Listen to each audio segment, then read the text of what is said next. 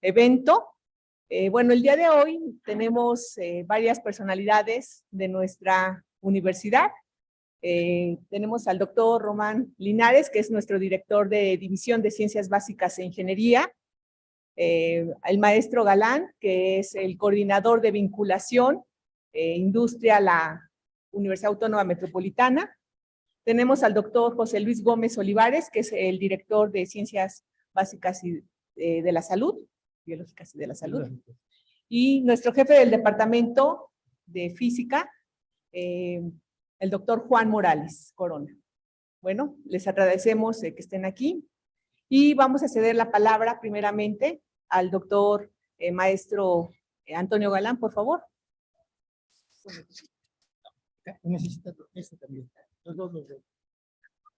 Muy buenos días, good morning, you all. Welcome you all. We are very distinguished to have international visitors. We were longing for these opportunities to have on-site activities. Muy buenos días a todos. La verdad es que es un gran placer recibir a nuestros visitantes internacionales. Nosotros estábamos realmente añorando tener la posibilidad de tener actividades académicas presenciales y esta es una excelente ocasión para reanudar nuestras actividades académicas tradicionales. On behalf of the Vice Rector of this unit, the academic unit, Iztapalapa unit of UAM, I'm very glad to welcome you all and somehow wish you a very fruitful academic exchange so we can have a great push forward the clinical medical physics field, which is something which is at the top priorities of this university to push forward. Realmente estamos muy complacidos de tenerlos aquí y consideramos que esta área de física médica clínica es muy importante para impulsar dentro de la universidad. Llevamos algunos años involucrados en esta promoción y creemos que es muy valioso que se abran estos espacios para el intercambio. Entonces, sin más, pues yo les agradezco aquí toda su presencia. Muchas gracias.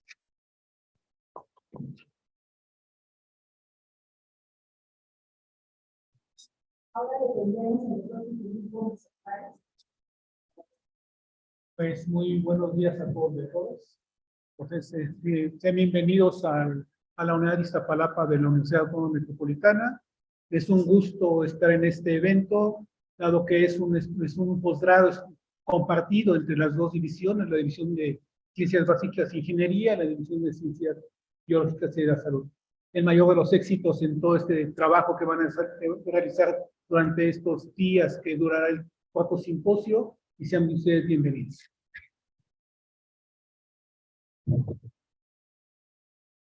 Y ahora le pedimos al doctor Román Linares, por favor, que nos dé unas palabras.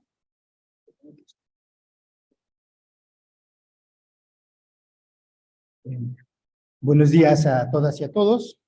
Good morning, ladies and gentlemen, fellow speakers, and good morning to our audience that accompanies us in person here at the Universidad Autónoma Metropolitana, Unidad de Iztapalapa, and also online through the Zoom platform, both from Mexico and from other countries. I want to begin by expressing the warmest welcome to our university, whose motto is House Open to Time. So consider this university to be your home from now on. I thank the organizing committee for the invitation to participate in this inaugural session of the 4th Symposium on Clinical Medical Physics, especially our good friend, Professor Manuel Arriola from the University of Florida, the PhD Enrique Gaona from the National Cancer Institute, and the team from the Department of Physics of this university, headed by Professor Silvia Hidalgo, for jointly organizing this important symposium. Medical physics is a discipline that began to develop in our university just a few years ago, and in this short time, it has reached remarkable maturity. We are very happy to note that each year the symposium has a greater participation of foreign colleagues and that the topics discussed are diversified. Furthermore, we are happy also because the medical physics group has established solid collaborations with researchers from different universities and health institutes, Such is the case of the collaboration agreement we have with the University of Florida. I'm sure that this symposium will be beneficial for all the participants. I wish you the best of success in these 2 days of hard work, and I hope that everyone derives the maximum benefit from this symposium. Congratulations to all. Thank you very much.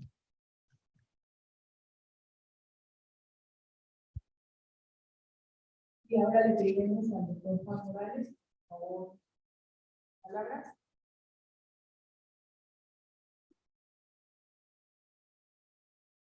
Buenos días a todos y a todas, bienvenidos nuestros ilustres visitantes, y qué bueno que nos acompañen aquí en la Universidad Autónoma Metropolitana, Campus Iztapalapa, para este cuarto simposio de Física Médica Clínica. Es para nosotros un honor contar con tan distinguidos visitantes y esperemos que este simposio sea de mucha colaboración y llegue a buen término, como yo espero que va a ser. Y quiero agradecerle a nuestro presidium, al maestro Galán, al doctor Linares, al doctor José Luis Gómez, en especial a la doctora Silvia por organizar este evento junto con el doctor Arreola. Y es para nosotros un gran honor que estén aquí. Muchas gracias.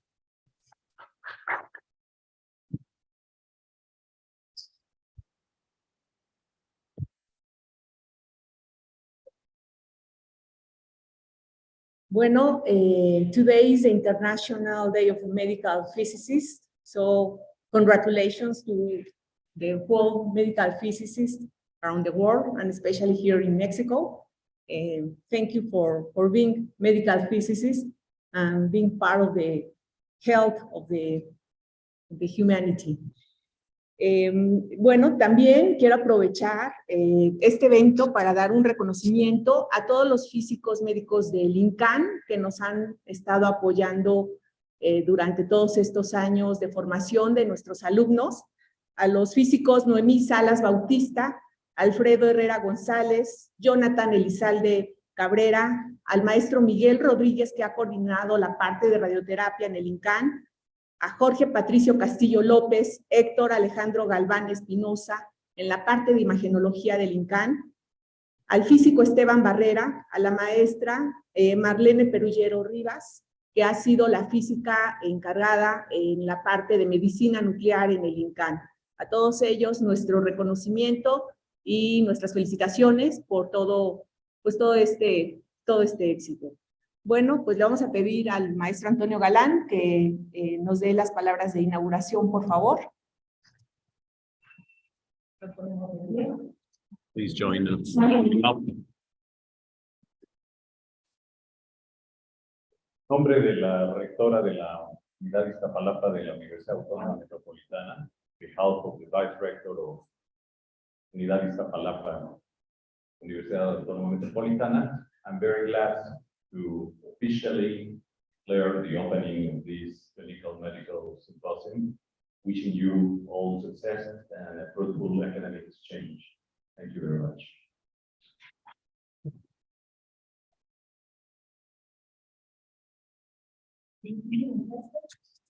Vamos a tomar 2 minutos para que tomen café, por favor.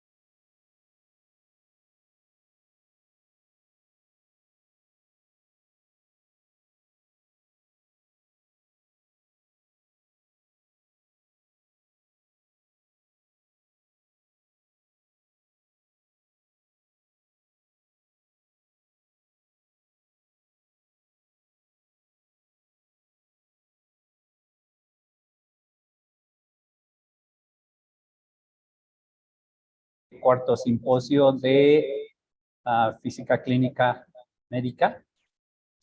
Y nuestra primera ponente es, desde luego, la principal organizadora y motivadora de todo este evento, la doctora Silvia Hidalgo.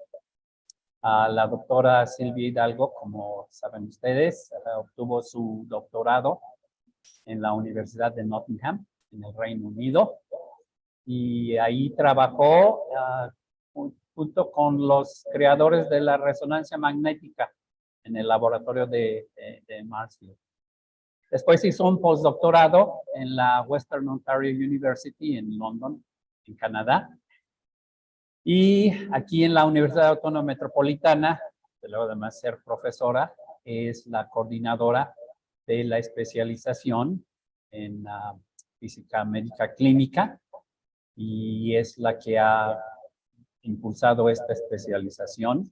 La especialización fue el resultado del trabajo de mucha gente aquí en la Universidad Metropolitana, pero ha sido la doctora Hidalgo la que la ha llevado al nivel que la tiene. Ella, desde luego, tiene colaboraciones con varias instituciones de la salud en el país y de esa manera entonces provee a sus estudiantes con las oportunidades para investigación y más que nada para la experiencia clínica, que es lo que desde el principio supimos que se necesitaba hacer aquí en el país. Good morning, everyone. We're about to start our morning session, and our first presenter is justifiably so, Dr. Silvia Hidalgo, who is the coordinator of the specialty in clinical medical physics here at the Metropolitan University in Mexico City. Dr. Hidalgo got her doctorate at the University of Nottingham in the UK, working and doing her research in magnetic resonance imaging with the creators of MRI. And she did her postdoc at Western Ontario University in Canada. And she's going to talk to us about the current status of medical physics here and the role of the specialty program. And I'm just going to let her have the word.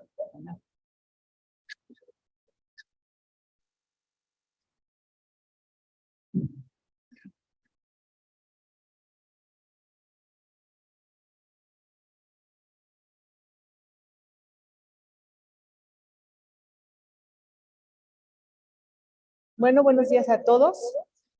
Antes que nada, quiero agradecer la presentación del doctor Manuel Arriola. Bueno, esta especialización en Física Médica Clínica en la UAM Iztapalapa está dentro del Departamento de Física, de la División de Ciencias Básicas e Ingeniería y de la División de Ciencias Biológicas y de la Salud. Se tuvieron que unir varias voluntades para poder llegar a tener esta especialización en Física Médica. Ahorita que tuvimos nuestra inauguración, tuvimos a los dos directores de división que, bueno, se renuevan cada 4 años y, bueno, ya ahorita nos ha tocado, pues, ir renovando jefes de departamento de física y directores de división.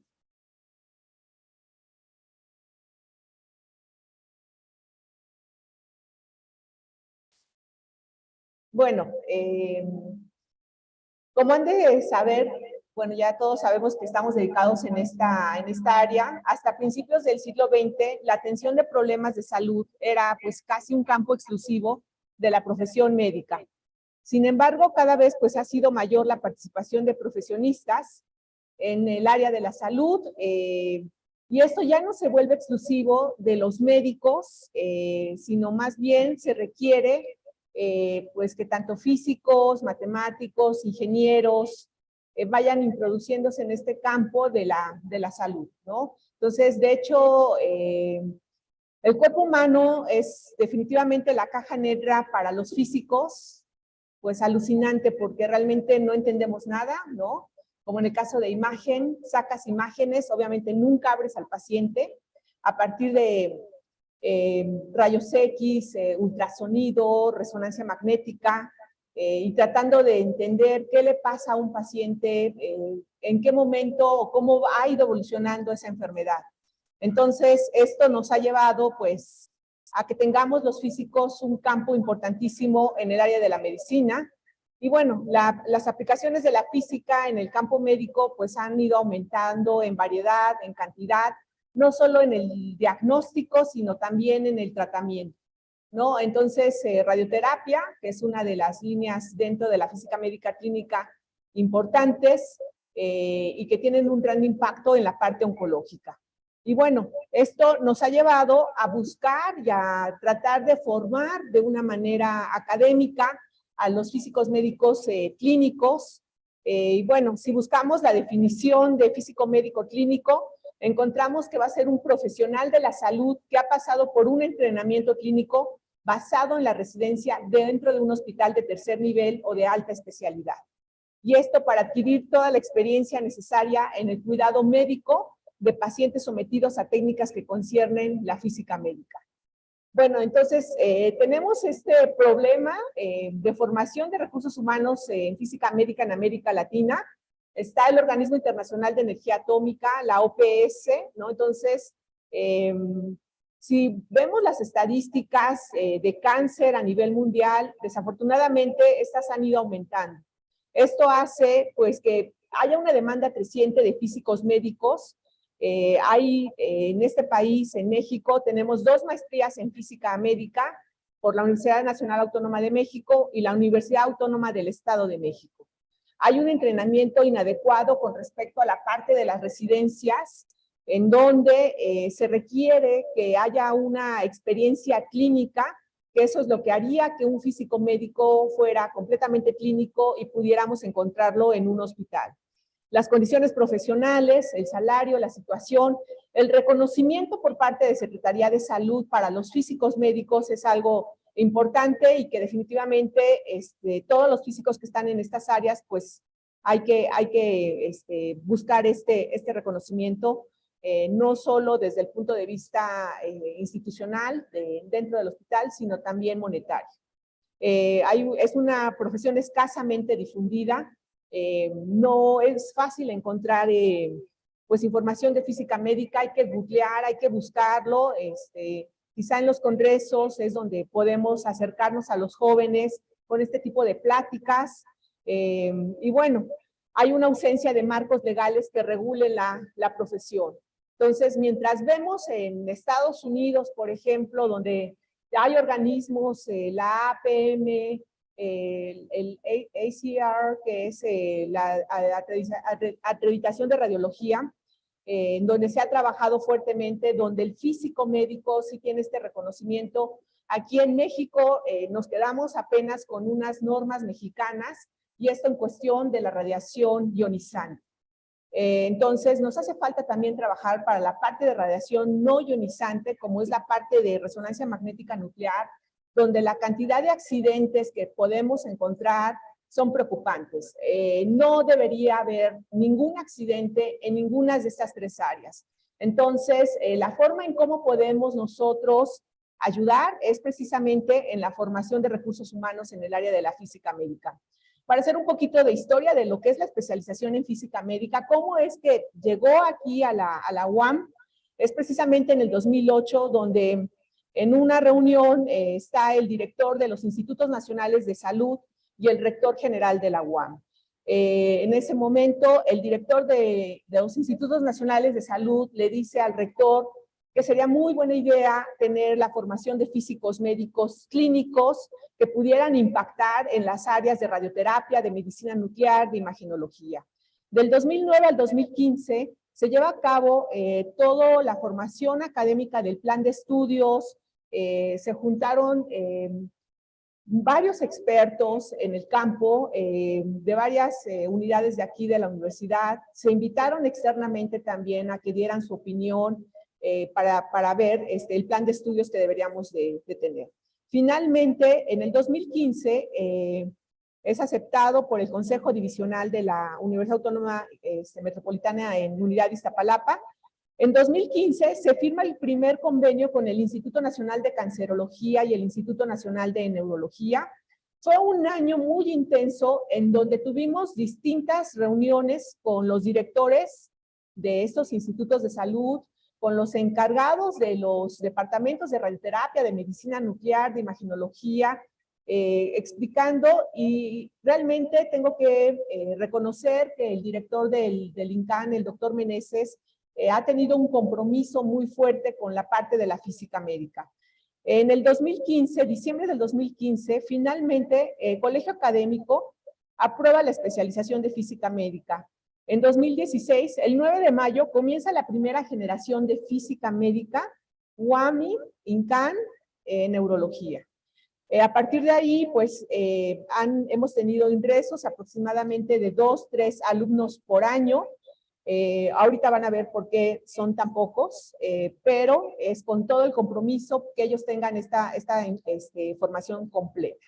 En 2021 se firma la renovación de convenio por 10 años con el Instituto Nacional de Cancerología, y este año firmamos finalmente el convenio con la Universidad de Florida. Esto nos va a permitir, precisamente este evento está ya dentro del convenio, en donde nos ha permitido traer investigadores en física médica, físicos médicos clínicos que nos vengan a compartir toda su experiencia.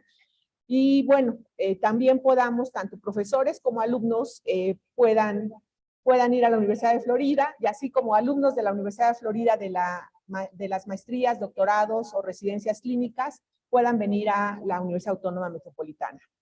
Bueno, el objetivo general que está plasmado y que fue presentado ante Colegio Académico, básicamente pues es formar esos profesionales, ¿no?, de alto nivel, con habilidades necesarias para este ejercicio independiente en el área de la física médica clínica, y el desarrollo de métodos de la física para el diagnóstico, para el tratamiento de enfermedades.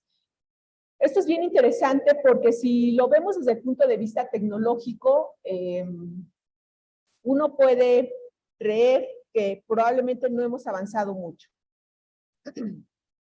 Entonces, creo que tenemos un problema técnico. Me dice que Zoom no cambia las diapositivas. A ver.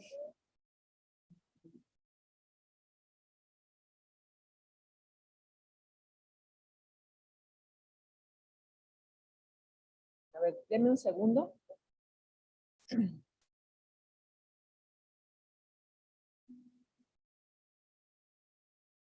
¿Ya? ¿Sí? Ok. Bueno. Ok, voy a continuar. Sí, sí. Bueno, entonces uno pensaría que la física como tal, pues es radioterapia, pero lo que ha pasado en los últimos años, desde el punto de vista tecnológico, es que se han desarrollado nuevos aceleradores. Tenemos la protonterapia, en donde aquí en México todavía no tenemos ningún equipo de ese tipo. Está toda la parte de resonancia magnética nuclear, estas tecnologías duales que todavía nos hace falta trabajar en el país, ¿no? Entonces, pues hay un compromiso muy, muy fuerte. Y bueno, entonces, para los chicos que preguntan, y va para esta plática para, pues ahora sí que los jóvenes con este interés, ¿no? Siempre preguntan, oye, ¿qué hago como físico médico clínico? Realmente, como físico médico clínico, uno tiene muchísimas tareas, son asistenciales, trato con el paciente, la parte de docencia, la parte de investigación, hay un desarrollo y la parte administrativa. Radioterapia, medicina nuclear y también imaginología. Tenemos que hacer reportes ante COFEPRIS, ante la Comisión Nacional de Seguridad Nuclear y Salvaguardas, ¿no? Entonces, esa parte administrativa tiende a ser pesada. Uno diría, yo como físico, pues ya no me preocupo, quizás solo mis fórmulas, mis ecuaciones. Y realmente el físico médico tiene que tener toda esta capacidad de entender completamente la física, aprender medicina, la parte de anatomía, radiobiología, toda esta parte tenerla muy bien entendida, y todo esto saberlo transmitir, ¿no? Entonces, ¿por qué? Porque uno dentro de un hospital, uno trabaja con los médicos, con los técnicos radiólogos, con terapistas, hay todo un ambiente. Entonces el físico tiene que tener la capacidad de poder transmitir estos conocimientos de tal forma que se le pueda ofrecer al paciente el mejor tratamiento, ¿no? Entonces, el físico tiene que encargarse, ¿no? Pues ahora sí que de compartir este conocimiento, pero no solo eso, sino de convencer. ¿Por qué yo tengo que hacer control de calidad en un mastógrafo, ¿no? Entonces alguien dirá, pues están los trailers rosas, ajá, y la pregunta es, ¿hay un control de calidad? Y el físico médico tiene que demostrar, ¿sabes qué? Tenemos que hacer control de calidad. ¿Cuál es la diferencia? Bueno, entonces, deben ser profesionales con formación académica de posgrado, entrenamiento clínico especializado. Idealmente, esta formación de posgrado es la maestría en física médica e incluso un doctorado en física médica. Y de ahí llevaría un entrenamiento clínico especializado, que puede ser de 2, 3 años. En nuestro caso de la especialización, ya ahorita lo voy platicando, son exactamente 2 años. Somos parte de un grupo multidisciplinario profesional responsable del diagnóstico y tratamiento de pacientes, la calidad de aspectos técnicos, controles de calidad, todo lo que va en los procesos, la efectividad, la seguridad del mismo, que es lo que les mencionaba al principio de la plática, ¿no?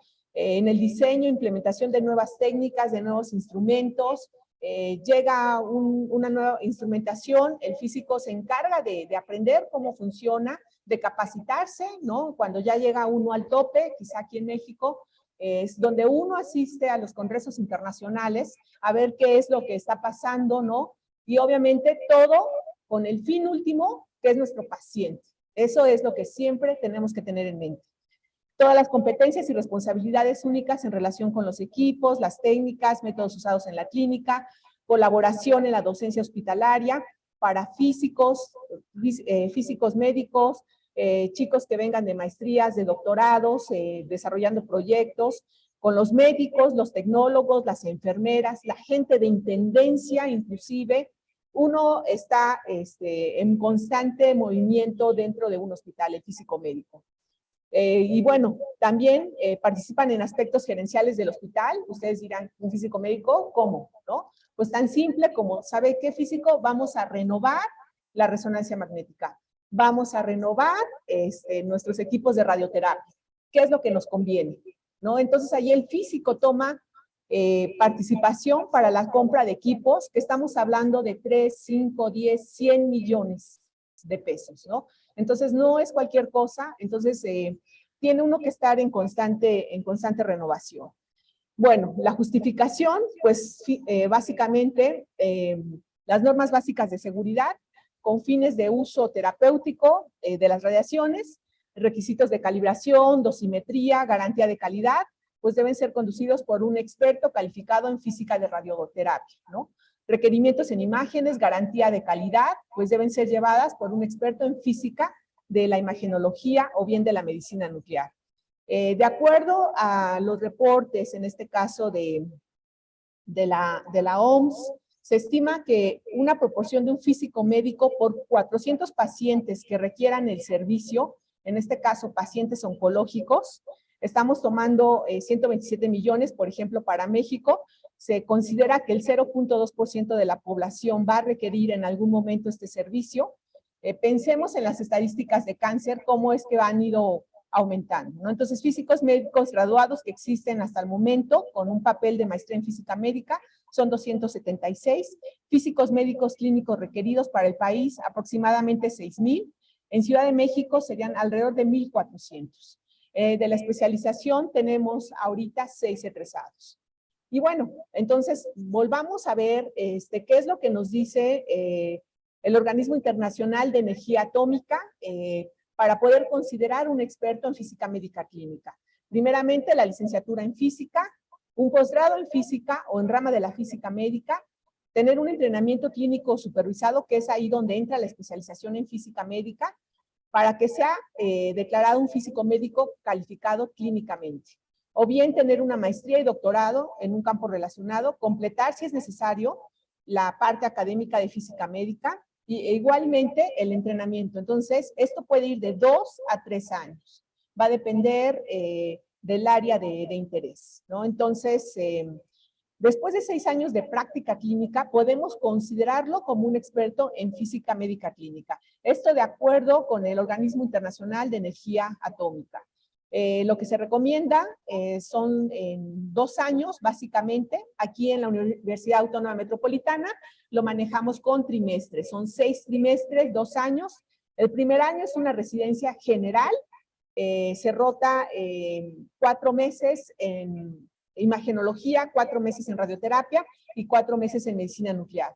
El segundo año ya es la residencia de especialización, donde el alumno durante un año se especializa en esa área, puede ser o medicina nuclear, o radioterapia, o imagenología, y va desarrollando su tesis. Es de tiempo completo. Básicamente, el trato que se les da en el Instituto Nacional de Cancerología, similar a un residente de la medicina. Entonces, pues es un compromiso bastante fuerte, tiempo completo, 24 horas, 7 días, tal cual como un médico. Entonces son las 3 áreas de especialización. Si alguien está interesado, ¿no? ¿Cuáles son los procesos de admisión? Hay que cumplir con tener una licenciatura en física o afín, esto de acuerdo a lo que sale en nuestro programa de estudios, que puede ser ingeniería biomédica, ingeniería en energía, ingeniería en electrónica, ingeniería física, entre otras. Maestría en física médica sería lo ideal, un doctorado en física médica. Hay que aprobar un examen de conocimientos en inglés. Hay que llevar a cabo una entrevista y una rotación de físicos del hospital. Bueno, en el 2, lo leí muy rápido, pero es un examen de conocimientos de la física médica. Ahorita les voy a poner cuáles son los requerimientos didácticos que se piden, las entrevistas en el hospital y finalmente una entrevista colegiada con el Consejo Académico de la Especialización en Física Médica, que está conformada por profesores de la UAM y físicos médicos del hospital. Se ofrece igualmente un curso propedéutico aquí en UAM, que tiene aproximadamente una duración de 1 mes y medio aproximadamente, en donde no es para que aprendan ese conocimiento porque es muchísimo, sino más bien para que ese conocimiento que ya traigan lo puedan reforzar. Los requerimientos didácticos por la APS básicamente serían anatomía, fisiología humana, física de radiaciones, radiobiología, introducción de radiooncología, dosimetría de radiaciones, técnica e instrumentación de medición de radiaciones, protección radiológica, principios de imagenología e introducción a la radiología clínica. Alguien diría, oye, esto es demasiado. Estos temas son los que se cubren en una maestría en física médica. Entonces, dado lo que recomienda el organismo internacional de energía atómica, esto sería lo que estaríamos pidiendo. Nuestro examen de ingreso cuenta con todos estos preguntas variadas de estos temas, ¿no? Y bueno, al final van a ser, como les decía, son 6 trimestres. Tenemos las prácticas hospitalarias, como les decía, el primer año generales, segundo año es las de especialización. Se llevan 3 materias teóricas, que son temas selectos de física médica. El primero es imagenología, segundo radioterapia y el tercero medicina nuclear. Bueno, entonces tiempo completo. Eso permite pues que ofrezcan el apoyo a los servicios en que estén rotando. Entonces están en radioterapia, no solamente va uno a aprender, sino también va uno ya a desarrollarse dentro del ámbito de la física médica clínica. Y si hay que ir sábados y domingos, pues habrá que ir, ¿no? Cada materia, aquí en UAM les llamamos UEA, unidad de aprendizaje, va a tener un determinado número de créditos, y el último para la obtención de crédito, que son 60 créditos, es la defensa de la idónea comunicación de resultados, que en pocas palabras es la tesis, y hay un examen de conocimientos dentro del examen profesional donde presentan su tesis. En total son 312 créditos, y bueno, básicamente lo que se quiere es que con todo este conocimiento, pues ellos tengan la capacidad de poder entender toda la parte tecnológica que hay en los aparatos, ¿no? Que pueden ser desde diagnóstico, cubriendo todas las áreas de imagenología, que es ultrasonido, tomografía, rayos X, resonancia magnética, mastografía. En tratamiento, la parte de radioterapia, braquiterapia, radiocirugía estereotáxica, y la parte de medicina nuclear. Entonces, esto va a permitir que pues tengan toda la formación académica y un entrenamiento clínico dinámico adaptable, ¿no?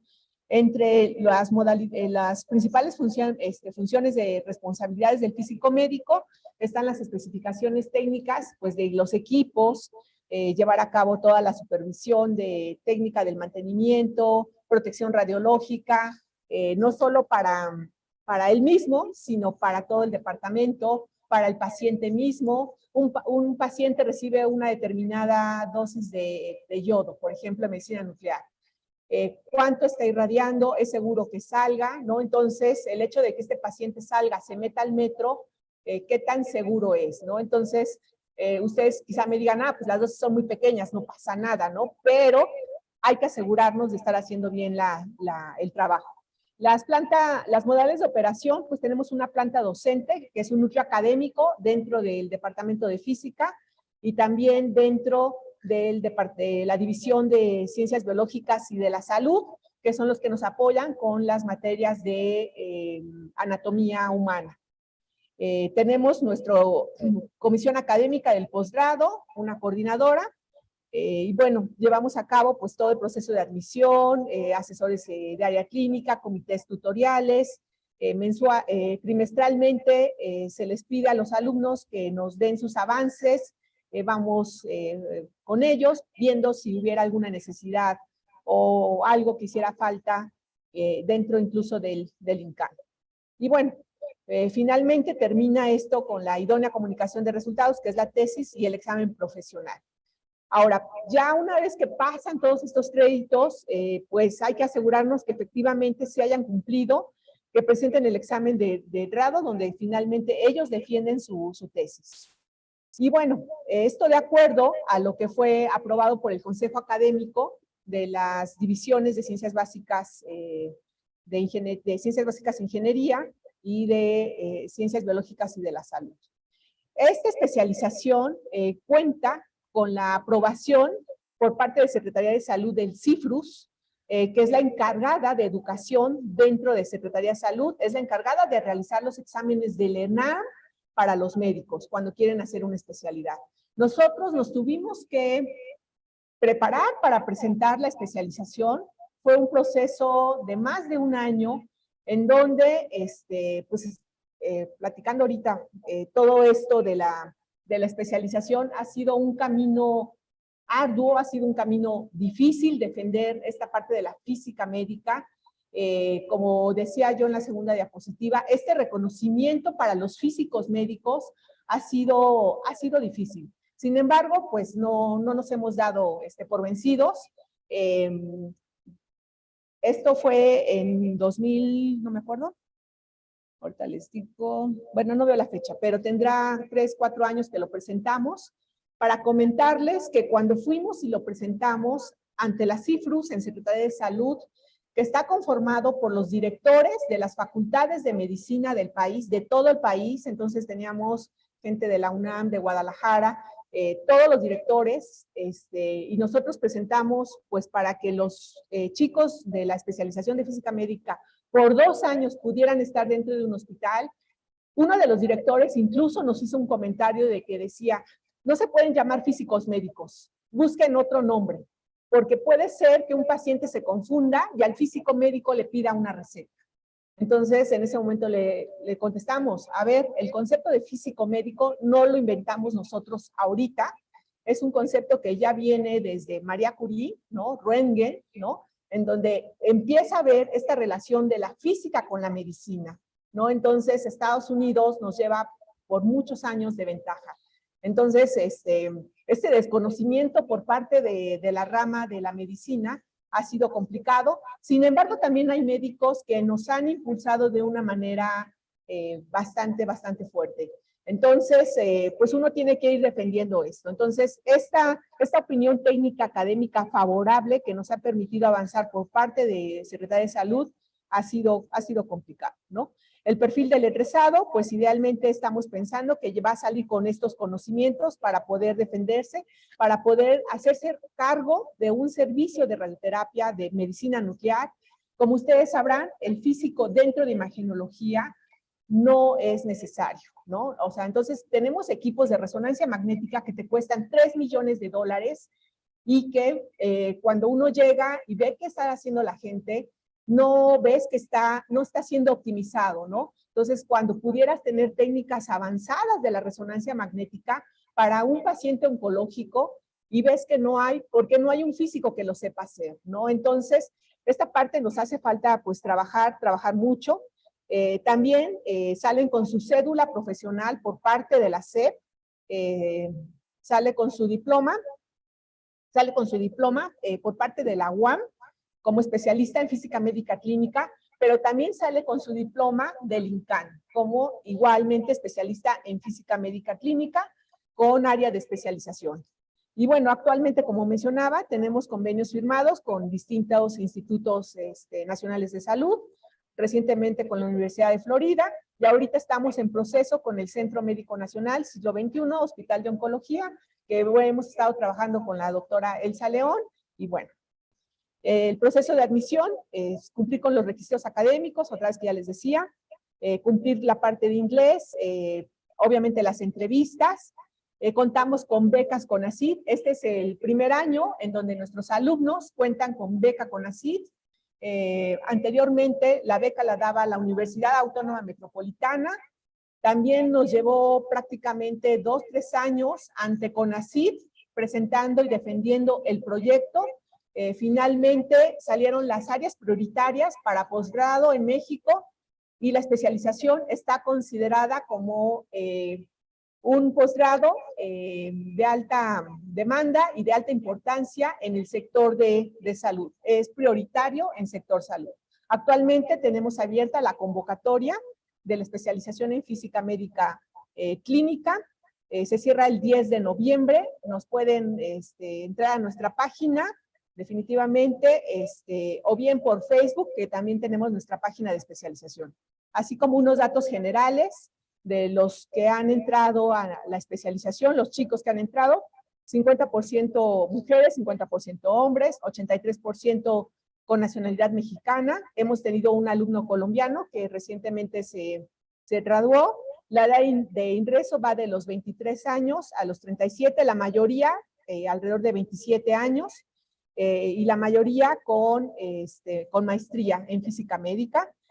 También han entrado con licenciatura en física, física aplicada, matemáticas aplicadas, son los que han ingresado a la especialización.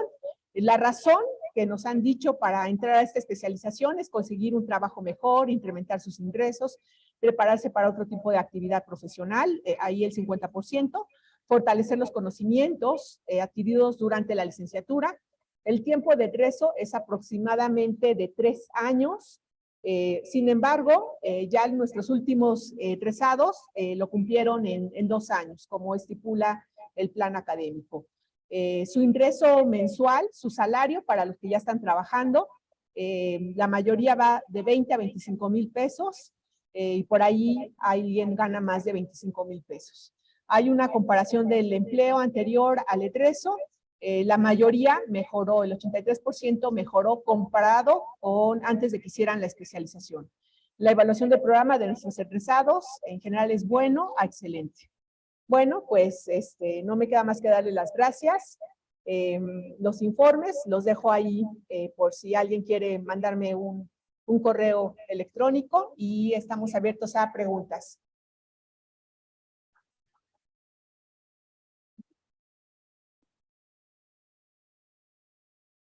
Ahora sí, preguntas. Veo a muchos por allá atrás, que sé que seguro quieren preguntar.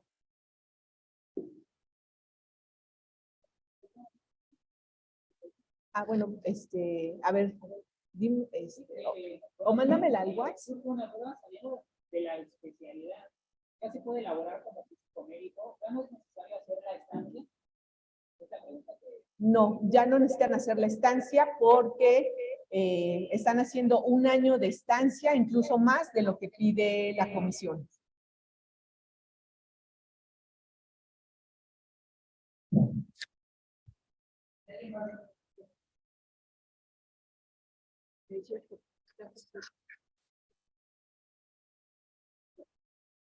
Muchas gracias, Silvia, por esta introducción del programa, muy interesante y es muy agradable ver que hay un progreso en este campo. Siempre en relación, lo que le llamas especialización de ciertos aspectos tiene paralelos a lo que nosotros llamamos en Canadá y en otros países la residencia. ¿Puedes aclarar por qué lo llaman así, no residencia, o qué diferencias es?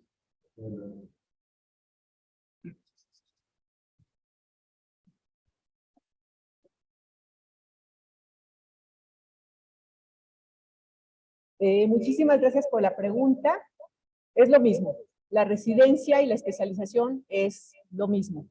Aquí los chicos viven completamente en el hospital, prácticamente no pisan la universidad más que para hacer su trámite de credencial. ¿Por qué no le llamamos residencia? Porque como tal, para conseguir beca es imposible. Entonces, el término de especialización, de maestría y doctorado es lo que se reconoce aquí en México como un posgrado. De otra manera, no habría como justificación para poderlo hacer. Pero es lo mismo. La especialización es una residencia clínica, de hecho.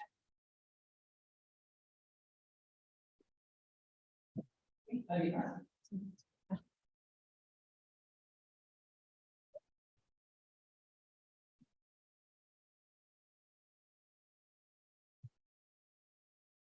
Buen día. Creo que alrededor de 2 años, ¿verdad? Y bueno, es que sí es muy importante. Hay veces que terminamos la licenciatura y pues ya tenemos que empezar a trabajar. Y me dice que es de tiempo completo. Bueno, se explicó igual los paneles al final de este posgrado. Pero las becas, como doctora, tenían que llegar así. Aproximadamente cuántos son los montos de las becas. ¿Qué tiempo se puede trabajar si se tiene?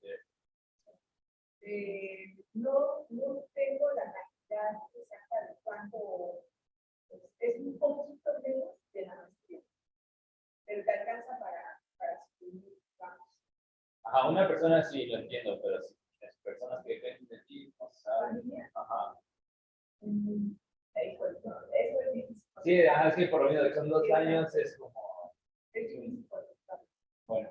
Sí, es difícil contestarlo y de hecho es difícil, pero no es posible, porque si tenemos un alumno por ahí con familia, pero generalmente los que entran, pues tampoco es que la mayoría de los que tampoco tienen hijos.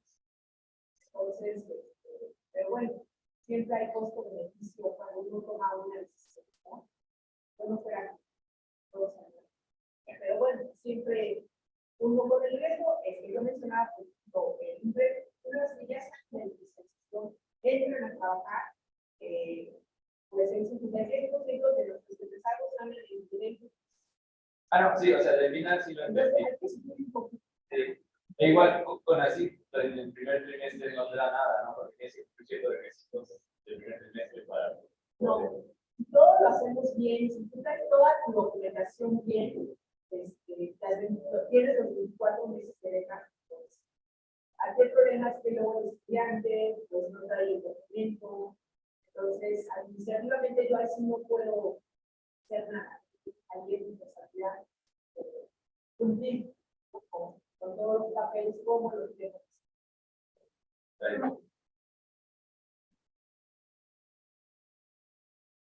¿Alguien más desea hacer una pregunta?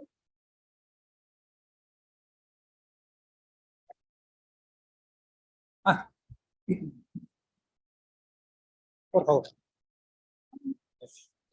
Buenos días, doctora, felicidades por la ponencia y nada más quería hacer una pregunta. Vemos, bueno, me queda muy en claro los conocimientos que debemos de tener para poder acceder a la especialización, pero usted, ¿cómo complementaría el perfil del físico médico hablando, no sé, en valores y demás aspectos, en la parte humana? ¿Qué es lo que se busca en un físico médico? Gracias. El físico médico tiene que ser completamente humano, completamente ético, digamos, estamos dentro de un departamento de física, y hay muchas áreas, ¿no? Está el área de gravitación, está el área de la física, está el área de los espejos, ¿no? Les digo, bueno, si se equivoca en medir la distancia entre la estrella A y B en 1.000 millones de kilómetros, no pasa nada. Pero aquí te equivocas en un tratamiento de radiografía, va una vida de fondo. Entonces necesitamos gente que sea completamente ética, que sea obsesionada en la producción, ¿no? Que le guste los detalles. Es importante porque estamos hablando de la vida humana, ¿no? No podemos ser diferentes al dolor de los demás. Entonces, igual que el médico, se van a morir.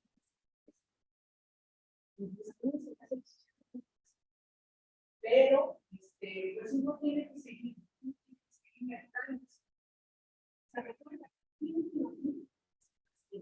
Desafortunadamente, el cáncer, se ha dicho cáncer,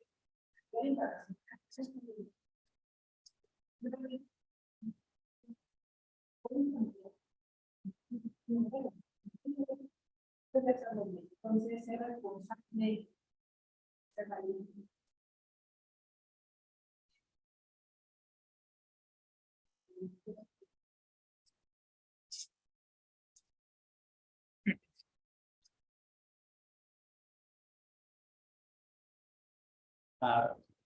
Muchas gracias, doctor Hidalgo. Más que una pregunta, quiero añadir un poco a mi granito de arena a lo que usted acaba de presentar. Yo he tenido la fortuna de estar colaborando con físicos médicos de varios países de Latinoamérica en los últimos 10 años. Tengo conocimiento de programas de posgrado en otros países de Latinoamérica y de programas de residencias. Y puedo decir con certeza que el programa que tiene la Universidad Metropolitana es uno de los más completos porque, como dijo el doctor Pittman hace rato, es realmente una especialización, pero es una residencia clínica realmente. Y la necesidad de residencias clínicas para físicos médicos en Latinoamérica es palpable. Hacen falta muchas residencias. Y esta, entonces, es una avenida muy accesible para que los jóvenes físicos y físicas médicas puedan recibir ese entrenamiento clínico que es indispensable.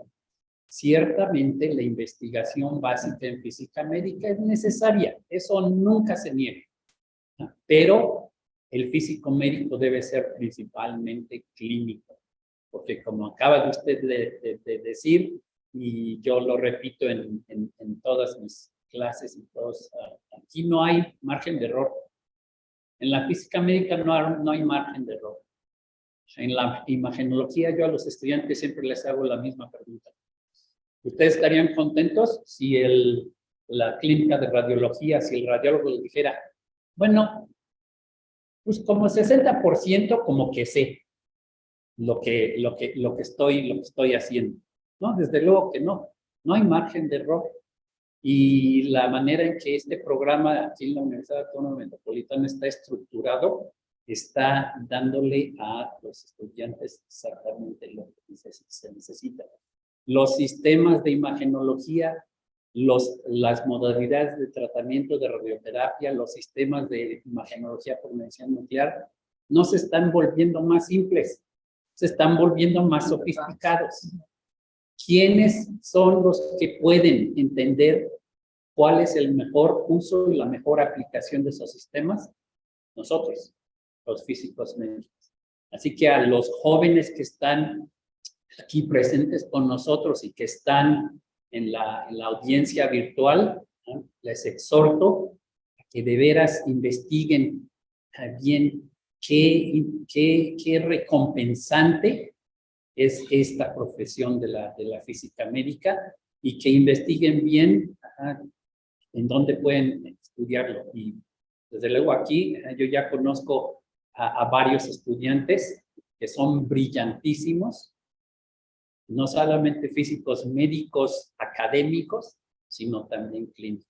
Así que enhorabuena y a seguir trabajando. Ok, tenemos una pregunta en el chat. Preguntan, ¿hay becas para estudiantes extranjeros por parte de Liliana? Sí, hay becas. CONACYT ofrece la beca para estudiante extranjero.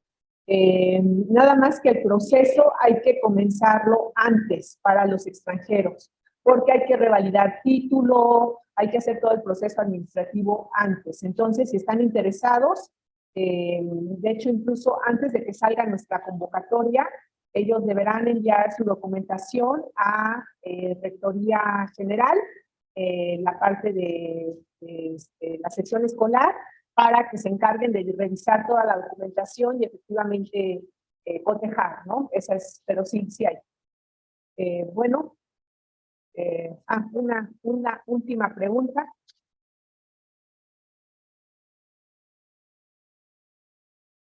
Hola. Para aclarar también, si el interés fuera en un área específica, por ejemplo, medicina nuclear, y creo que es más por el desconocimiento de terapia y imagenología. ¿Es el mismo programa para todos? O sea, en la residencia de Tonias hay que ver todas las áreas y es el mismo tiempo, independientemente de qué es lo que quieras, o hay un tiempo, no sé, el primer año de límite para especificar en qué área quiere uno dedicarse. Sí, de hecho, como mencionaba, en el programa de estudios, está uno, bueno, el chico, la chica está haciendo la residencia general, entonces son 4 meses en práctica hospitalaria 1, que es entonces va 4 meses en medicina nuclear, 4 meses en radioterapia y 4 meses en imagen. Al final o mediados del tercer trimestre, ellos ya voy platicando con ellos para que me digan en qué se van a especializar su segundo año. Entonces ya el siguiente año, 12 meses están completamente ahí. Ahorita la comisión pide 6 meses para poder trabajar. Sales de la maestría, te piden 6 meses y ya puedes trabajar. Sin embargo, el Organismo Internacional de Energía Atómica, la APM, la ACR, recomienda 2 años, porque 6 meses quedas corto para toda la experiencia clínica. Entonces, idealmente es hacer la maestría y luego hacer la especialización por 2 años. Eso es lo ideal para salir ya como físico médico. Bueno, pues vamos a tomar un receso de 5 minutos para comenzar nuestra siguiente ponencia. Si quieren tomar café, galletitas, adelante.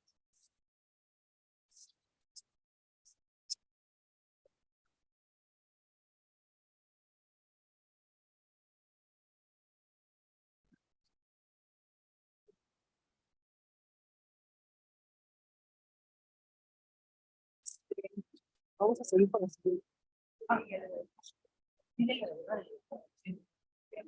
No sé.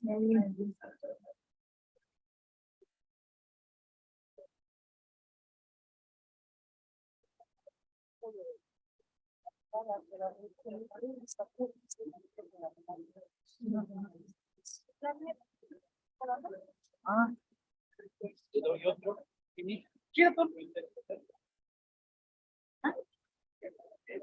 Se llama, es Camilo Correa. Mañana es ponente también, pero hoy va a ser perfecto. Es de Correa Alfonso. Alfonso, o sea, CC, o sea, doble C y doble A. C Correa Alfonso. Ok, sí, lo noté bien, perfecto. VPL. Llévalo. Entonces ahorita aquí viene la plática del... Pues es que se leía al revés. Mauricio debe ser el... Pero bueno, ya, pues ya. Perfecto.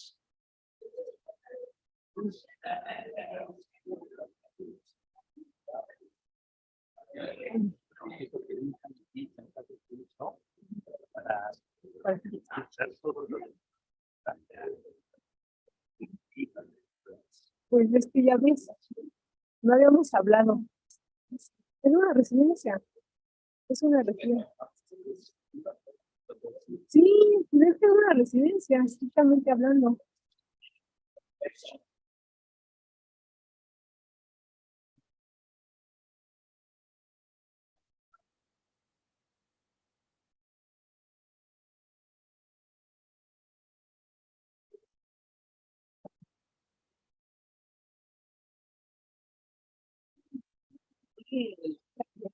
¿Dónde está? ¿Ya se conectó? ¿Ya Javi? ¿Ya se conectó?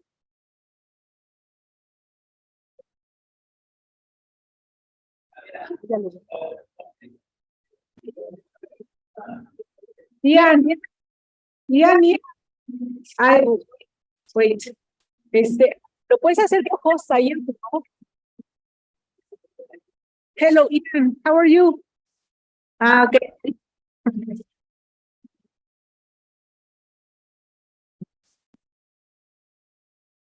Can you hear me? Yes. I close your microphone. Open your.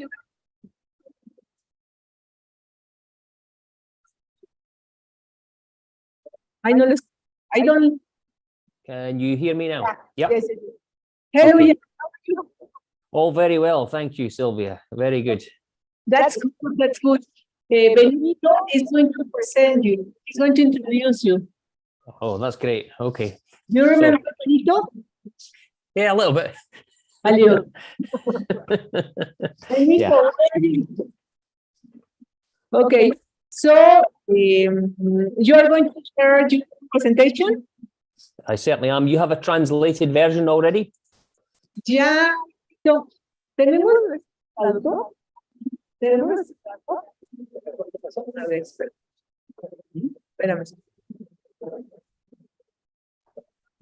Déjame, te presento a Ian.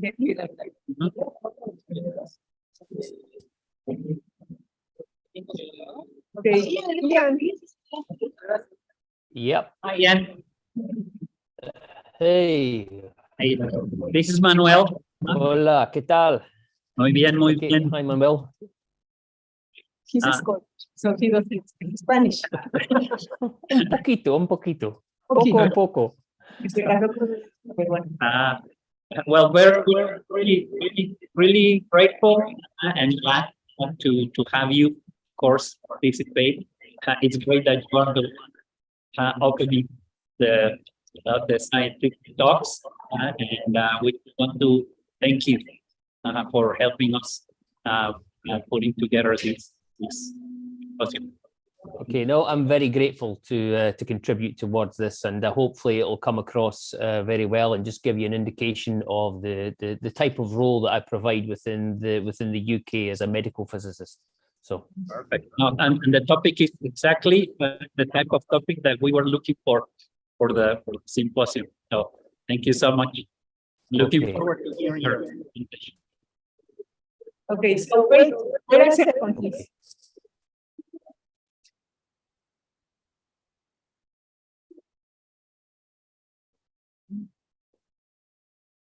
Oye, no veo su presentación.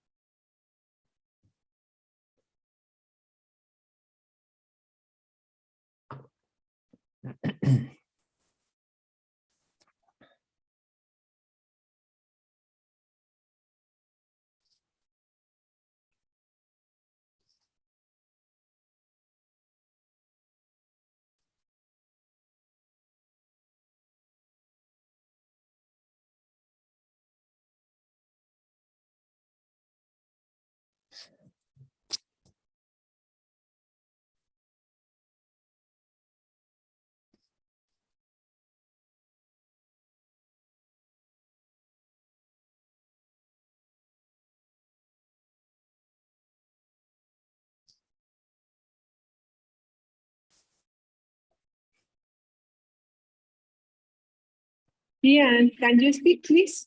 yeah, sure. Testing, 1, 2. Si quieres ponla allá abajo. ¿Qué me escuchas? ¿La ponemos al micrófono? ¿Al micrófono? Pero sí lo pongo allá abajo.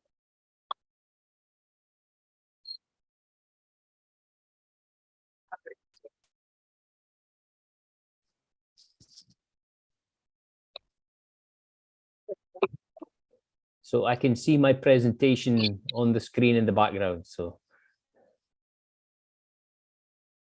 Ian, can you speak? yeah, I can see you. Yes. No lo escucho.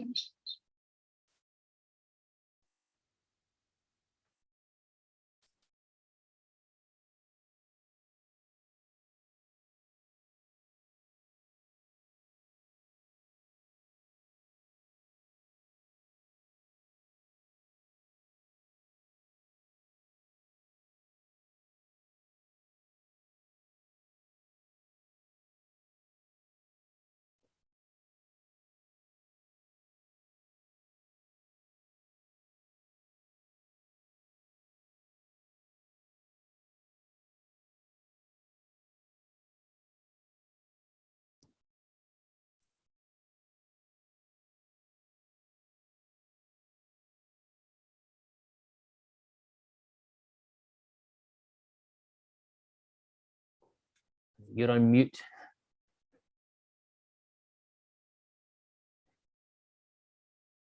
I think you're speaking, but I can't hear you.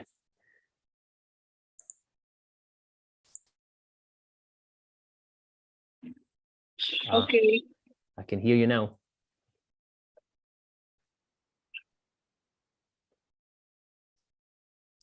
Ya, quedamos.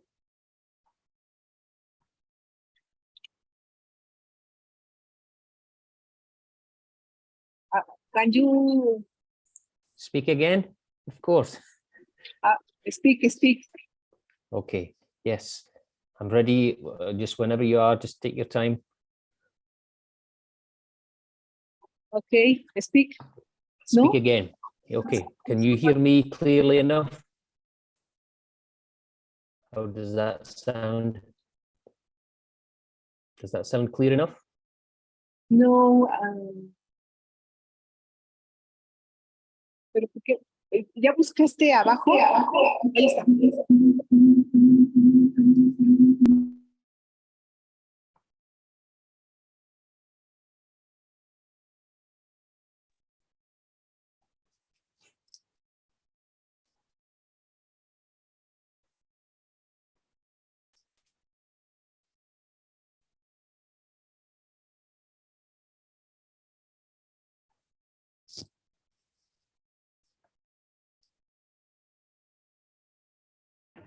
Wait. That's fine. Okay.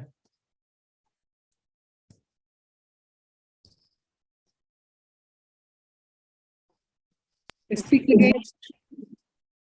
Okay, you can hear me now. Does that sound better? All working, testing the equipment. Very good Yes, scientific skills.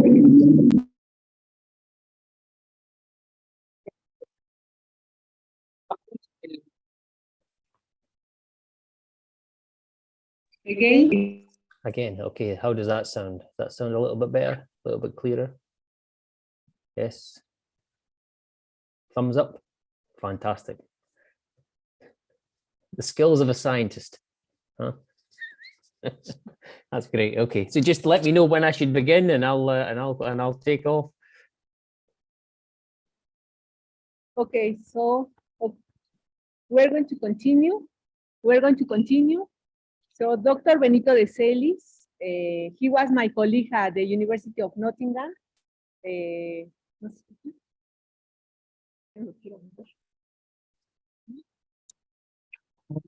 se fue.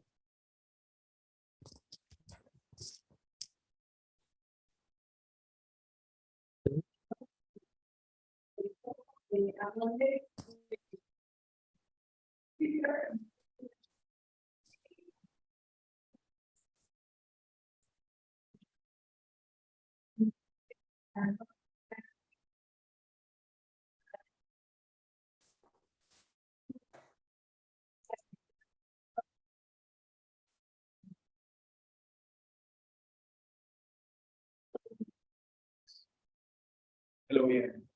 Hi, Benito. Yeah, you too. You look well. How's it going? Oh, very well, yes. Long time not seen. Can't hear you now. So I want to introduce Dr. Ian Caving, who studied Nottingham a long time ago. And as hasn't said us actually as or I see that he's going into medical physics. That's good. Want to start your presentation here? That's okay. Maybe you could actually use yourself saying that where you're working now and what you're doing. That would be really, really nice. Nice to see you. Sure. Okay, that's great. Thank you, Benito. Good to see you. That's at least 15, 16 years since we met. But yeah, okay, I won't take any longer to get started here. So my name is Ian Cavan. I'm an MRI. Wait, please. We can't listen to you. So you have to start from the beginning. Okay. Can you hear me now? Yes. Okay, I can start now. Okay, that's great. Thank you. So this talk really is a general overview of the role that I and 3 other colleagues provide within the NHS. So at the moment, I am based in Edinburgh, in Escocia, Reino Unido, and I am an MRI medical physicist, and I have been working there for the last 6 or 7 years. And there has been multiple developments over the last few years. So some of the things that I'm about to discuss in this presentation, I'll cover and just give you an examples of the types of things that I do on a daily basis or on a regular basis to support at the MRI services for patients, staff, and also the health board within my local region. So probably the main overview of the talk is the 3 areas in which we tend to spend most of our working day or our working week is covering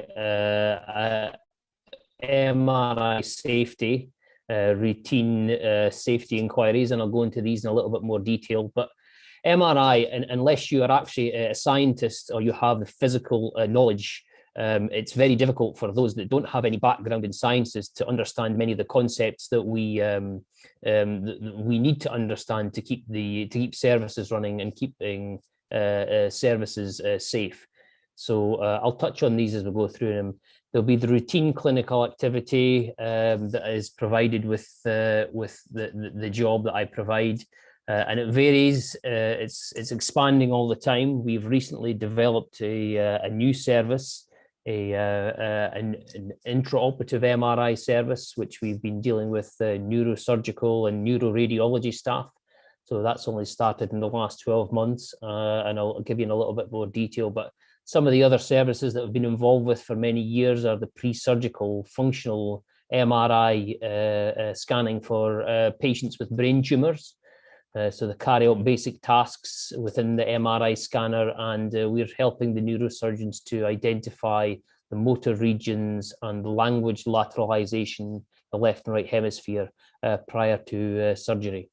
Other services that we support is the breast MRI imaging, looking at the quality of the images that are produced, and also helping to provide quantitative measures from some of the imaging techniques that are applied. Cardiac MRI, that's another service that we are supporting. Liver and iron overload measurements for certain patient groups. And a little bit more commonly is the brain, prostate, and occasionally prostate spectroscopy. So they are basically producing spectra that help identify and support radiologists in making a diagnosis for certain patient groups. And as well as that, there's routine imaging sequences. So understanding the basic physics is also important to ensure that you can generate image quality and also reduce the likelihood of artifacts developing with certain patients and their implants. And the other component is teaching component. We teach trainee radiologists every year. For MRI, we're providing roughly around about 8 to 10 hours of basic MRI physics lectures from the principles, from the atomic principles all the way through to the imaging sequences that they will be required to report for diagnostic purposes. And also training other clinical scientists who come through the training scheme, and medical physicists. All medical physicists in the UK will have some time in each of the different modalities, whether that be nuclear medicine or radiotherapy or MRI or ultrasound. They must gain some level and some basic understanding of the principles of other modalities in which the clinical scientist, MRI or medical physicist must work in. So as well as that, we provide training for the MRI techs, or in the UK, as we call them, the MRI radiographic staff, who are involved in the day-to-day dealings with patients and scanning. And as well as that, the non-MRI staff, the clinical referrers who refer patients for MRI scans, the nursing staff, the anaesthetists, and also the neurosurgical staff. So I'll go into a little bit more detail about what I provide in terms of the support for each of these groups as the talk progresses. So again, MRI has been around for around about 40 something years. It was the early 80s. La resonancia magnética ha sido... Yeah. It's a diagnostic value of MRI is undisputed, and it's offered great insights into the diagnosis. It's very, very difficult for patients to diagnose, radiologists to identify certain pathologies without MRI. So we're involved quite heavily in that. There are other aspects of it here, the safety aspects of MR systems. For those unfamiliar with the MRI environment, there are potentially fatal risks and lethal incidents that have happened that we really try to reduce the likelihood of this happening. So that's one of the things that we're involved with routinely, trying to in essence educate the staff that work in that environment and other staff that are involved in supporting the MRI service.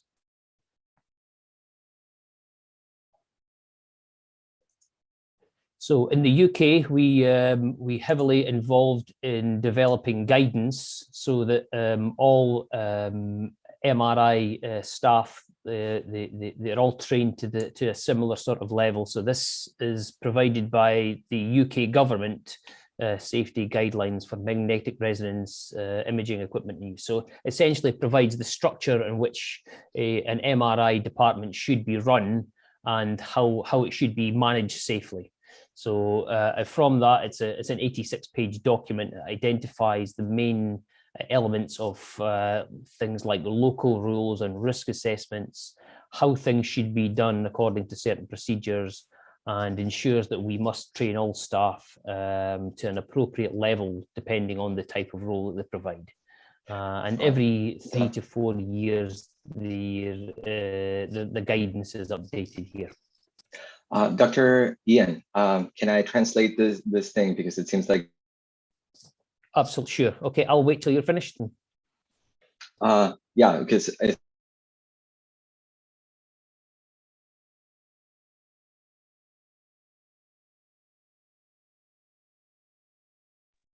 because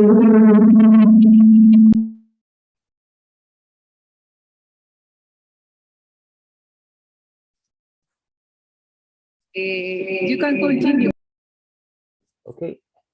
Can I move on this slide? Yes, please. Okay.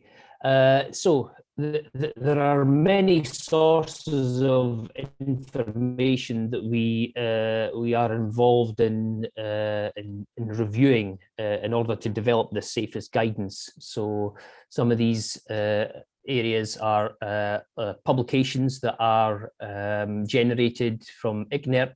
That's the International Commission on Non-Ionizing Radiation Protection. So it's an international organization, and it's this source of information that goes into developing our local guidance and our local framework. So as well as what we have in the UK Health and Safety Executive, who are a legal organization that ensure that we must comply with legislation to ensure that the working practices that we have in place are based on scientific evidence.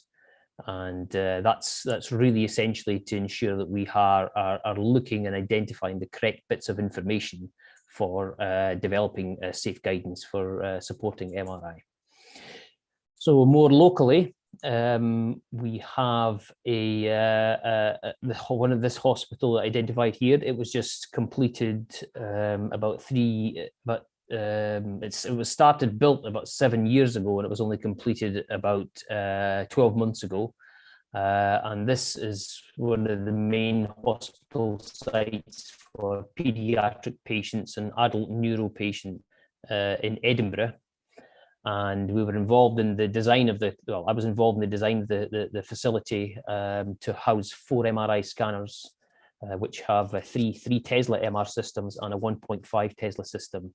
And one of these 3 Tesla systems is an intraoperative scanner, which is located in a neurosurgery theatre area. So there are very few of these facilities, maybe 5 or 6 within the UK.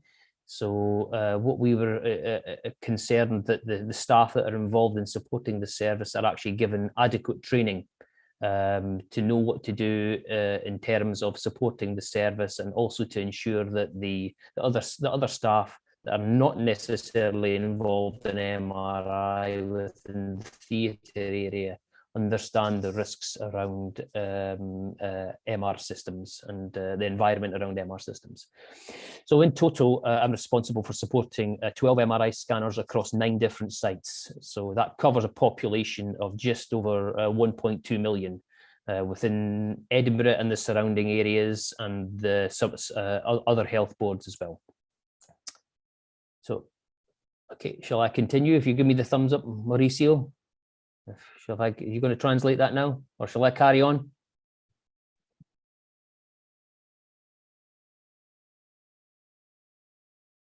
Yes, we're okay, so I'll go on to the next slide. Okay, yep. So this is the design of the building.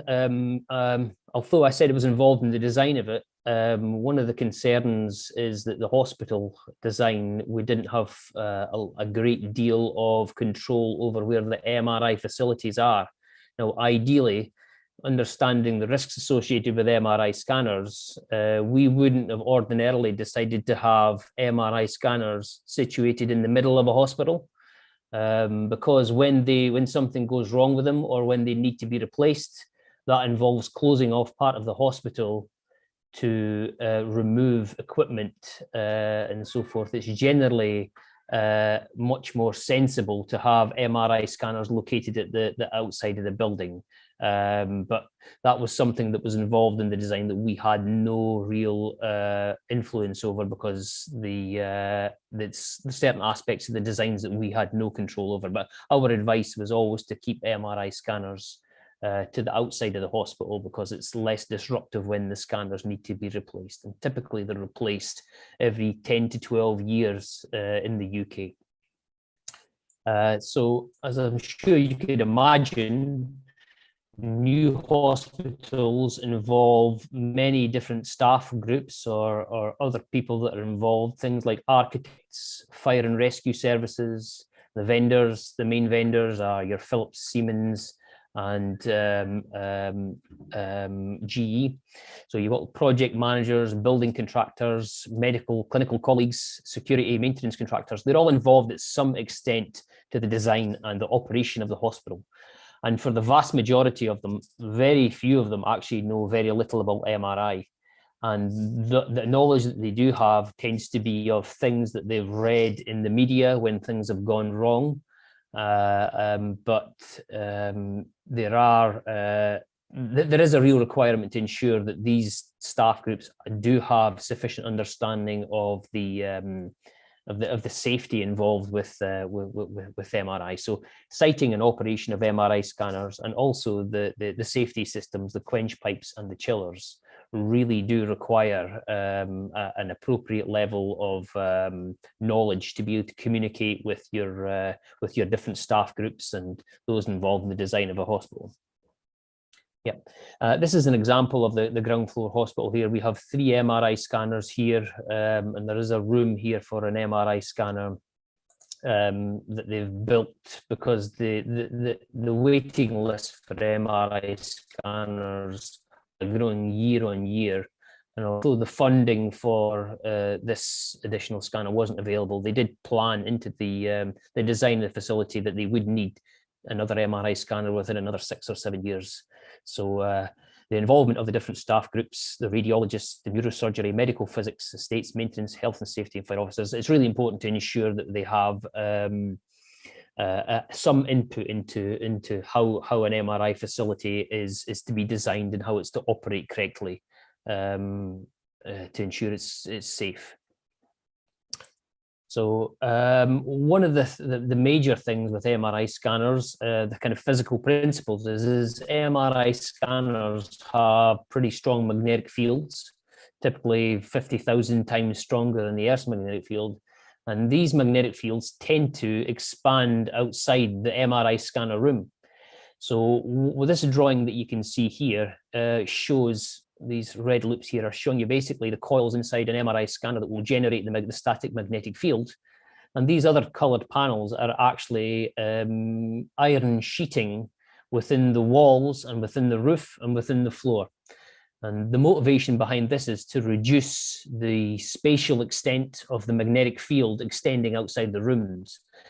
Because magnetic fields above a certain strength can start to interfere with other medical equipment and staff and patient implants, and also services that are provided within the roof space and within the basements of hospital buildings. So it's important that when you are involved as an MRI or medical physicist, that these things are highlighted. You need to know the dimensions of the room and how strong and how far the magnetic fields extend into the surrounding rooms, because it can be very, very expensive to have to redesign or reinstall these things like passive iron shielding into the walls of a hospital facility after it's been installed. So we did have some issues within our facility. We had a room that was suitable for a 1.5 Tesla MRI scanner,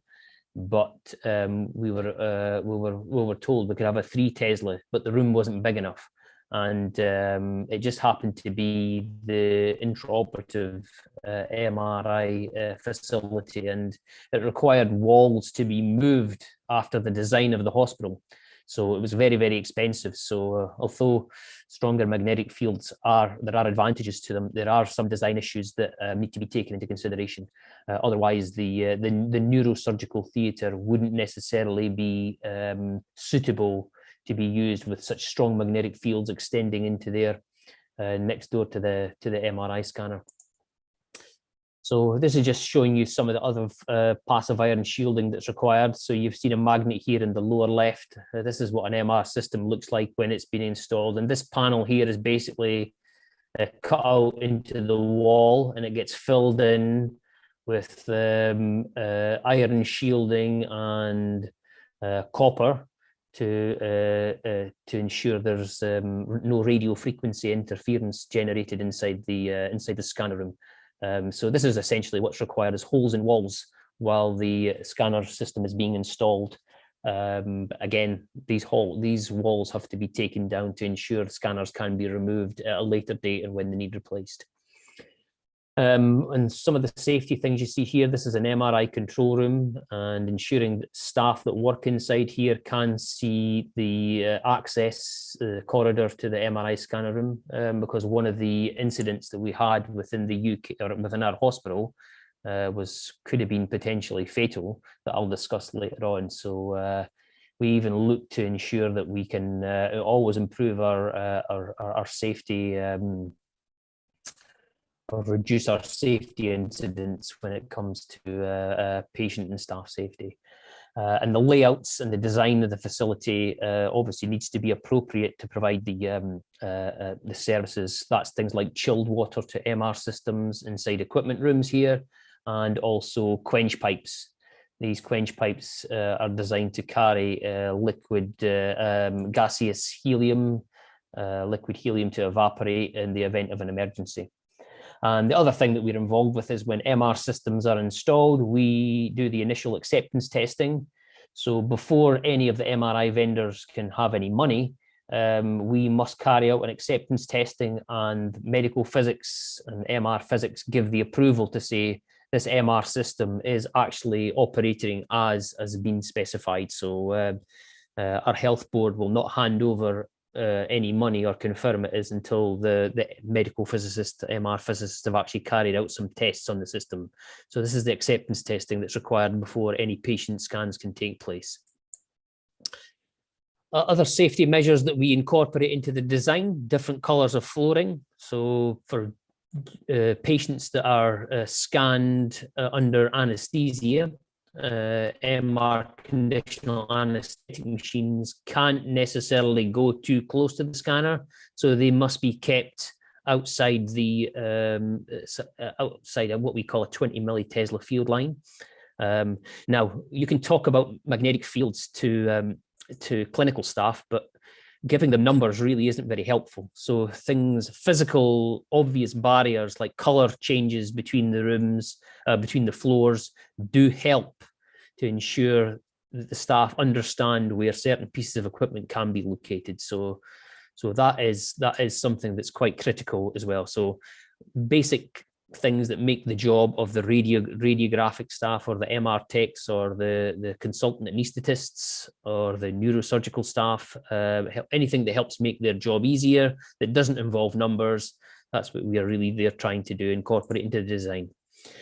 All of our facilities in the UK and within our health board all have the same signage, and they should be self-explanatory. So if you needed to quench the magnetic field, there's a button next to this, or you need to isolate the MRI scanner in case there's an electrical power issues, oxygen monitoring systems, temperature and humidity, and also signage to ensure that any staff that are maybe working near a quench pipe, pipes run through the building up to the top of the roof, they need to understand that very cold gas can come out and could be an asphyxiation hazard. So there have been staff, MRI staff that have asphyxiated as a result of being exposed to cryogens. It's very rare, but it does happen. So to minimize the risk, you have signage and you ensure that staff are trained to go into certain areas before being allowed to enter roof spaces and also rooftops. And just saying there is this facility here, you can also have into the design of the room, you can specify the dimensions of the windows to see into the scanner room here. So this is a much larger than usual window. And this is to ensure good visibility of the patient, the anesthetic staff, while the MR techs or the MR radiographers are scanning patients. The other safety things you can see here, you can see an oxygen monitor here, and also the monitoring panel from the chilled water systems and the temperature and the leak detection that's inside the equipment rooms that's on there. One of the main things of the MR physicist, medical physicists, is carry out testing on the system. So we'll be the initial users of the facility. So getting familiar with the interface is quite important, and being able to obtain the images to extract or calculate or quantify some information here. So this is a standard typical test that we will look at when an MR scanner is delivered. We'll carry out a series of acceptance tests like slice thickness. So we plot these things and we generate numbers and ensure that whatever the slice thickness the scanner selects, we need to make sure it's within a certain tolerance. And there's imaging tests, measurements across certain test objects, phantoms is very typical. And at the end of the day, if these tests have any major problems, we'll not accept the system until they're resolved and no money will be paid. And I am aware, not within my own health board region, but there has been systems that didn't pass some pretty basic tests that took months and months to be resolved. And that's really something that we try to avoid. But some of the tests that we do carry out, we always confirm with the service engineers that they have passed their own system tests, and then our role is to sign it off for the health facility to say yes, it can now be used on patients. This is an image on the left of an intraoperative MRI procedure. So this type of procedure is essentially a patient has a brain tumor, and they've had MRI scans before they start the surgery, and for planning purposes, and then they during the surgery itself, they start to excise or resect the tumor. And when the surgeon believes that he has removed all of the tumor, they will remove the patient from the theatre area into the MRI scan. And basically, it's an initial scan to ensure that the radiologists, the neuroradiologists, can feed back to the neurosurgeon that all of the tumor has been removed before he completes the surgery. So this is a new facility that's just opened up within the UK, within our facility last year. So we've scanned so far, I think, 6 or 7 patients. So the outcome for patients is apparently much better, in essence, that if all of the tumor is not removed, often it grows back, and it grows back much more quickly, and the prognosis for the patient isn't particularly good in that instance. So one of the things that we are involved in doing is identifying areas that must be shielded or protected from any untrained staff. So we develop what we have a fire and incident plans to ensure that staff who are untrained cannot directly access to an MRI facility because of fringe magnetic fields that may interact with patient pacemakers, or they may take equipment in there. Typical everyday hospital equipment cannot be taken into this area because of the risks of it becoming a projectile. So we always produce plans, visible plans, that don't really require a great deal of physics understanding, but it is enough for people to understand what the risks are, and if they're required to access these areas to carry out their duties, we ensure that they've undergone specific training. And this is also helpful for fire services in the event of an emergency. If a fire within a hospital, we have emergency quench buttons and electrical isolation buttons, and how basically ensuring that if fire and rescue services need to access the area, they can access the area and safely using information like this.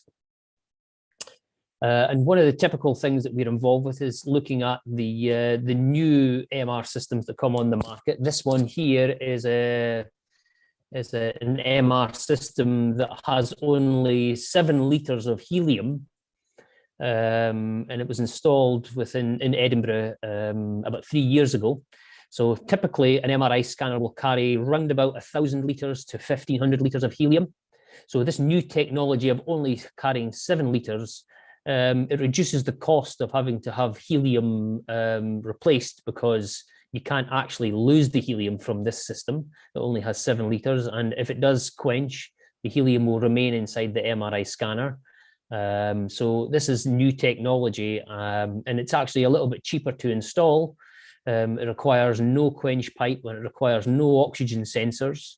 Oxygen sensors would be required in the event of helium leaking out, but if the helium can't escape, 7 liters can be contained within the magnet, and it's considered a little bit safer. But we haven't had many major problems with it. Just it's a little bit sensitive to electrical power interruption, but so far this new technology has worked well in our facility. So some of the more physics things that you would be involved with an MRI scanner. So there's this term, static magnetic field homogeneity. So ideally you want at the center of an MRI scanner it to be very homogeneous. But when you put patients with implants inside here, the magnetic field becomes slightly distorted. So it's important that we try and ensure the systems that are installed have a good enough homogeneity to ensure that the image quality is not causing radiologists problems with diagnosis.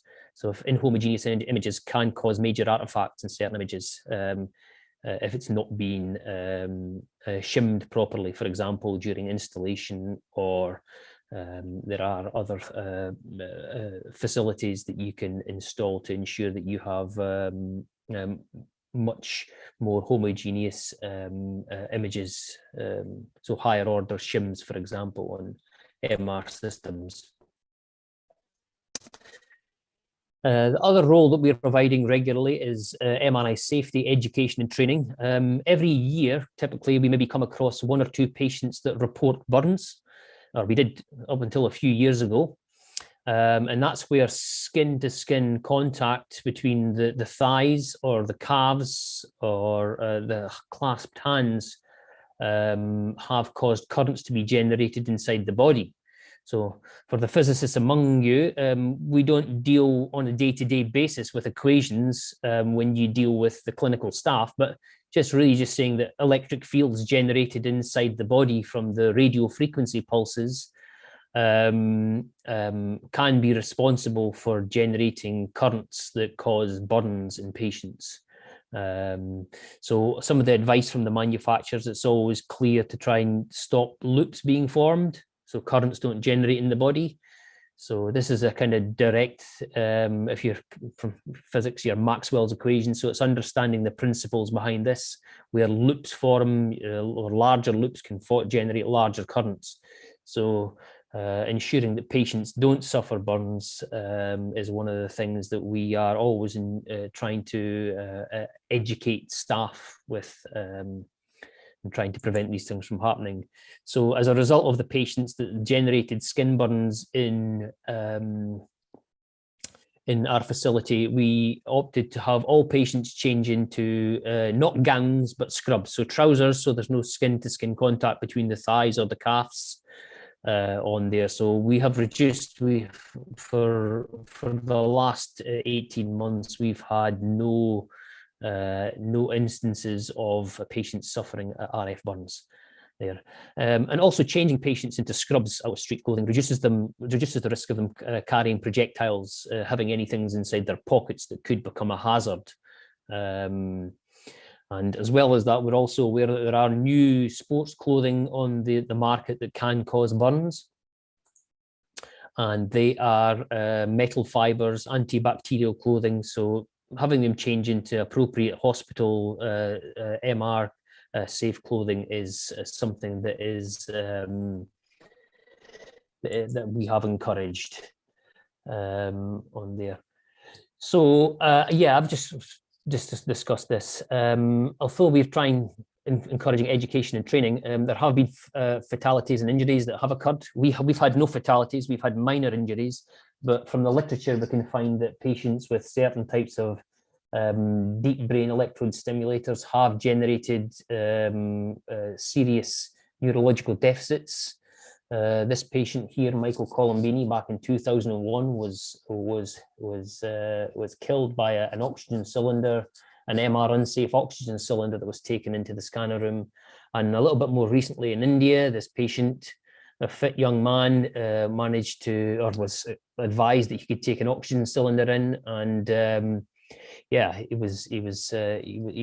suffered a serious injury there. But many instances where the wrong pieces of equipment have been taken into the scanner room have caused injury and also disruption to services. And this one here was quite an unusual one, where there's an oxygen cylinder here and there's two staff trapped inside the scanner here. And for some reason, the quench button was disconnected, so they had to wait on a service engineer arriving to remove the oxygen cylinder. But fortunately, there was no serious injury in this one. But other things as well as where implants, aneurysm clips. Some implants are ferrous, are magnetic, and there was a fatal incident back in 2016 I think this was from the US, where an MR unsafe aneurysm clip inside a patient who had undergone MRI had ruptured his middle cerebral artery.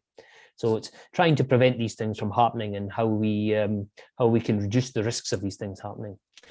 So back to our own facility. So it's a new hospital, but last year we had a patient, a pediatric patient here, who was taken into the scanner room, and this trolley here is actually stuck against the scanner. This is an MR unsafe trolley, was taken into the facility. And what essentially was happening, there were other procedures unrelated to MRI being carried out on this patient, and the patient was then taken directly into MRI, and the bed was stuck to the scanner. The patient was under anesthesia but was removed safely. But this oxygen cylinder, unsafe oxygen cylinder, was in the tray at the bottom. It didn't cause any injury.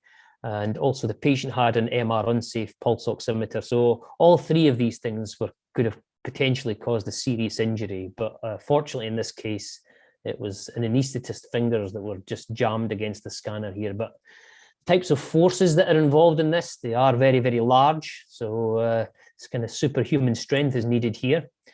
So this is just one of the typical types of equations that you wouldn't present to your staff if you were involved in training them. But what it essentially says that if an object can increase its weight by 250 times gravity, then the forces are so strong that you couldn't actually prevent them from becoming a projectile. And also the speeds, objects can accelerate up to 120 miles within less than half a second. So within 30 milliseconds, these things are moving very, very quickly, and they're going to cause quite a lot of damage. So it's important to understand the principles of the physics to ensure that's communicated to staff clearly.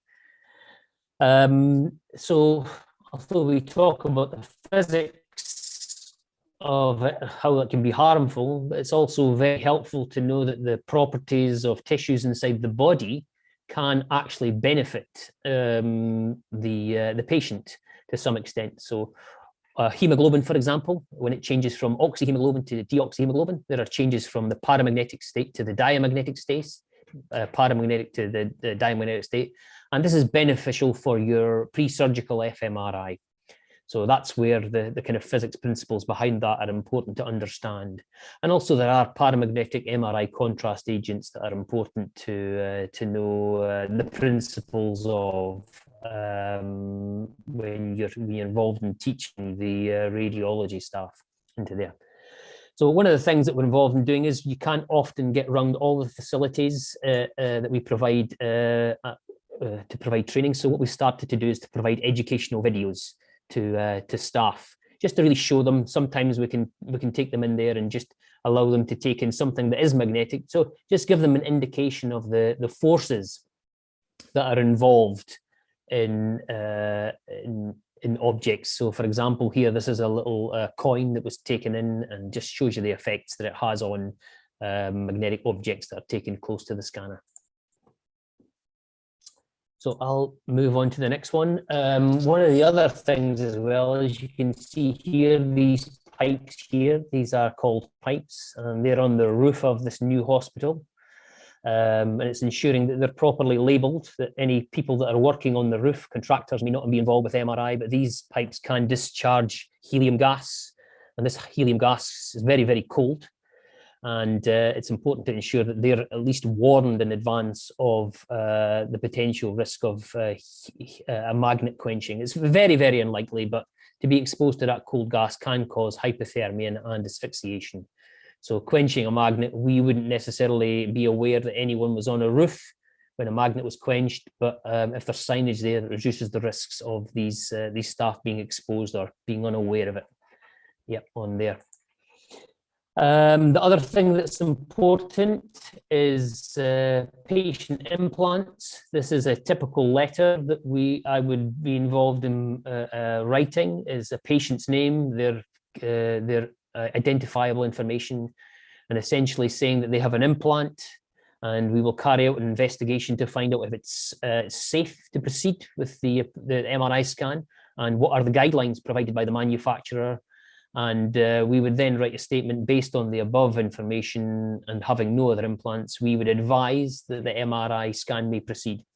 Now, it's not the job of the MRI medical physicist to say a scan can or cannot go ahead. Is essentially the role of the radiologist here to provide that information. So essentially we provide advice to say it's likely to go ahead, but the final decision actually rests with a radiologist whether to proceed with the scan on there. So this note will all go into the patient's electronic record for future reference. But in some patients that don't have an implant that hasn't been declared, we will write to the clinical referrer and ensure that they're aware that they've referred a patient for MRI. There is the potential risks. So where we don't have information on a certain type of implant, we always carry out what's called a risk-benefit decision. You know, if it's a very important scan, then we will have a discussion with the radiologist or the consultants in advance as part of the MDT discussions, and we will provide their advice based on the potential risks. We also involved in assessing different types of equipment, MR conditional. Not all equipment has the same conditions, so ensuring that it can be used appropriately and where within the MRI scanner room it can be used is also important. Okay, some of the more clinical aspects of what we do. You can see this image top here, brain spectroscopy. So in many cases, spectroscopy, looking at the spectrum, a series of metabolic markers, provide with some information on the pathology. So is it an abscess or is it a tumor? Clinical brain spectroscopy can be used here. Similarly, looking at the prostate, looking for healthy citrate biomarkers is something that's important. And this image here on the right-hand side, looking at the dynamic contrast enhanced breast images here, and also the contrast uptake for certain types of tumors in the breast, identifying the response to treatment, but also how the contrast behaves when it washes in and washes out of the tissue. Another less commonly asked for a technique is the liver iron overload. So where liver iron measurements are very, very high, we will try and provide some quantitative information. And we will then provide some quantitative information there. There's an image optimization on some of the certain types of images for here looking at this, and also pre-surgical fMRI. So producing these areas of brain activation relative to the brain activation relative to where the tumor mass is also very important to help the pre-surgical workup for the patients. Again, prostate spectroscopy, this is just showing you the interface. Not many MR techs are familiar with this information, so we would essentially provide, sit with the patient while they're doing the planning of this. These signals, metabolic signals, are from very small concentrations of metabolites, and it's important to ensure you suppress signal from water and fat in the body to ensure you produce adequate quality spectra for the diagnosis to be carried out correctly. Other things as well we're involved with is teaching some basic things here. We have a phantom with oil and water, and just showing you, depending on certain types of images, you can see this white band here with the water and oil interface, and you can see a black band here. It's a signal void associated with this, and also the how water and oil images can appear, and they are important to ensure that they are radiologists understand that the physical principles of the fat and water's misrepresentation or misregistration is best understood with visual training for them. So this is something that we try to encourage Radiologists think in pictures, scientists tend to think with numbers, but presenting things in a way that they can be easily understood is very helpful for them, and they find this sort of thing very, very helpful. Our teaching aspects is so basic principles of physics, so how to generate signals from the basic principles of being exposed to magnetic fields, how you put together a pulse sequence to then generate signals, echoes, or signals that are used to build up case-space images, so a little bit more detail. And then again, teaching the basic principles to the scientists and to the radiologists to ensure they have a good grasp of the understanding. But again, putting some graphics together as well is something that's very, very helpful to help understand physical principles of that. Okay, I'll move on to the next one. And this here is just another set of graphics to ensure that, you know, why do you need the various magnetic fields that are associated with MRI? So you need to be able to generate select slices and carry out frequency and phase encoding so you know where your signal information is coming from. But one of the drawbacks is peripheral nerve stimulation. Currents generated in the body can cause muscle twitches that can be very uncomfortable for certain patients, and patients that are uncomfortable tend to move around and they produce poor diagnostic quality images. So that's one of the drawbacks here. And MRI scanners generate lots of loud noises, so it's ensuring that the patients and staff that remain inside MRI scanner rooms do have adequate hearing protection. So it's important to ensure that these principles are under well. So if I were to say there was kind of a limited number of things that would be important for an MR medical physics physicist, is to ensure you have a good understanding of the science and be able to apply it.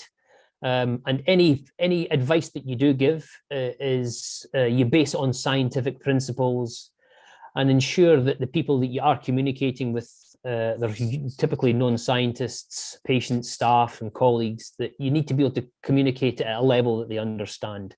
To ensure that people have confidence in the advice that you're offering. And it's also important to keep up to date with international guidance and health and safety legislation, because things do change and it's important to be aware of that.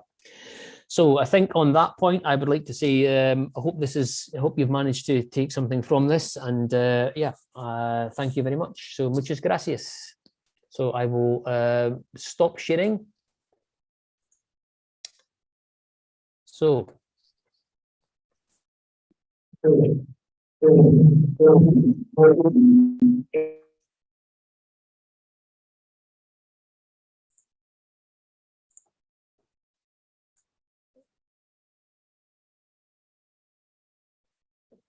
okay, so if I'm going to read these, yes, the question there, E fields generated by RF pulses. Yes, so RF thermal injury are related to burns. How do you measure electric fields? Well, essentially, you can't hook up probes to patients to measure electric fields. A lot of this has to be carried out by modeling. So this is where they develop models of the human body and look at the various electrical conductivities of the tissues. Do you trust what the scanner throws in the screen when we validate SAR? Not always, but there are certain adjustments that you can make to certain sequences to minimize SAR in certain instances. So where we consider that there's potential for thermal injury, let's say we have a large bariatric patient, and the radiographers or the MR techs have concerns about heating, we can make adjustments to sequences to reduce SAR in many cases. So there's certain types of imaging sequences, turbo spin echo sequences, that have a series of lots of RF pulses, and you can start to modify the sequence to reduce these, to reduce echo train lengths. It essentially means that the sequences will take a little bit longer, but it minimizes the risk. So you don't always necessarily trust the SAR, but there are things that you can do. But putting practical measures into place, and that are things like putting vendor, the padding that's provided by the vendors between the bore and the patient, and also between areas where there's skin-to-skin contact, and also advising patients not to clasp their hands or group their hands in such a way just to minimize risk. But we have very few and far between instances of patients suffering RF burns as a result of SAR.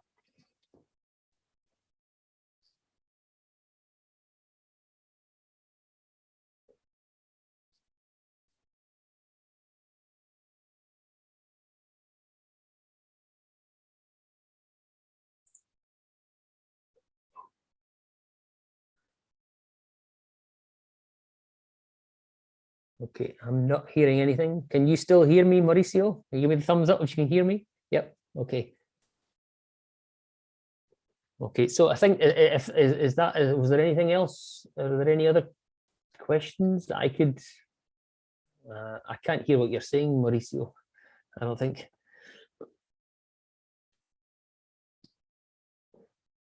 Okay. So, shall I cut?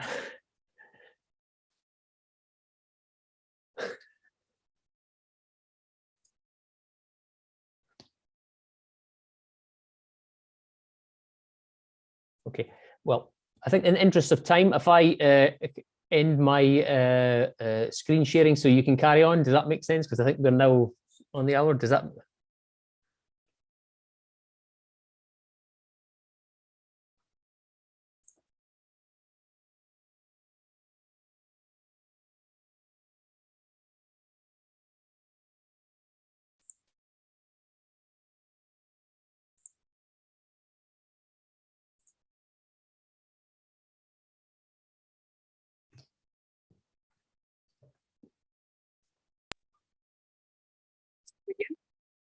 Ian?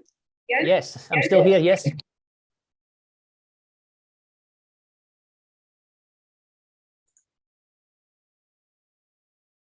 think you're on mute again, Sylvia. We have some questions here. Okay, sure. Go ahead. Okay, we have some questions.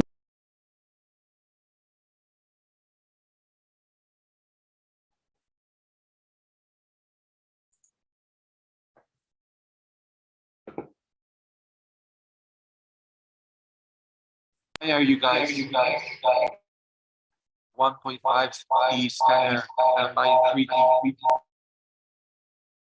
1.5. So there was a lot of echo on the call there. So I think I heard 1.5 and 3 Tesla. Yes. So we have a combination of the 10 scanners that, sorry, the 12 scanners that I have some level of responsibility over. 3 of them are 3 Tesla. But 3 Tesla is by no means better than 1.5 Tesla for everything. That's for sure. So a lot of the neural work tends to be good at 3T, but your cardiac, dynamic cardiac scanning isn't necessarily any better. Your body MR scanning isn't necessarily any better. So it really depends on the type of facility that you would consider a 3T for. So for the neurosites, you'd probably consider the 3 Tesla MR systems to be superior to the 1.5T in many respects. But essentially, we start to look at other services, things like spectroscopy, which generally is going to be better at 3 Tesla than 1.5.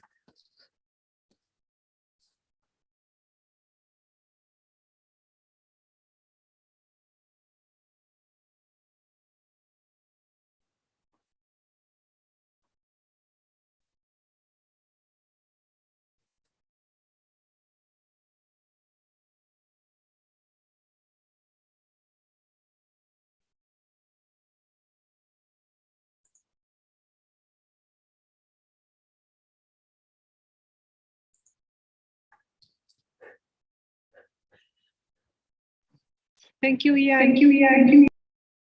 Okay.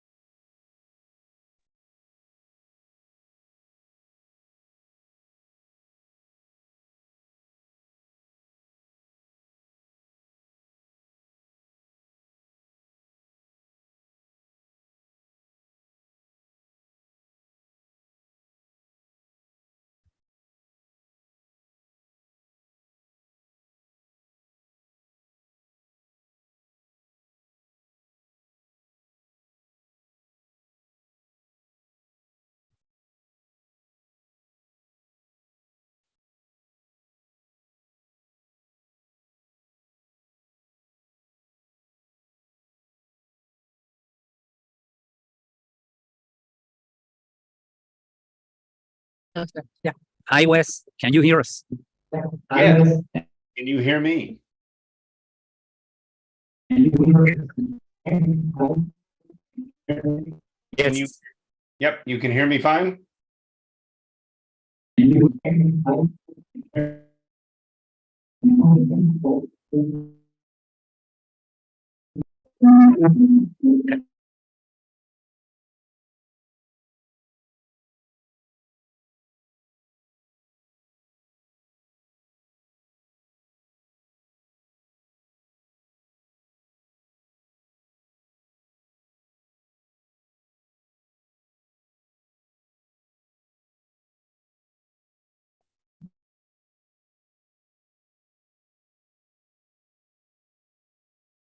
Y nuestro presentado.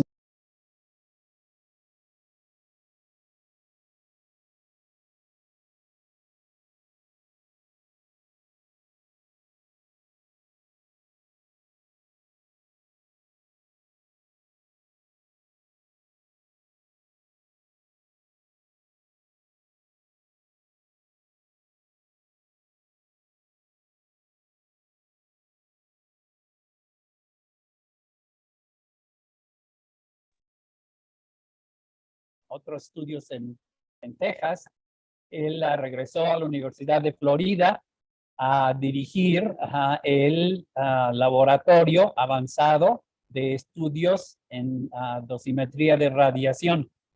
Además de esa posición, el doctor Bolch también tiene a su cargo varios grants con fondos federales para toda su investigación de dosimetría y como ustedes saben también, muchos de ustedes saben, el modelos paramétricos. Así mismo, uno de los delegados de los Estados Unidos con el Comité Científico sobre Efectos de Radiación de la Organización de las Naciones Unidas y también es activo en el Comité Internacional de Protección de Radiación, entre otras cosas. Así que hoy tenemos el honor de tenerlo con nosotros. Ahora voy a traducir al inglés. We are very pleased today to have Dr. Wesley Balch from the University of Florida, one of many presenters from the University of Florida. And he is a distinguished professor in the Department of Biomedical Engineering. He is an instrumental collaborator in our medical physics graduate program there at the University of Florida.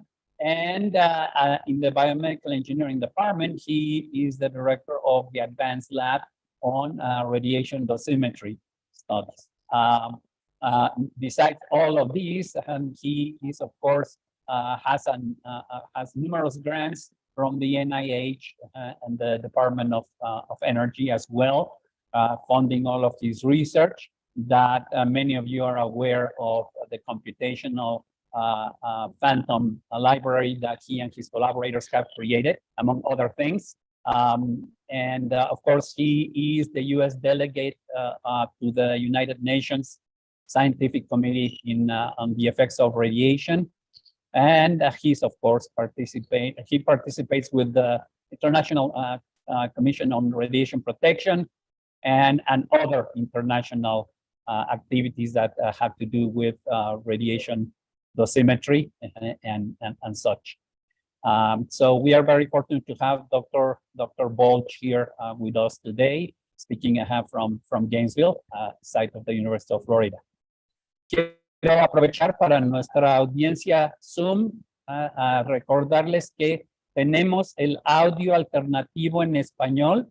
Quiero tomar también este momento para agradecerle al doctor Mauricio Garrido, que hizo la interpretación en español de la presentación que acabamos de ver del doctor Alvin. Y también quiero al doctor Camilo Correa, que está en el MD Anderson Cancer Center, que es el intérprete de la presentación del doctor Balch. Entonces, para nuestra audiencia Zoom, seleccionen el audio en español para que puedan escuchar la interpretación de las presentaciones en inglés. Okay. Without more to say, Wes, we leave the floor to you. Thank you for and go ahead with your. Very good. And Manuel, just before I start your emails, I was going to pause for Camilo's translation, but I assume he's going to be doing this simultaneously. Is that correct? Is that correct, Camilo? Okay. So yeah. So I have a script. So with your permission, I'll read the script, and he's going to have an exact Spanish translation. So good morning. It is with great pleasure that I present to you today. Today's presentation will focus on new computational programs developed by the MERD Committee of the Society of Nuclear Medicine, and they're available on the website merdsoft.org. This work is a collaboration with members of the MERD Committee, myself at the University of Florida with my students, Adam Kestner at Memorial Sloan Kettering Cancer Center, and then Roger Howell at Rutgers University.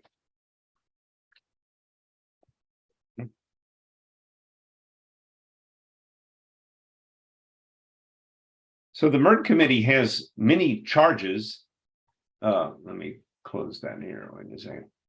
Under its terms of reference, as listed here, This presentation will focus on the last item in the list, to develop, test, publish computational software and web-based tools that implement the MERD models and techniques for calculating internal radiation dose, including dose response data, biological effective dose, and equivalent dose quantities. Here we have a list of the past members of the MERD committee. Chairs of the MERD committee in the past include Edward Smith, Monte Blau, Roger Cloutier, David Weber, Evelyn Watson, and Stephen Thomas. In this slide, we show the current members of the MERD committee. Our immediate past chair was George Seguros of Johns Hopkins University, and our current chair is Pat Zanzanico of Memorial Sloan Kettering Cancer Center in New York.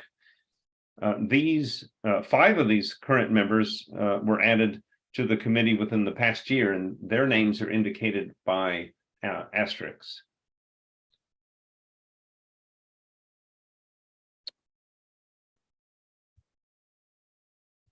So the MERD schema for internal dosimetry has been adopted by the International Commission on Radiation Protection, the ICRP, and also the International Commission on Radiation Units and Measurements, ICRU. The fundamental expression for absorbed dose to a target region or tissue R sub T is given as the time integral of the absorbed dose rate, which in turn is the summation over all source regions or source tissues R sub S, with the product of the time integrated activity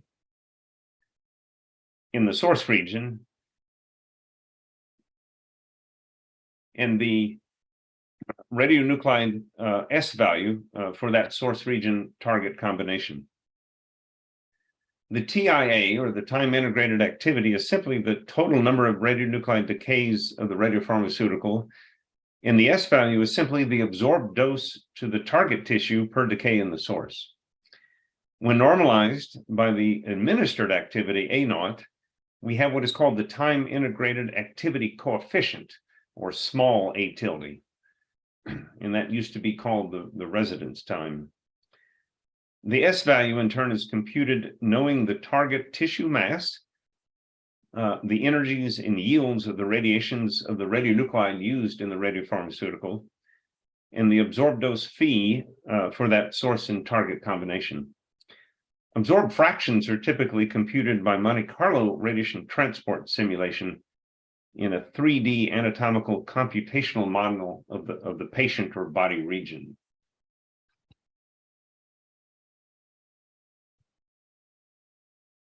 So over the past few years, the MERD committee has made major shifts in its goals and objectives. Traditionally, the committee relied on hard copy reports and pamphlets published in the Journal of Nuclear Medicine. They focused primarily on organ dosimetry and diagnostic nuclear medicine, and they gave organ dose estimates based on population averaged radiopharmaceutical biokinetics. But recently, there's been these three areas have been translated and transitioned to the development of software tools, a focus on therapy, nuclear medicine, and organ dosimetry, with a concomitant focus on radiobiological modeling and methods for more individualization of the organ dose estimates. And we'll see a little bit of that as we go through the presentation. So technical monographs by the MERD committee are listed here to include a monograph on cellular S values, the radiobiology of alpha particle emitters, radionuclide decay schemes, and the MERD primer. The 1991 version of the MERD primer will soon be released in December 2022, which is only 2 months away. So here is a table of contents for the forthcoming MERD primer 2022. And I just wanted to quickly go over the various chapters. So we have a historical review of nuclear medicine dosimetry, fundamentals of radionuclides and their decay schemes, the MERD schema, reference phantoms and radionuclide S values, radiopharmaceutical kinetics, software tools, both free and commercial, basic elements of radiobiology modeling, uncertainties in nuclear medicine, dosimetry and risk, and the use of radionuclides in human subject research. And then the book concludes with a broad number, and you can see them here in chapter 10 of calculational examples, starting with diagnostic nuclear medicine examples, going to therapy examples.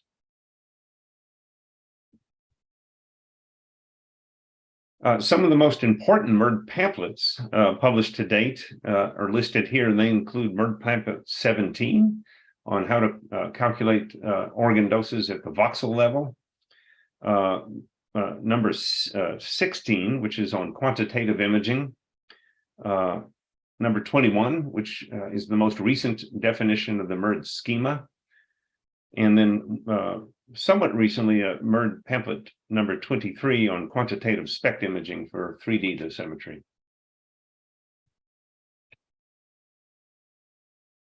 So here, through generous support of two National Institutes of Health institutes, the NIBIB and NCI, the committee has been able to launch a new website, merdsoft.org.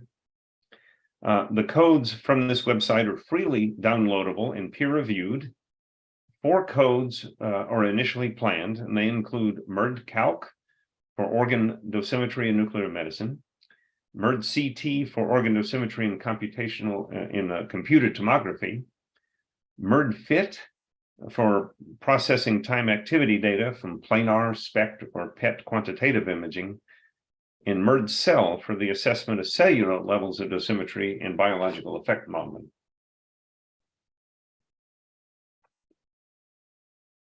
MERD-Calc is a new code that permits organ level biodosimetry to organ dose estimates. It is based on the Microsoft Excel platform, is easy to use and install, and is provided in a compiled executable. And unfortunately, at present, a Mac version is not yet available. We'll be working on that in the future. So here we provide a screenshot. This is MERD-Calc as a single screen. It provides the ability to compute organ doses for some 81 different source tissues in the patient and 48 different target tissues for some 333 radionuclides. The code is provided on a single Microsoft Excel sheet for both input and output. Shown here is a portion of the screen for inputting values of the time integrated activity coefficients, and these are what used to be called the residence times, as well as their 1 sigma error. We now allow for error propagation. So if you have uncertainties in your biodistribution data, that can be accounted for and carried forward in organ dose uncertainties. At the top, one can select computational phantom in increments of 1 kilogram in total body weight. Organ doses with their 1 sigma uncertainty are shown on the right side. Other output features include risk metrics, such as the effective dose, but also the detriment weighted dose, and also risk index, which is kind of like a relative risk.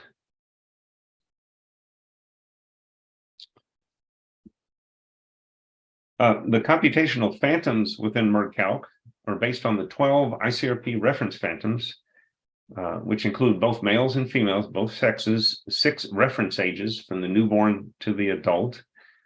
Additional and very important additional source organs were generated for circulating blood to include the heart chamber contents and also the major veins and arteries.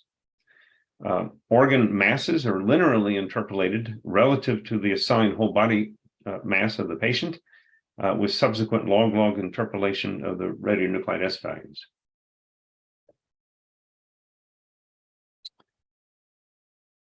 In a joint effort between the University of Florida and Memorial Sloan Kettering Cancer Center, we have implemented the ability to further assess radionuclide doses to tumors as a function of both their size, but also their tissue composition, with 5 variations in mixtures from including bony tissues and soft tissues. Further extensions will allow for variations in tumor shape. These are doses assigned for tumor self-dose only. Future extensions will permit user-selected insertions of these tumors within the whole body phantom for non-tumor contributions to both tumor and non-tumor tissue dosimetry.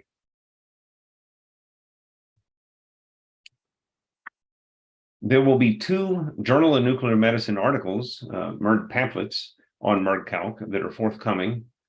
The first will describe the development and operation of the code. The second provides dosimetry intercomparisons to other nuclear medicine organ-level dosimetry codes, such as OLINDA and IDAC, as well as dose coefficients published by ICRP in publication 128.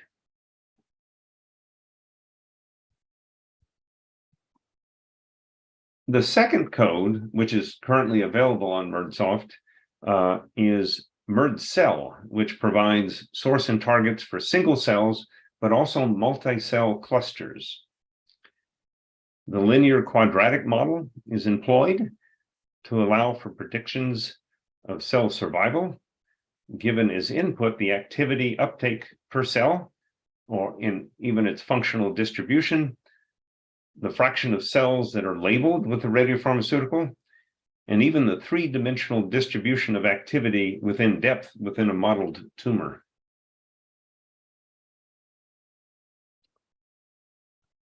As with MERD-Calc, MERD-Cell is also based on a series of single screen interfaces. Interface screens include sources and radionuclide definitions, cellular activity distributions, radiobiological parameters such as alpha and beta ratios, and also multicellular cluster geometries, and then dosimetry outputs of these fields.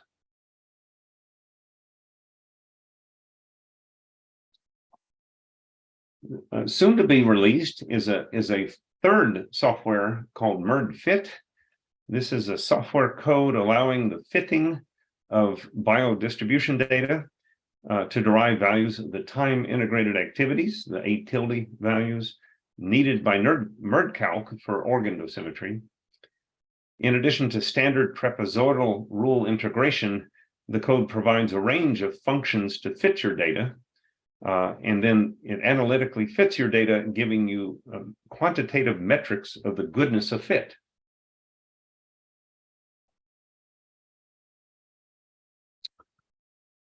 So here we show the user interface to MERD-Fit. The input screens include the study information, the biodistribution data, also including any data points there are uncertainties. Output screens provide 2 integration approaches, trapezoidal integration, and then a series of regression-based integrations across multiple functional forms with a color coding of the degree of fit, the goodness of fit.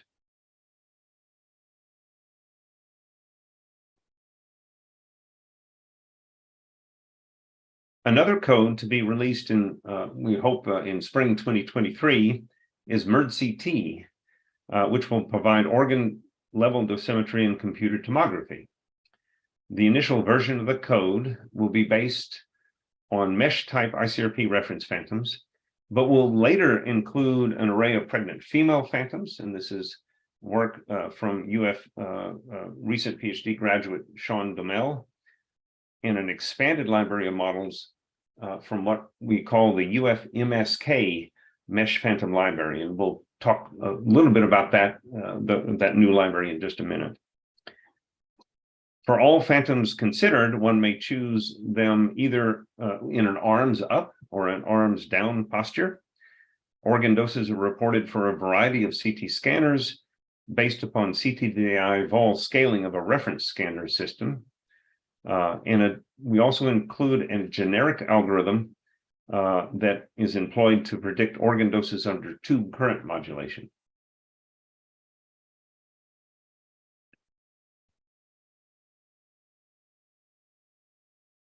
So, and as with all tools under merdsoft.org, MerdCT will also have a single screen interface with input and output panels, scan ranges, and locations of each selected phantom can be displayed in 3 ways: by graphical sliders, by reported scan length and CT exam type, or default scan placement and scan lengths according to reference anatomical landmarks for each exam type. And we hope to base this on reference protocols developed at the University of Florida.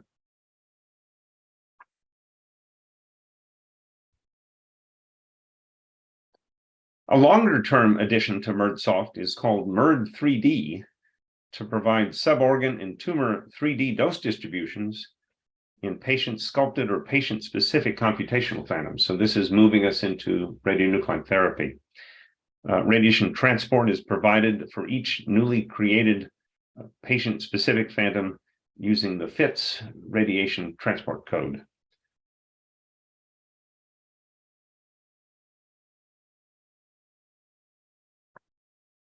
So Merd 3D is based on a published workflow shown here schematically, based on Python scripts called Paradigm, which stands for Particle and Heavy Ion Transport Code System based applications in radionuclide dosimetry in meshes.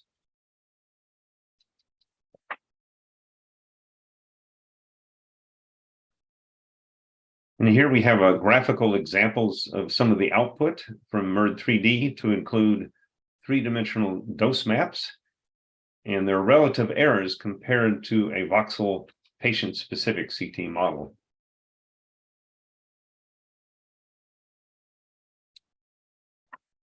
Another near-horizon contribution to merdsoft.org is Merd Release.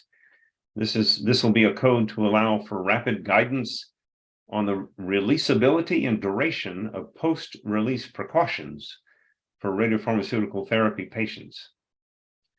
The working code is based on a previous Excel-based calculator distributed as part of NCRP Report 155, and it will be in compliance with the most recent current NRC, or Nuclear Regulatory Commission, regulations. So Merd Release is based on necessary input to include external dose rate measurements from the patient at 1 hour post-administration and then prior to urinary bladder voiding. And further details are in NCRP Report 155. And then finally, we have plans to develop and release Merd Nursing, which will give guidance and duration for the period of time when a nuclear medicine treated mother should avoid breast milk nursing of their infant. Again, these will be, the software will be based on guidelines from the Nuclear Regulatory Commission.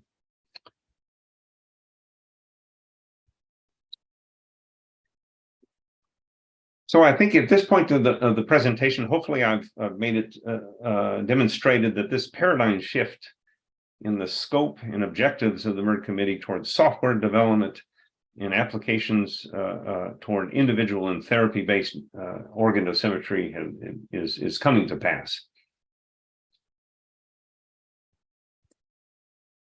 So here's a quick summary of the tools available on merdsoft.org. So currently you can, current codes are MERDCalc and MERDCell. Those are freely downloadable right off the bat. In near term, we'll have MERDFit and MERDCT within the next maybe six to 9 months. And then longer term, we'll have the Merd 3D, Merd Release, and the Merd Nursing software. Okay, so let me conclude, and then I'll be happy to entertain questions with some recent developments that we've been doing in my laboratory, the ALRADS laboratory, that will support both MERDCalc and MERDCT. So back in 2014, we had contracts with the National Cancer Institute in the US, and we developed essentially a voxel phantom library. We called it UFNCI voxel phantom library. And this included about 100 adult males, 93 adult females over a range of heights and weights.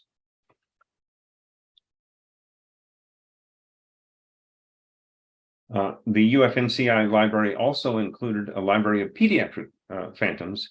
There were 85 males and 73 females.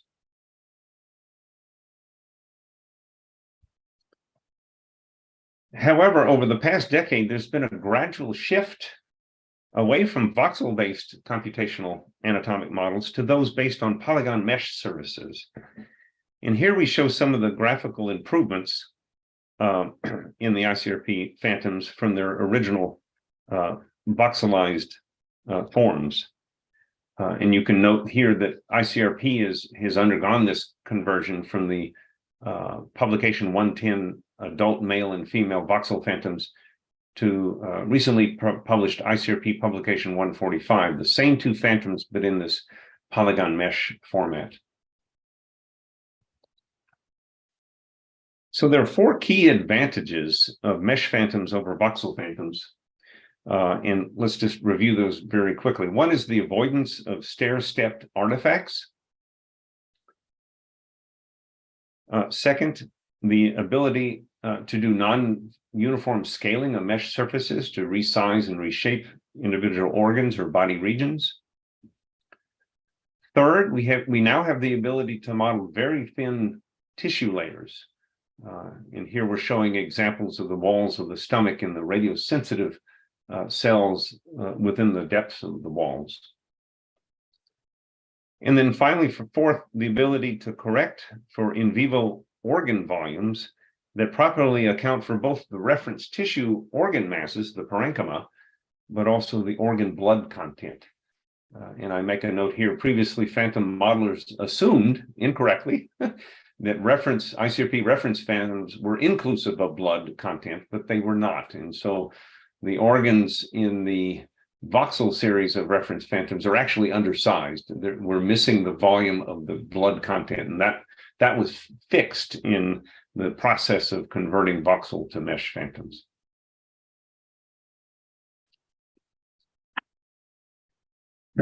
So our goals here were the development of a new reference phantom library, the UFMSK phantom library, that were going to allow us to expand the ranges and heights of the members of the library, to decrease the height and weight increments for adults as well as children, allowing finer matching to individual patients, to update our body morphometry targets to the most recent data coming from health statistic surveys from the CDC, and to develop a new pediatric library that specifically targets newborns to 2 years of age. That's an area of phantom library that has really been underrepresented.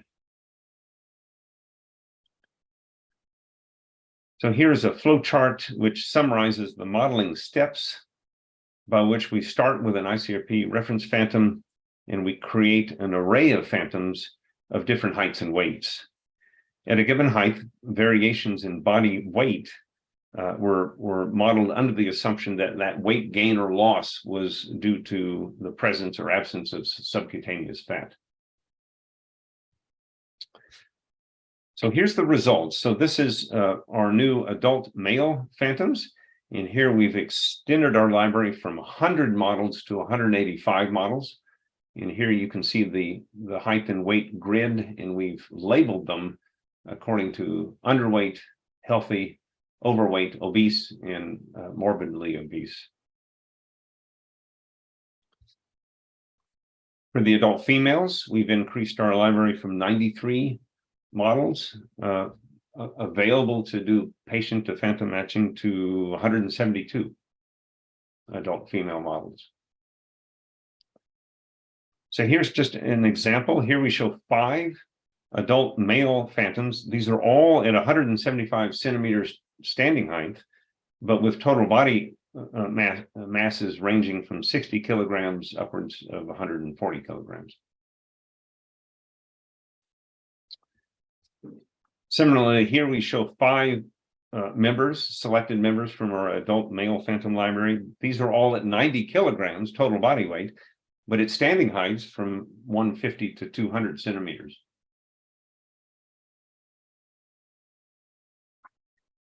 For the pediatric phantoms, here's the pediatric males. We've increased our library from 85 models to 155.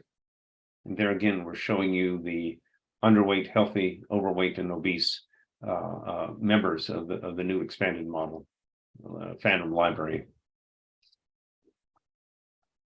For the pediatric females, we've increased our library from 73 to 134 pediatric female models.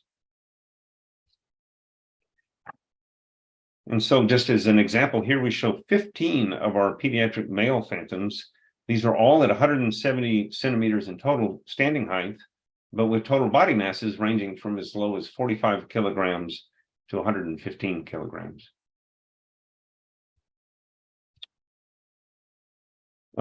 Similarly, here we show 7 of our pediatric male phantoms. These are all at 65 kilograms total body mass, but with standing heights ranging from 155 to 185 centimeters. And then finally, here's just a quick example of the height weight grid that we're proposing for what we call the NIT phantom library. So this is newborn, infant, toddler. And as I said before, for this expanded phantom library, which I believe is upwards of 764 phantoms for the UF-MSK phantom library, we'll be able to provide users with 2 versions, one with arms down and one's with arms up, and that's needed for the CT modeling. So with that, I thank you for your attention. And here's an acknowledgement list of some of the colleagues at Memorial Sloan Kettering Cancer Center on the MIRDSOFT team, and also the various students in my laboratory that are been working very hard over the past 2 years for this expanded UF-MSK phantom library. So thank you very much, and I'll stop sharing.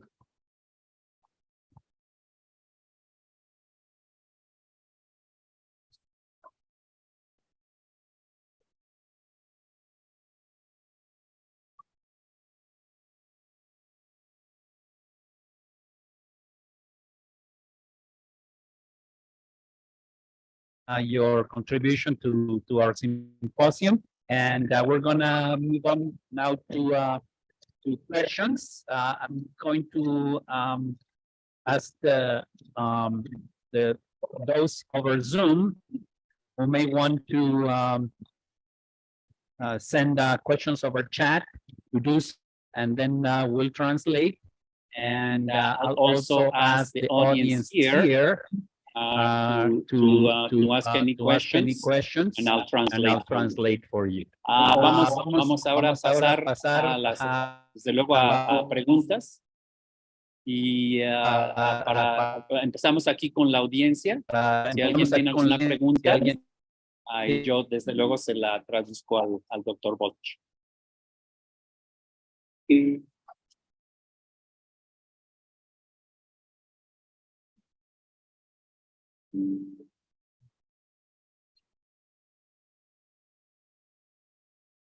Los modelos que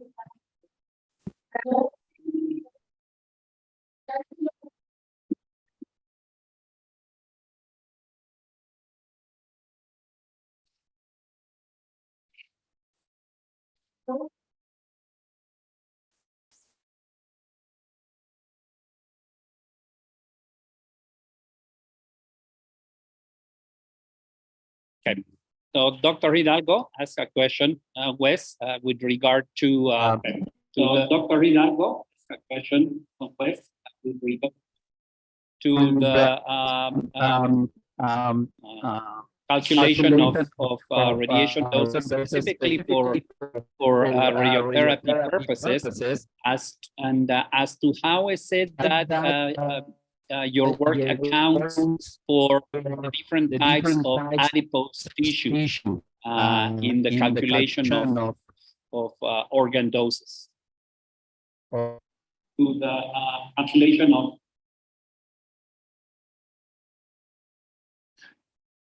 of radiation doses specifically for radiotherapy purposes. So Manuel, was the question related to applications in external beam radiotherapy?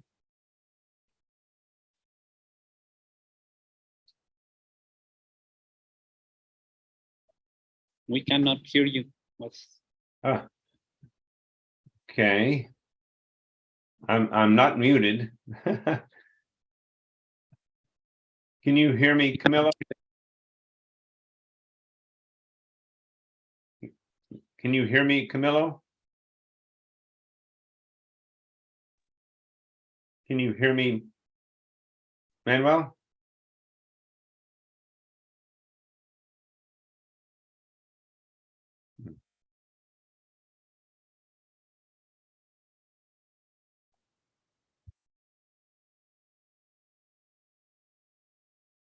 Okay. So I'm not quite sure what the question is in terms of radiotherapy. Are we talking about external beam radiotherapy applications of the phantoms?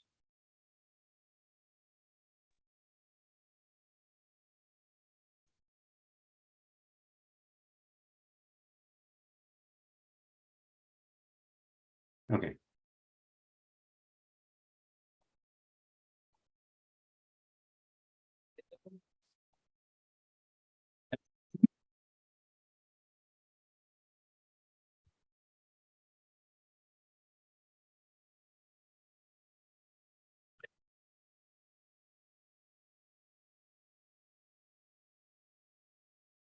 So let's see, Manuel, can you hear me?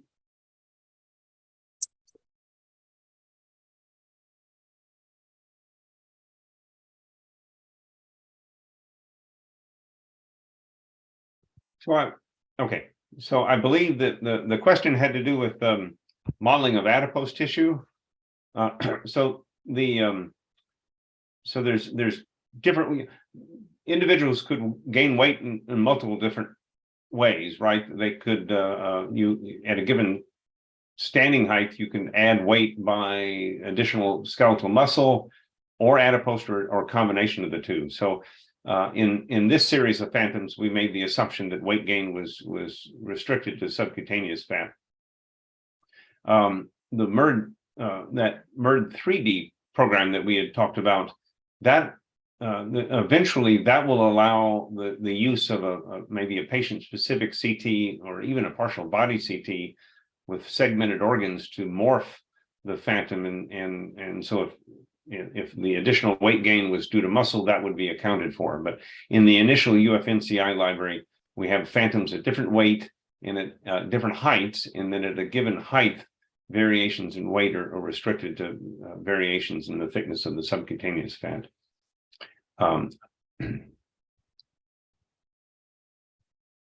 Yep. So, sorry. Did that answer the question?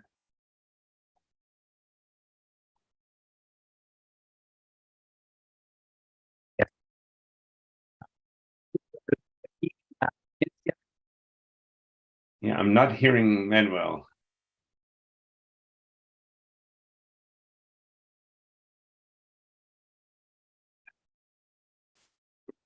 Any other questions? And maybe it's easier if they're typed in the chat and then I can respond.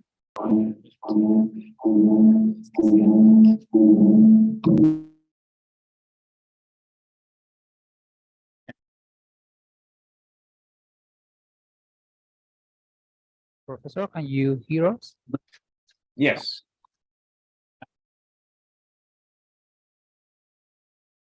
I just heard you. Is there another question?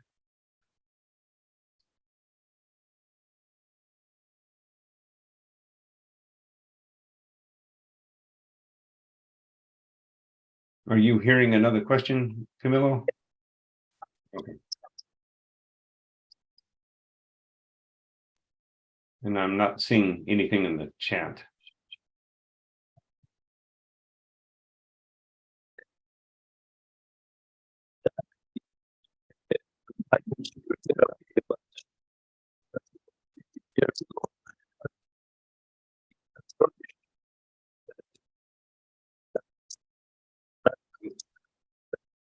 Is someone attempting to ask a question, but I'm not hearing anything clearly.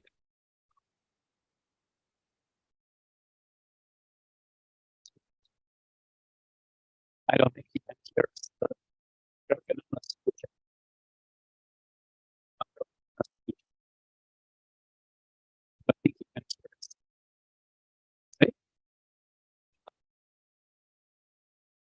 My apologies. I'm not hearing anything clearly.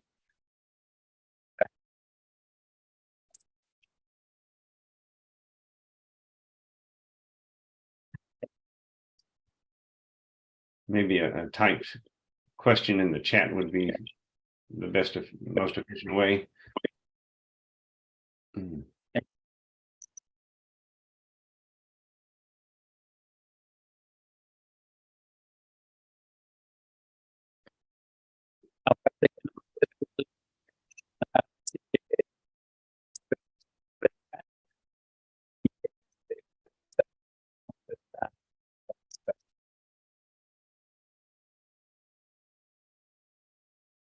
And while I'm waiting for a question in the chat, I would hope that everyone would visit merdsoft.org and try out both merdcalc and merdcell. We would love to get your feedback. They're having technical issues. Okay, yeah. Oh, yeah, okay, thank you.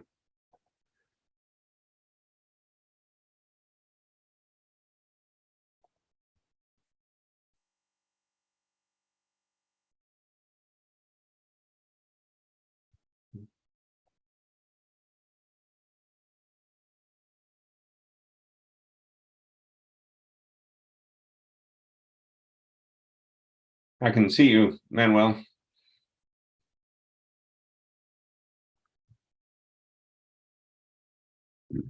Wes, Yes. can you hear us now? I hear you. There's an echo.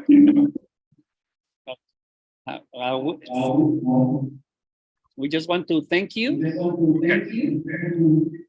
for your collaboration, for your presentation, and we passed on your message that you just sent about everybody who's interested trying the MERD software and all of that. We're still figuring out some of the technical issues, but we do thank you. And we also had Camilo's interpretation on the Spanish audio. Fantastic. So we want to thank Dr. Camilo Correa for providing the Spanish version for our Zoom audience. And we want to thank you again, Wes, for your presentation. And hopefully we can see you here in person next year. Yes, absolutely. And if there's any questions, Manuel, they can certainly email me. Okay. Thank you. Thank you. I appreciate it.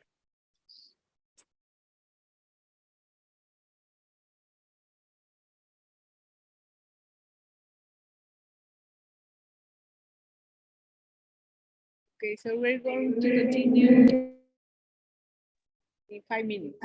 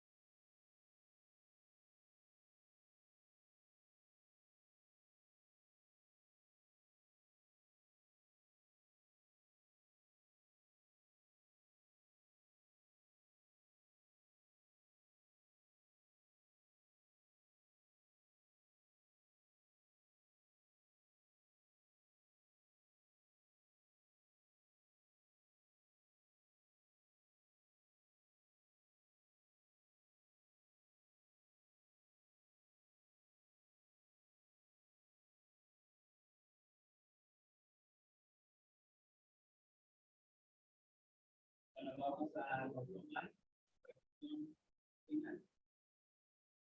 Ya. Ahora vamos a tener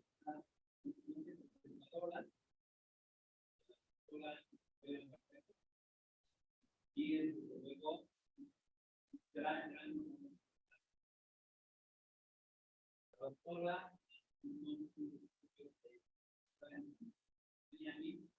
después para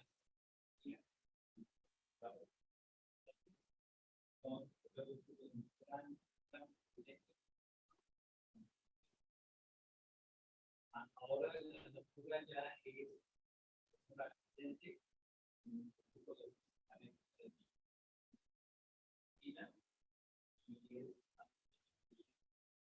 jóvenes que ayudan en la física de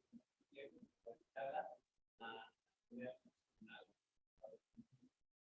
Ya también está muy activa en varios ella es parte del comité de la organización y está en varios comités de la AAPM, principalmente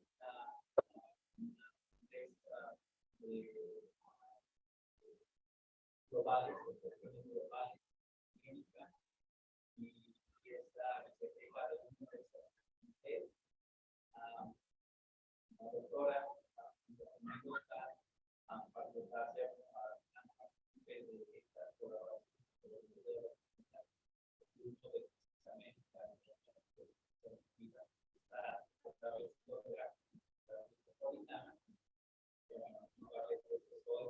y con la Universidad de Sao Paulo, vamos a tener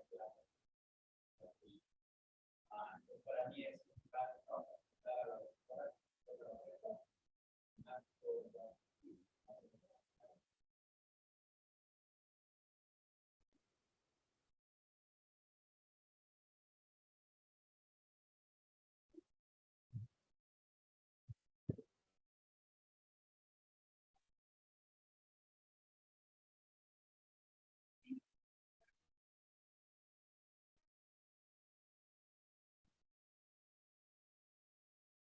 ¿Me escuchan bien?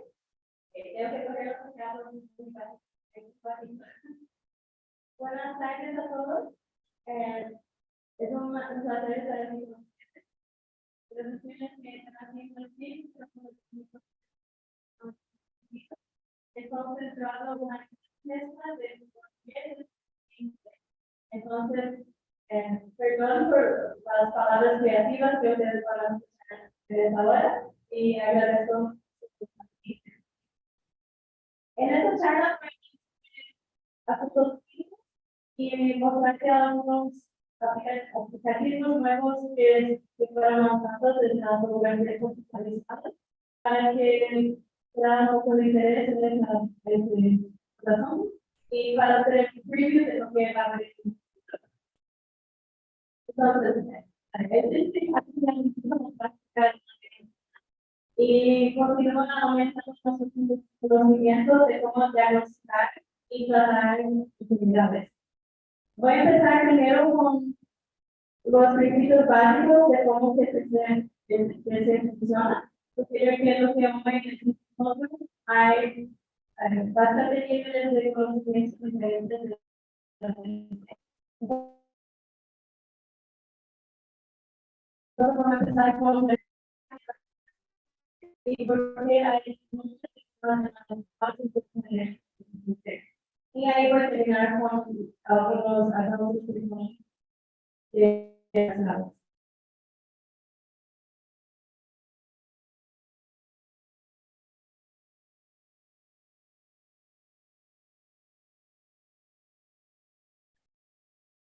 Ok, la mayor desventaja de la radiografía es que tiene la superposición de las estructuras anatómicas.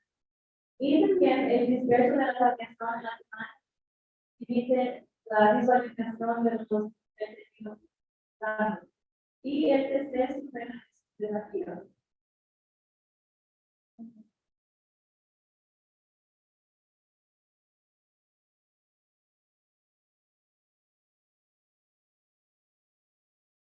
Haciendo varias mediciones alrededor del cuerpo del paciente, el PC puede reconstruir varias imágenes en formas de cortes y ofrece una visualización de cortes.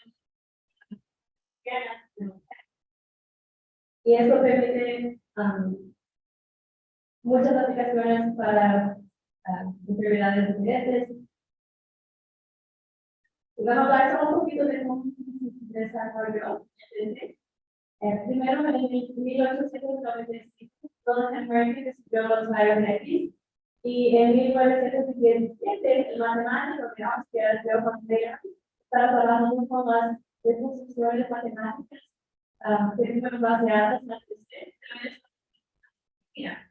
Ahí, en las décadas de 60, el físico de África del Sur, Alan Turing, y el ingeniero del UK, Sir Godfrey Knoxville, estaban trabajando para desarrollar la tecnología del escáner.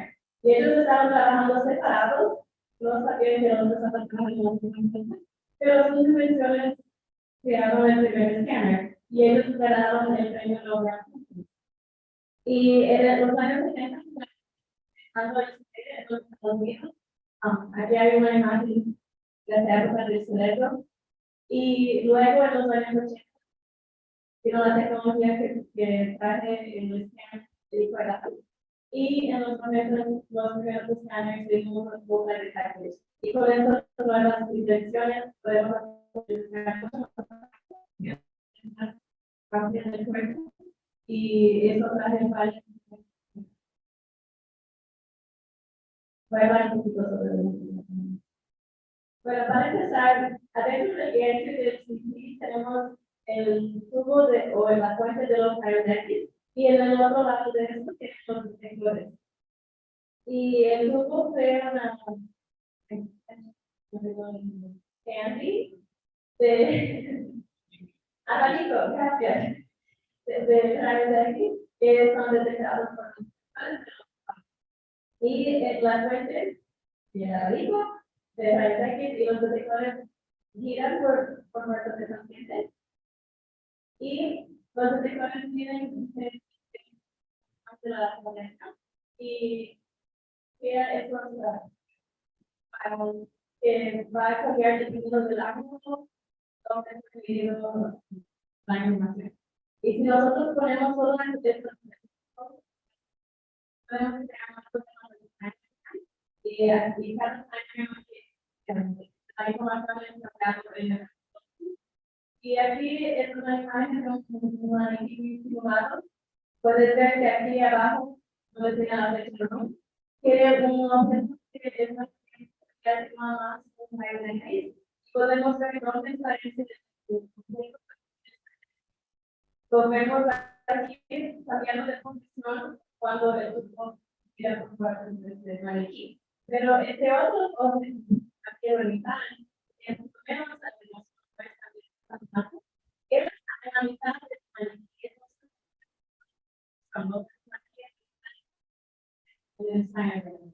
Entonces, este examen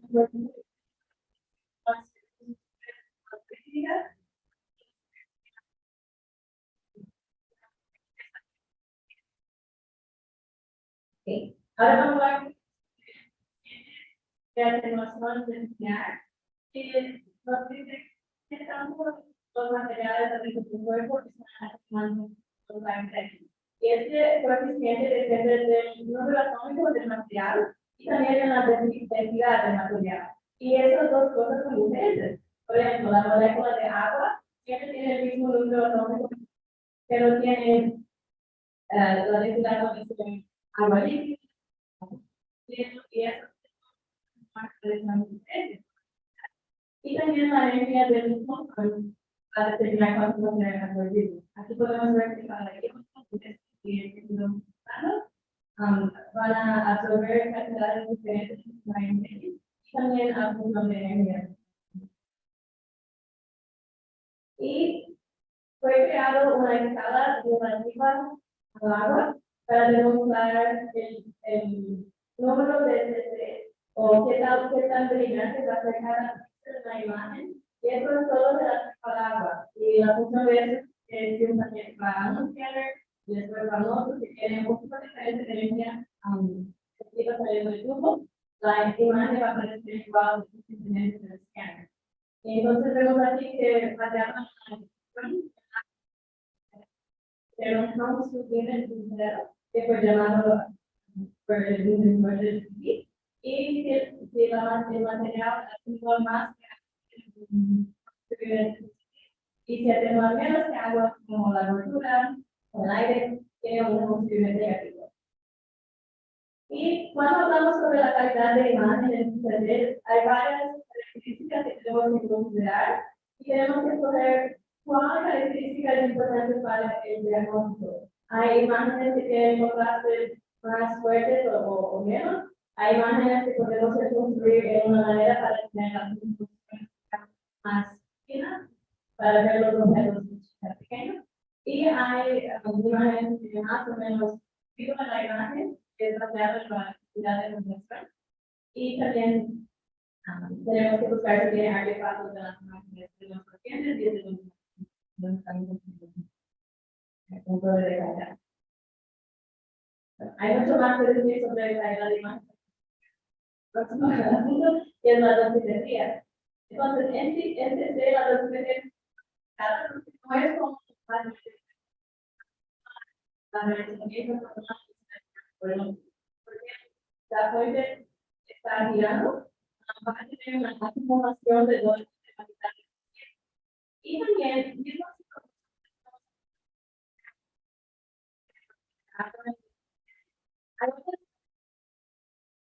interior que van a de la cabeza. Entonces tenemos que considerar eso también. Y esto es definido con el TTI, que es el número de la dosis media de un manguil de activo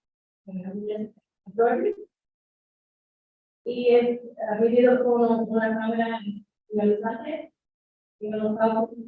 Pero es importante que no es el paciente. Entonces, que fue definido en el maniquí con unos parámetros específicos y si un paciente es menor o mayor que el maniquí, el valor que se caracteriza no es el valor que el maniquí recibió como pero tenemos que considerar diferentes, estándares diferentes.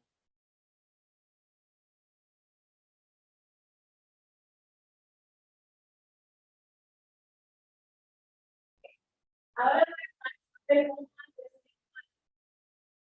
del TC y hay 3 informes del Consejo Nacional de Producción Radiológica que reportaron cuántos exámenes de TC hay y cuántos exámenes realizados en izquierdo. Primero vamos a mirar en 1977 sobre el informe en dijo que en toda la población de los Estados Unidos, en promedio, una persona recibe más o menos 3,6 milisieverts por año de radiación. Y 15% de eso es debido a la medicina, que estaba consumiendo 0,54 milisieverts.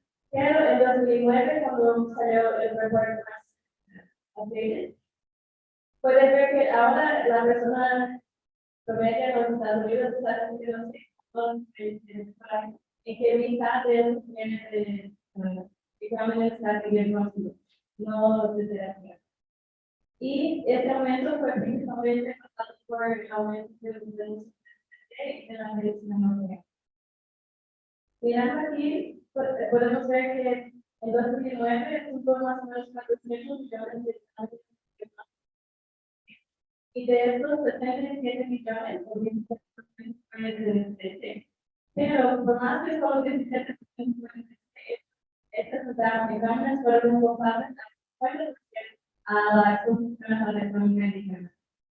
Entonces, tenemos que preocupar para saber lo que es la modalidad que más que funciona a la población. Podemos ver aquí el número de procedimientos por año, esto en 2016 ya se cumplen millones de procedimientos de TC en los Estados Unidos, y esto puede y tenemos y también puede descargar pacientes más rápidos, puede descargar más pacientes por día. Y en 2019, el Departamento de Recursos de la CRT dijo que nuestra plaza es funciona y esta es la profesora de la medicina. Ahora estamos recibiendo dos componentes, pero dos de en promedio. Esto no se facilita los estados de la no claro que después del promedio de la. Y podemos ver que para la comparación y la universidad no pagamos por examen, pero eso obviamente no va a ser mucho. Y con esto subió la porcentaje de la radiografía de la exposición a base de radiación.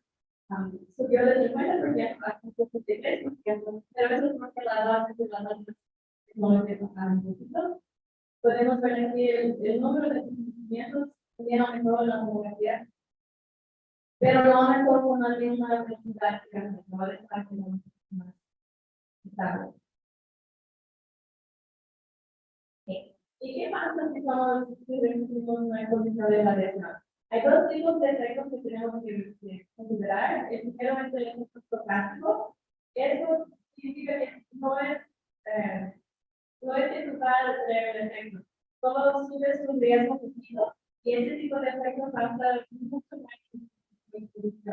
Tenemos como físicos médicos en es probable que el paciente llegue a los estados y haya de la vez de cerebro y un año después está con un cáncer en la mano. El paciente piensa que es porque tiene un influencia. Nosotros que sabemos cómo funciona la biología, tenemos que explicar al paciente no funciona así.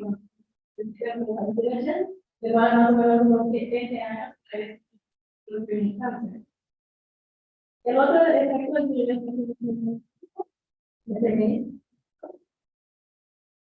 y estos son los efectos de la piel,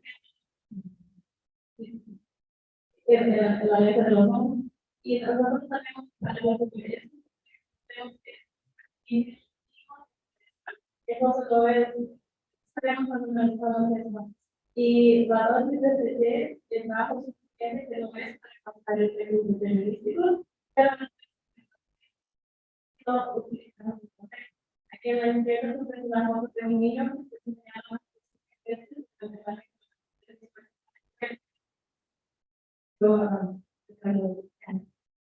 y él quedó con la cara de la. Y en la derecha se ve un paciente que se más de 200 pacientes que perdieron el cielo, solo fueron a hacer un CT en California. Fue cambiado el protocolo de Medica.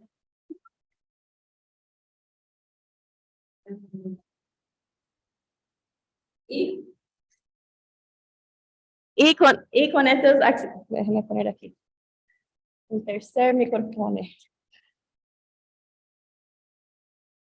Ok, y con esos accidentes tuve mucha atención en la media sobre que TC puede causar muchos cánceres en la población y ahí que complicó un poco nuestro trabajo del físico médico en TC, pero también nos dio más trabajo porque ahora el público estaba más asustado de la radiación de los exámenes diagnósticos.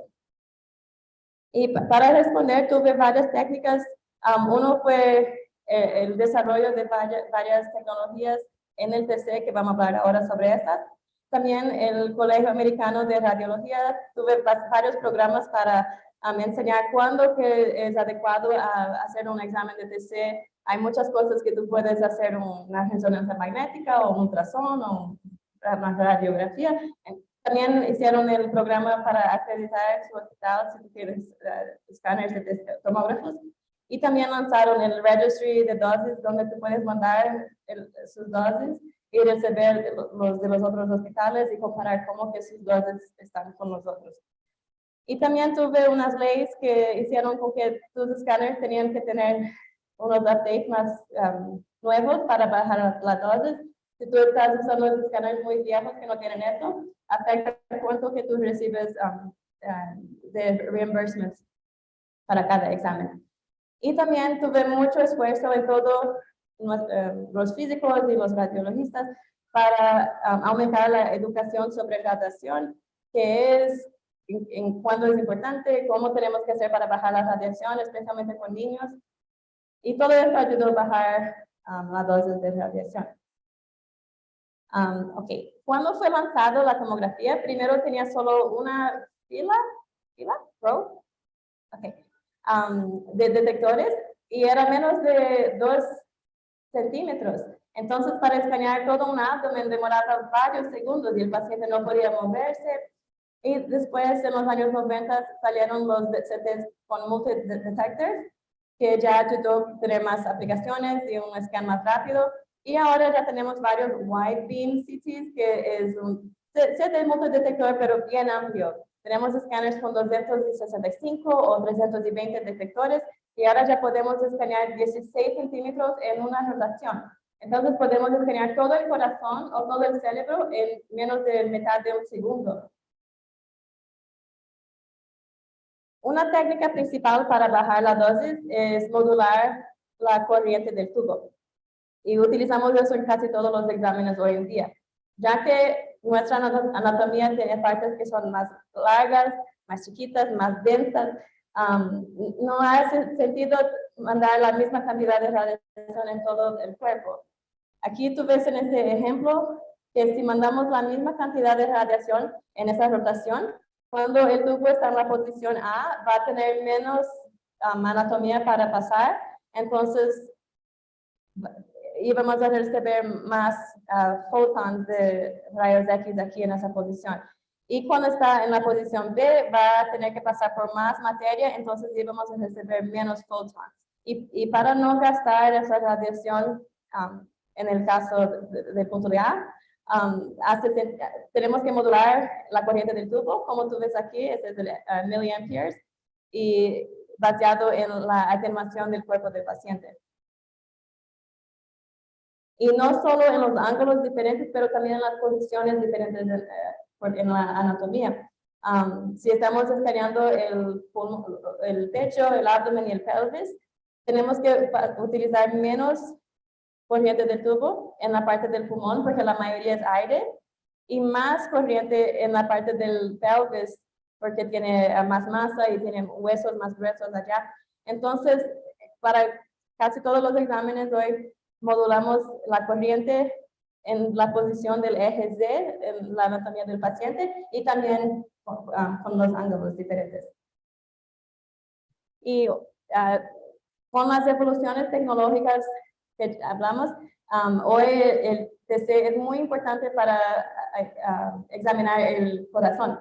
Y el problema del corazón es que no para, ojalá no para, no está en portugués es batiendo, pero no sé si eso es igual. Está beating, y entonces tenemos que tener una resolución temporal muy alta para ver el corazón sin movimiento. Y podemos hacer eso usando una rotación del gantry rápido, como puede girar una vez en 270 milisegundos. También podemos hacer una reconstrucción con mitad de la información, entonces cuando tú giras el tubo 180 grados, ya tienes información suficiente para reconstruir el corazón con eso. Y también ahora está muy común comprar escáneres con 2 puentes, para ahí tú solo tienes que girar el tubo 90 grados, ahí tú ya tienes toda la información en este corte para reconstruir el corazón. Y también ayuda a poner un electrocardiograma en el paciente para nosotros solo adquirir las imágenes cuando el corazón está en la fase diastólico, que no está moviendo tanto. Entonces podemos hacer varios scans del corazón cuando está en esta fase y producir unas imágenes bien lindas sin movimiento del corazón y con alta resolución.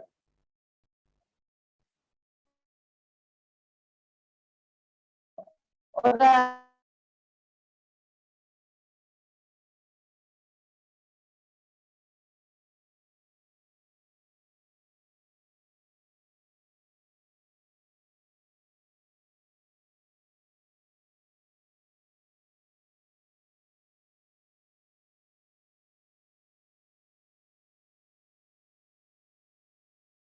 solo las arterias. Y esto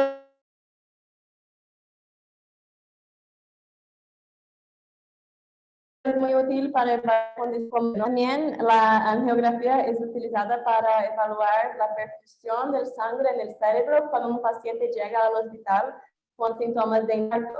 Entonces, ¿qué áreas del cerebro sangre? Porque entonces ellos inyectan contraste y hacen varios scans de la misma área para ver a lo largo del tiempo dónde está llegando el contraste y dónde no está llegando. Y con varios scans a lo largo del tiempo podemos hacer esos time density curves en cada voxel del cerebro para hacer unas calculaciones y dar al radiólogo unas imágenes que representan el volumen total que el cerebro recibió en las partes diferentes o la velocidad que demoró para el sangre. Y ellos usan todos esos mapas avanzados para evaluar qué está pasando en el cerebro y qué tipo de tratamiento van a necesitar. También tenemos la reconstrucción iterativa, que considera las fuentes diferentes de ruido y también considera la geometría del escáner, como las distancias entre la fuente y los detectores, también otras consideraciones que contribuyen al ruido, como el focal spot blur, y utilizando las profiles que fueron medidas en el Sinogram, y también utilizo también el filter back projection, que es la manera algorítmica original. Él pasa por un ciclo iterativo varias veces, cada vez reduciendo el ruido, hasta que llegue a un punto que el algoritmo acepta que no, ya hay bajo ruido, y ahí entrega las imágenes al tax. Aquí hay un ejemplo de una imagen reconstruida solo con el filtered back projection y después con el iterative reconstruction. Y el iterative reconstruction ofrece imágenes con menos ruido, mejor resolución espacial y menos artefactos. Y eso contribuye con una reducción de dosis entre 25 a 50%. Eso ya es bien común, casi todos los escáneres modernos. Bueno, los modernos todos ya tienen, pero a veces tú encuentras unos escáneres viejos en los hospitales que no tienen todavía, pero no es tan común. Aquí hay otro ejemplo, con la misma dosis de radiación, tú puedes ver cómo que la imagen en el lado derecho tiene menos ruido y se ve los objetos de bajo contraste. Okay. Ahora voy a hablar un poquito sobre la energía dupla. Ya hablamos sobre el coeficiente de atenuación lineal, pero vamos a acordar que la atenuación de los rayos X depende en la absorción de fotoeléctrica y también en la dispersa de la radiación por Compton scattering. Y la coeficiente de atenuación depende en las tres cosas que ya hablamos. Entonces, con esto es posible que tenemos dos materiales diferentes en el cuerpo que pueden presentar con el mismo número atómico dependiendo en cómo está la densidad de los dos objetos. Y acordando que el coeficiente de atenuación cambia con energía, hay materiales que van a demostrar más o menos dependencia de absorción con energías diferentes. Mirando primero los tejidos blandos, que son la mayoría hechos de hidrógeno, carbón, nitrógeno y oxígeno, ellos tienen un número atómico bajo, menos de 10, y también tienen prácticamente no tienen KH. Mirando el hueso, la mayoría del hueso contiene calcio. Calcio tiene un número atómico más alto de 20 y un KH bajo de 4. Y el yodo tiene un número atómico bien alto de 53 y un KH útil que podemos utilizar. Entonces, vamos a ver la dependencia de la atenuación o la absorción de radiación con energías diferentes. Mirando primero solo el tejido blando, la absorción de radiación no cambia mucho, es casi la misma cosa, entonces tiene una dependencia baja. Mirando el hueso, tiene un poquito más dependencia si utilizamos dos energías diferentes, entonces más o menos, pero el yodo tiene una diferencia bien grande si utilizamos dos energías diferentes. Entonces, casi todas las aplicaciones de energía dupla en CT utiliza yodo. Podemos ver que si nosotros escaneamos el abdomen con 80 o con 140 kV, la imagen adquirida con 80 kV tiene un contraste más alto, pero especialmente el yodo está bien más brillante.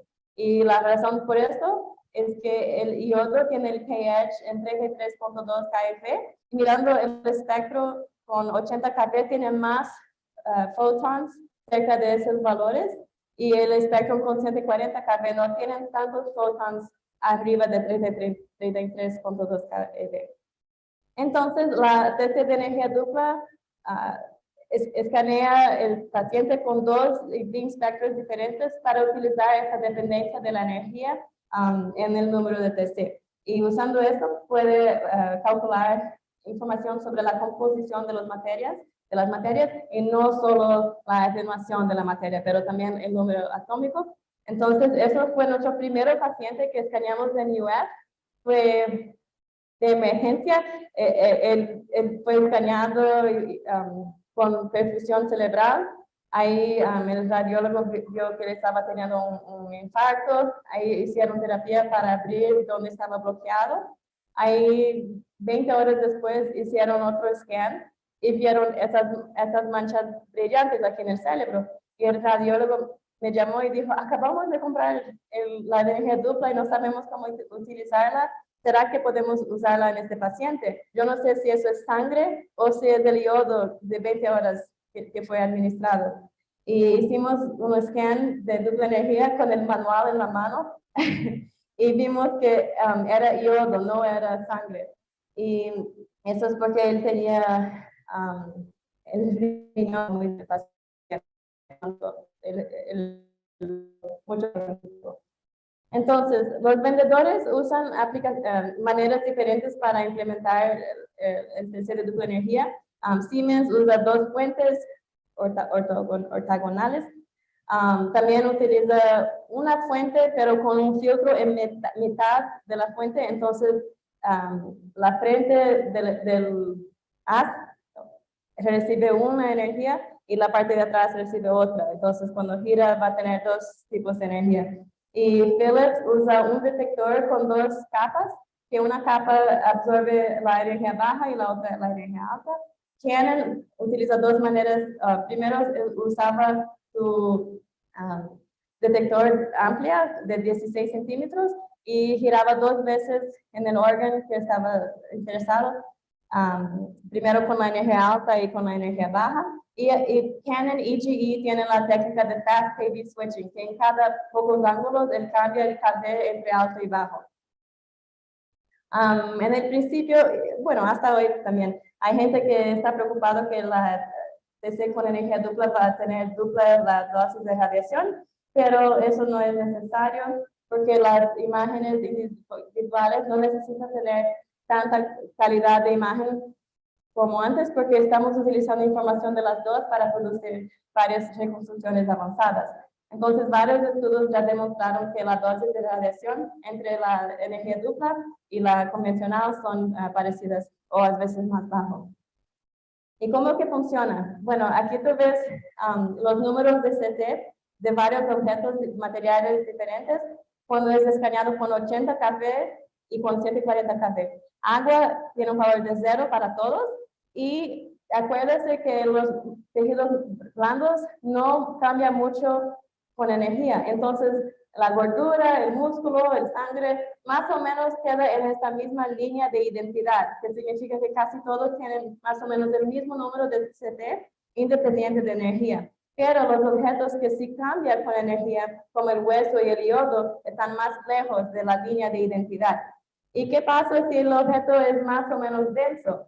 Bueno, mírenlo aquí está el agua, es 0 para las dos energías.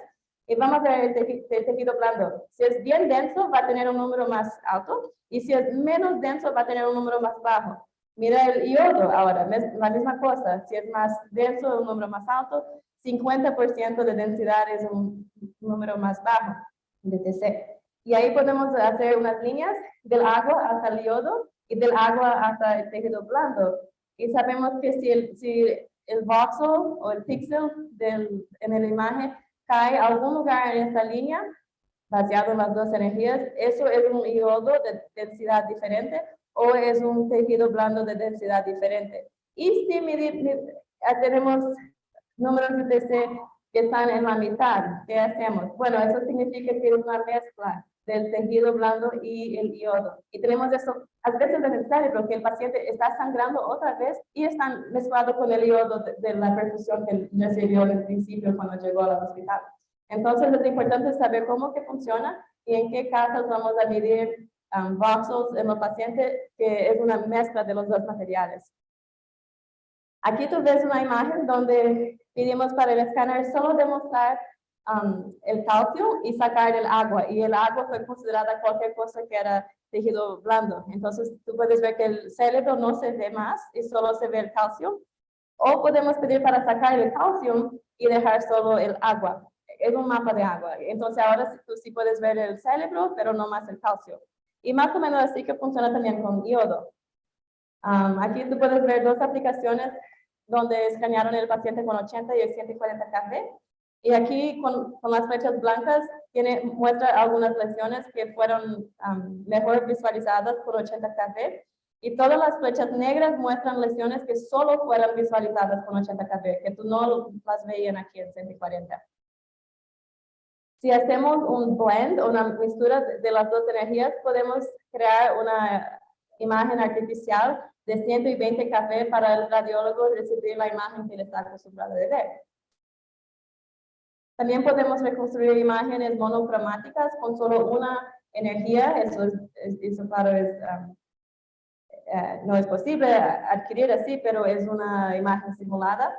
Y nosotros podemos escoger qué energía queremos observar la imagen. Y puede ser un valor bien bajo o más alto. ¿Y por qué? ¿Para qué función tiene eso? Bueno, podemos escoger una imagen con una energía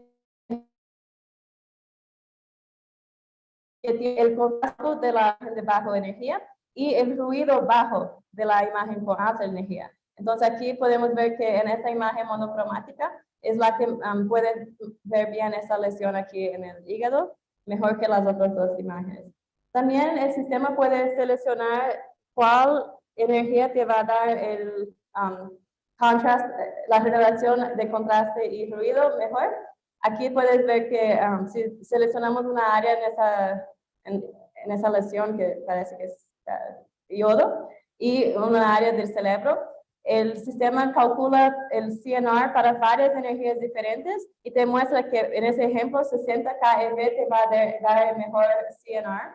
Y aquí hay un ejemplo de este paciente con imágenes de 35 kV, tiene un contraste bien alto, o 135 kV que no tiene muy bien contraste. Y él te dice que la imagen de 65 kV es la mejor energía para usar para ese paciente. Así que nuestros radiólogos ahora reciben nuestras imágenes del cerebro. Ellos reciben las imágenes originales con 135 y 80 kV. También reciben la imagen mixta de 120 kV y la imagen de Best CNR. Tú puedes ver que en esos cuatro, la mejor imagen aquí es esa de Best CNR con 66 kV. Aquí hay un ejemplo mostrando que en la imagen parecen dos áreas brillantes, pero si hacemos esos ROI en el material bien brillante y en el menos brillante, podemos ver que solo el amarillo es lo que tiene dependencia con energía. Entonces, eso sí es iodo. Y el azul no tiene dependencia con energía. Eso significa que no es iodo menos denso, es sangre. Entonces, usando esa técnica, sabemos que este paciente tiene una mixtura de sangre y iodo en el cerebro. Y no podemos solo decir, es porque está más brillante, obvio que es iodo. No, el iodo podría estar menos denso, ahí tenemos dos densidades de iodo. No, pero aquí sabemos que el paciente tiene sangre y iodo. También puede ser utilizado para reducir los artefactos de beam hardening. Sabemos que usando una energía más alta, nosotros reducimos el efecto de beam hardening y entonces vemos aquí que usando 140 kV tenemos menos beam hardening que con 80 kV y podemos ahí crear unas imágenes virtuales monocromáticas. Mirando aquí, hasta la imagen de 120 kV tiene menos artefactos que la imagen aquí de 140 kV. Y aquí es uno de nuestros pacientes con prótesis gracias, mismo con la energía alta de 135 kVp, no conseguimos sacar mucho el artefacto de deep hardening, pero utilizando la energía dupla con 110 kV, sí reducimos bastante los artefactos. Okay, con la energía dupla también podemos hacer unos iodine maps de dónde está el yodo. Aquí es el mismo paciente. Vemos que aquí en morado significa que es yodo. Y ahí podemos hacer una imagen virtual sin yodo. Se llama Virtual Non-Contrast. Una imagen con el yodo sustraído. Y aquí todavía está brillante. Entonces demuestra que aquí es yodo y aquí en esta parte brillante es sangre. También podemos hacer la misma cosa, no con yodo, pero con hueso. Aquí estaban tratando de ver las arterias del paciente, pero el hueso estaba aquí complicando la evaluación y haciendo la sustracción de materiales de calcio, pueden sacar el hueso y mostrar al radiólogo solo una imagen de las arterias. También pueden usar TC con energía dupla para evaluar el tipo de piedra en el riñón, para determinar si el paciente tiene una piedra hecha de ácido úrico, que puede ser tratada con medicación, o si tiene una piedra de otro componente que ahí tiene que ser tratado con tratamiento mecánico o esperar que ella pase. Y también puede ser utilizada para demostrar la cantidad de gota que el paciente tiene en los huesos. Imagina, la gota parece blanca en el TC convencional y no sería posible determinar si el paciente tiene gota o cuánto él tiene. Y usando el TC de energía dupla podemos separar el material de calcio contra el material de ácido úrico. Y ahora, por último, voy a hablar sobre el Photon Counting CT. Eso es rápido porque es muy nuevo. Y los detectores que cuentan la energía de los fotons ya estaban siendo utilizados, pero principalmente en el área de medicina nuclear, como SPECT y PET. Y el problema es que no estaba siendo utilizado en la TC porque el flujo de fotons es muy alto en TC. Para cada rotación del detector, ellos miden información entre 1000 y 2000 veces. Entonces, en medio segundo, ellos hacen sampling de los datos unas 2000 veces. Entonces, 4000 veces por segundo. Y eso es muy rápido para los detectores que estaban contando la energía de los fotones. Pero hoy en día ya hay tecnología avanzada para superar eso. ¿Y cómo que funciona? El TC convencional, que todos nosotros tenemos, usa un detector que integra la energía y eso funciona con dos pasos. Es considerada una inversión indirecta, donde el fotón de rayos X entra en el material cintilador, gracias. Y en el cintilador los fotones son convertidos a luz visible y la luz es detectada por un photodiode que convierte eso a las cargas eléctricas. Y el problema con eso es que solo la carga eléctrica tiene más la información de las energías individuales de los fotones. Pero con el Photon Counting Detector ahora es un proceso directo donde tú no tienes ni el cintilador ni el photodiode. Utilizamos solo un semiconductor que convierte directamente los fotones a carga eléctrica. Y lo bueno de eso es que la amplitud de la carga eléctrica va a depender de la energía del fotón. Entonces ahora podemos hacer unos energy bins. Tú seleccionas cuántos bins tú quieres separar la información basado en la amplitud de la carga. Y entonces ahora podemos determinar la energía de cada fotón. El primer sistema para el cuerpo humano, porque primero vino muchos de animales, fue lanzado en 2010 por Siemens y tuve muchas investigaciones por 11 años y solo el año pasado fue aprobado por el FDA. Ya hace un año que ya está siendo utilizado en pacientes clínicos, no más investigación, ahora ya es clínico. Y este sistema era uno de los sistemas originales de ellos con dos fuentes y modificaron uno de los detectores para hacer ahora con el detector que controla la energía de los fotones. Entonces ya fue usado por 1 año, es el único que existe de hoy en día. Y algunos beneficios del Photon Counting CT, primero es que produce imágenes con menos ruido. ¿Por qué? Porque el ruido, bueno, los fotons que son de ruido tienen una amplitud más baja. Entonces, si creamos un filtro diciendo, yo no quiero usar los fotons con amplitud baja, ahí tú estás sacando bastante información del ruido de la imagen. Y con eso también va a tener un CNR más alto porque tienes menos ruido y puedes visualizar tejidos con bajo contraste mejor. Y con eso también, ya que reducimos el ruido, también puedes reducir la dosis, porque es la dosis que afecta la cantidad de ruido. También tiene menos artefactos, parecido con la energía dupla, escogiendo cuál energía tú quieres utilizar, principalmente las más altas, tú puedes tener menos artefactos de beam hardening o de implantes metálicos.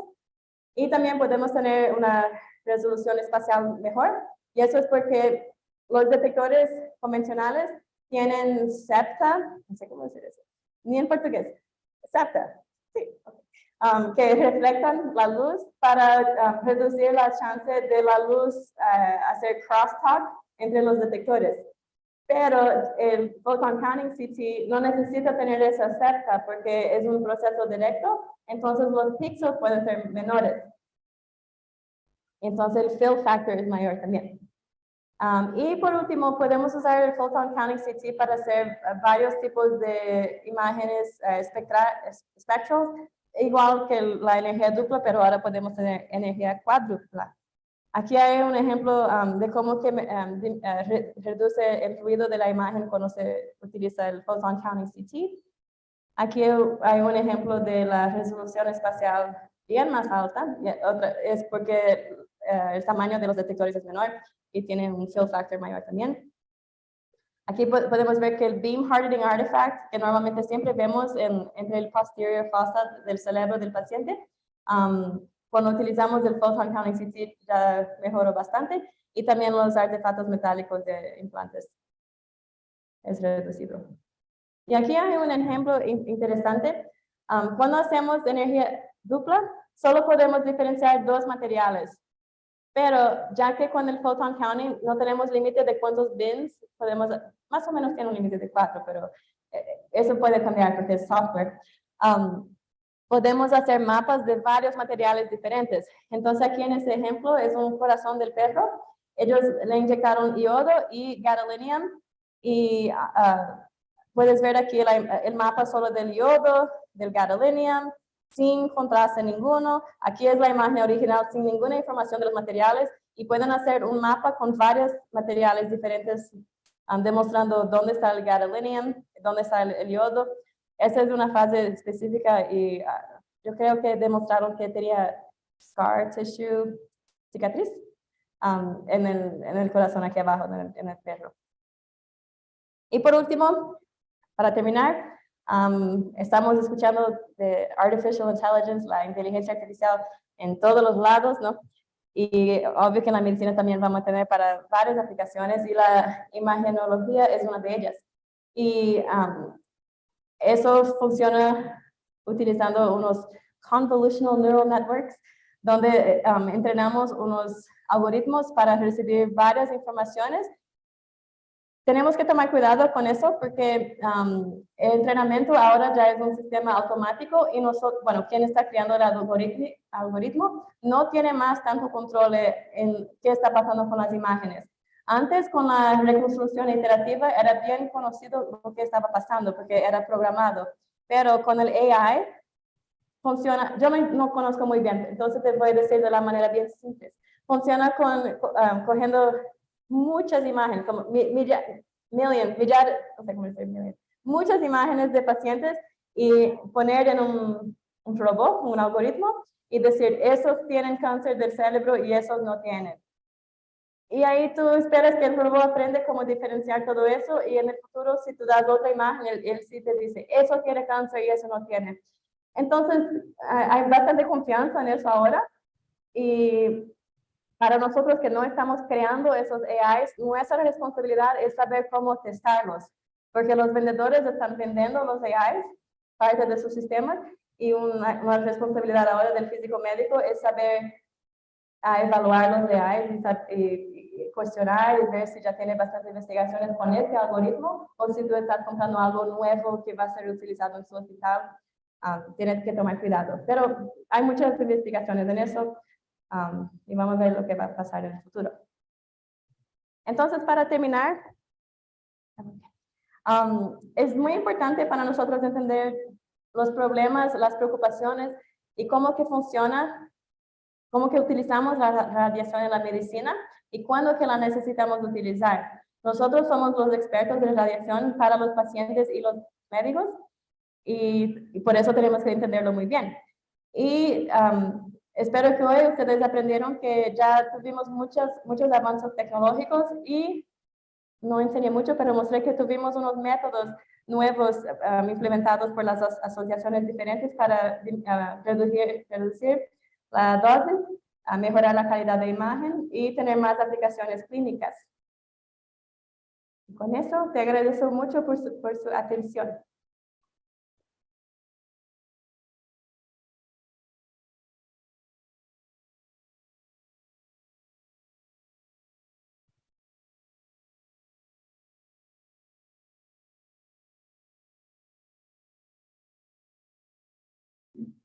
Bueno, muchas gracias a la doctora Barreto por su excelente presentación y su excelente español también. Y preguntas ahora.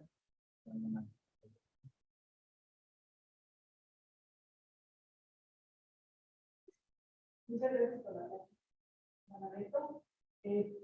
Digamos, bueno, que desde el punto de vista de investigación es interesante ver la parte de dosis. Y siempre, pues, cuando hablamos de radiación ionizante, siempre es la preocupación, ¿no? De cuánta dosis. Y por ejemplo, una que se está donde se está tomando la tomografía, ¿entiendes? A distintas dosis. Alguna diapositiva en donde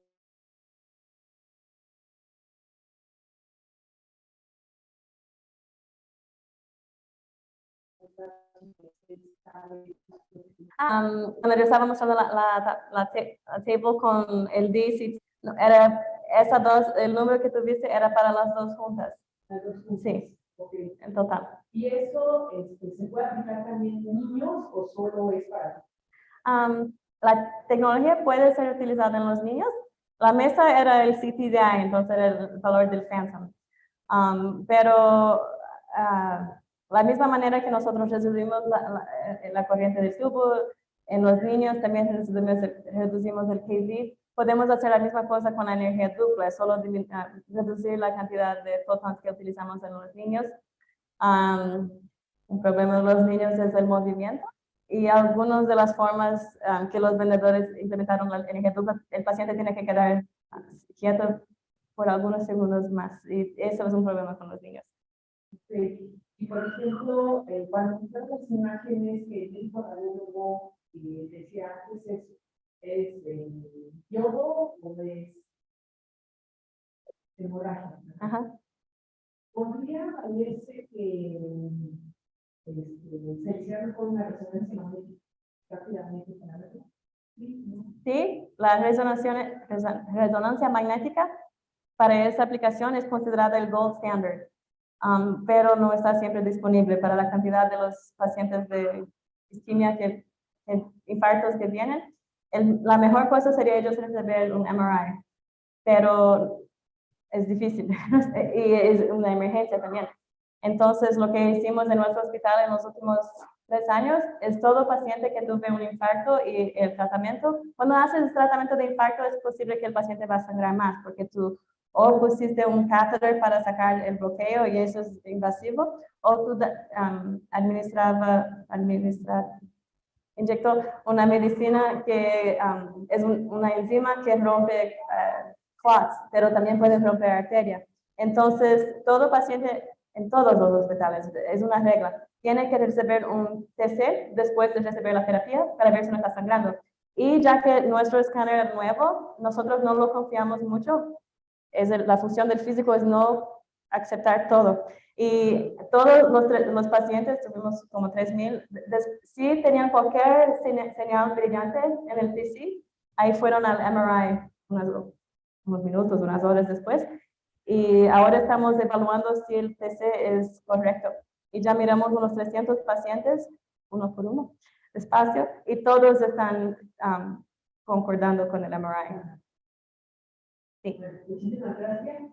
Más preguntas del público. Mi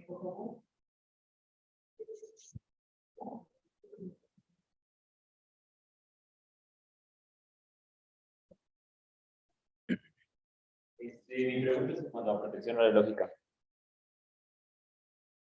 Es que en la mayoría de los hospitales o clínicas que hay en el país, pues no se tiene tomógrafos de doble energía o el pitch dinámico y esas cosas. Entonces los técnicos lo que normalmente hacen es lo que da el fabricante o lo que da por default el protocolo, eso hacen. Entonces mi pregunta es, con toda esta nueva información y estos avances, ¿hay algún documento, información nueva que le podamos dar justamente a esos técnicos para que empiecen a variar el pitch, empiecen a variar el MA, ya que su equipo no lo da? Me encanta tu pregunta. Yo tenía una presentación entera de todo lo que fue mal en nuestro hospital con los pacientes. Eso es porque los vendedores lanzan la recomendación tan rápido sin crear documentos de entrenamiento y saben muy bien cómo utilizarlo, porque es rápido y vende. Y ahí el físico es lo responsable normalmente para aprender cómo se funciona. Muchas veces el vendedor no tiene respuestas para sus preguntas. Nosotros tenemos que responder muchas cosas con maniquíes y con campos experimentales, y eso produce muchos proyectos para nuestros estudiantes en investigaciones. Es como descubrir cómo se encuentra el black box que tenemos, ¿no? Y nosotros tuvimos que crear un manual de cómo procesar las imágenes, cómo escanear el paciente para los tecnólogos y también para los radiólogos, cómo abrir las imágenes nuevas y qué significa la información de las imágenes diferentes. Entonces, no es solo entender cómo funciona la física, pero ayudar con el entrenamiento a los tecnólogos, los radiólogos y también los otros médicos y los radiólogos que están en entonces, hay muchos aspectos así en nuestro trabajo que tenemos que ver entre cómo funciona la tecnología y cómo se debe utilizar. Isabela, entonces, ¿es obligatorio que haya un físico allá en Estados Unidos para todo equipo de tomografía en imaginología? ¿O es un lujo como aquí? No, es un lujo. Lo que es necesario es que va a ser el quality control de algunas variedades, pero muchos hospitales hacen eso con cosas que vienen, hacen los tests para quedar bien con el gobierno y los procesos y todo, y ahí se van. No todos los hospitales que compran esta tecnología y no tienen médicos en el hospital, va a tener muchos problemas. Aquí tenemos otra pregunta, doctora Raúl. Doctora Barreto, felicidades por esta conferencia, por esta plática. Estaba pensando, ya con las nuevas tecnologías que tenemos, esta inteligencia artificial, ¿cuál sería el perfil del físico nuevo en estas nuevas tecnologías? Porque esto sale fuera completamente de lo que tradicionalmente está formando el físico médico. Sí. Si yo entendí la pregunta es, ¿cómo que nosotros podemos ayudar con estas tecnologías nuevas en la escuela de los conocimientos? ¿Puede ser la pregunta? Sí, la formación. La formación. Sí, la internet. Muchas de esas cosas yo también no aprendí en mi estudio porque es muy nuevo. Entonces, si el vendedor no tiene respuestas, yo busco para ver si otros investigadores ya publicaron algo o presentaron algo. Y si no, nosotros tenemos que ir a hacer los experimentos. Es poco frustrante que la tecnología sale tan rápido y son nosotros que tenemos que ayudar con la integración de la tecnología, pero también es exciting, divertido. Gracias. Gracias.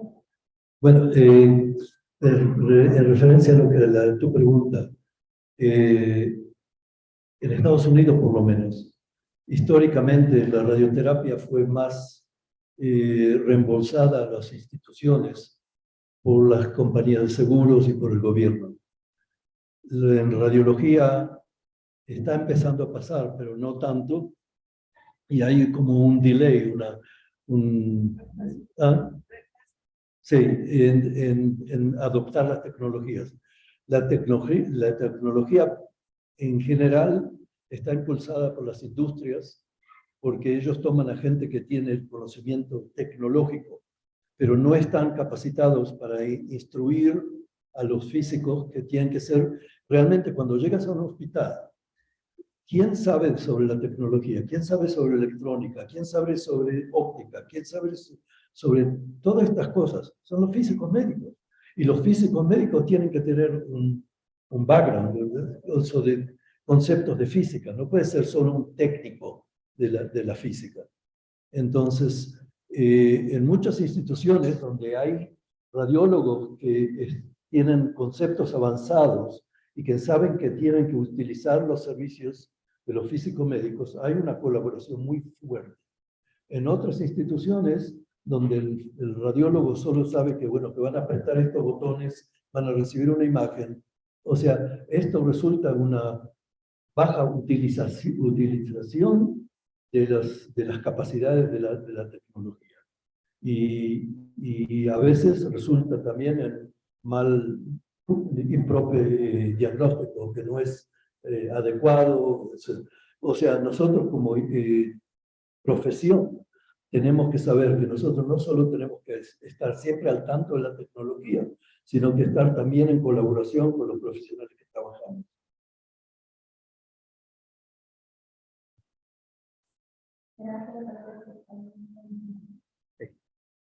Para ahondar un poco más en lo que la doctora Hidalgo y el doctor Pittman y la doctora Barreto contestó.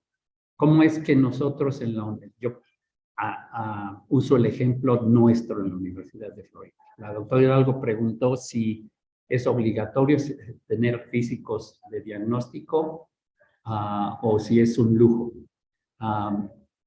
Todo reside en demostrar el valor de lo que podemos hacer. O sea, ahí está el secreto. La doctora Barreto, en los hospitales universitarios de la ciudad de Jacksonville, que también nosotros servimos, ¿no?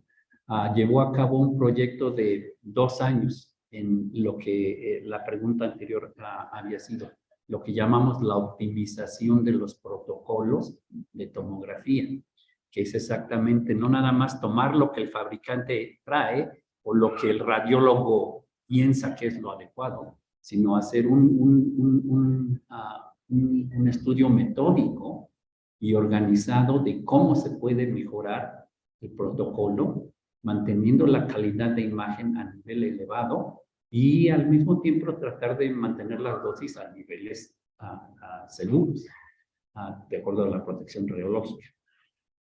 El hacer todo esto no sirve de mucho si no se promueve. Y entonces, yo lo que en nuestro grupo de la Universidad de Florida, lo primero que siempre estoy haciendo es promover lo que hacemos, promover lo que hacemos. Entonces, la doctora hace una optimización de algún protocolo clínico, enviamos un correo electrónico a todo el departamento, ¿no? A los diferentes departamentos para que ellos se den cuenta de lo que estamos haciendo. Va a haber muchos que van a leer el correo y van a decir, los físicos otra vez están autopromoviendo. Pero va a haber otros que dicen, los físicos hacen esto. Y lo van a saber y lo van a tener.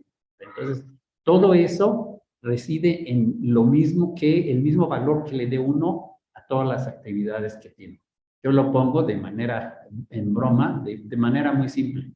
A los que quieren ser vampiros y trabajar de noche y en la oscuridad, nunca se les va a reconocer el valor, porque cuando salgan a la luz del día a pedir algo, les van a decir, yo a ti no te conozco.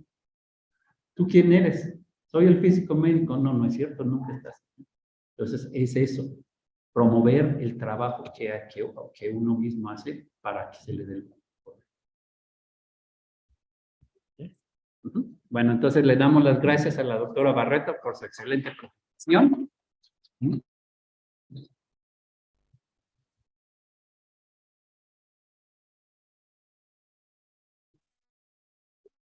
Y ahora pasamos a es la mesa redonda.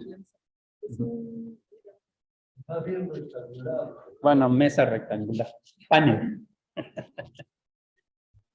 3 minutos de receso y empieza el panel.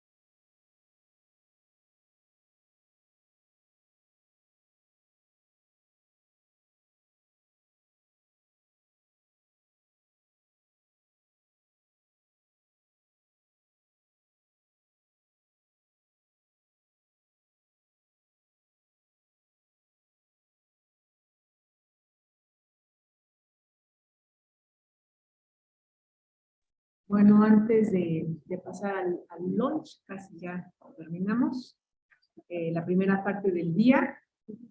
Tenemos nuestra mesa redonda, es la experiencia de nuestros egresados de la especialización en física médica.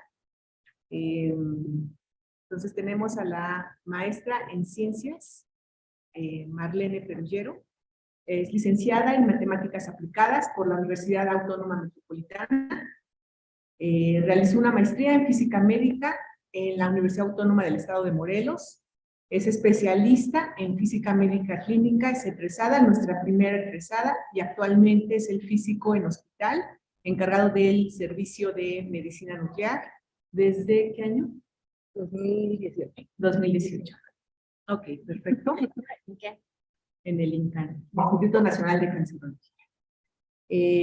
Está con nosotros también la maestra Lorena Beltrán, es licenciada en física por la Benemérita Universidad Autónoma de Puebla. Es maestra en ciencias fisiológicas del Instituto de Ciencias Fisiológicas también de la UAP. Es también segunda generación de la especialización en física médica clínica. Actualmente es físico en hospital del Departamento de Medicina Nuclear en el INP desde enero del 2020 a la fecha. También está con nosotros la especialista física Cristina Hernández, es licenciada en física de la Facultad de Ciencias de la UNAM, es posgrado en la especialidad en física médica clínica de la Universidad Autónoma Metropolitana Iztapalapa, tiene toda la experiencia en física, en medicina nuclear y actualmente está en el Hospital San Angelín Universidad. Bueno, pues antes que nada quiero agradecerles. También, bueno, quiero mencionar que habíamos invitado al especialista César Alí Medrano, pero pues como es el trabajo de un físico médico, hoy le llegó sus puentes, ¿no? Entonces hoy llegaron al aeropuerto muy temprano y tuvo que, pues tiene que hacerse responsable del departamento, ¿no? Entonces no puede estar con nosotros, pero por supuesto que estamos más que felices de estar aquí. Bueno, pues vamos a empezar. Voy a pedirles que sean breves, en cuestión de 3 minutos. Ajá. Entonces, maestra Marlene Perullero, vamos a empezar. ¿Qué te motivó para estudiar física médica?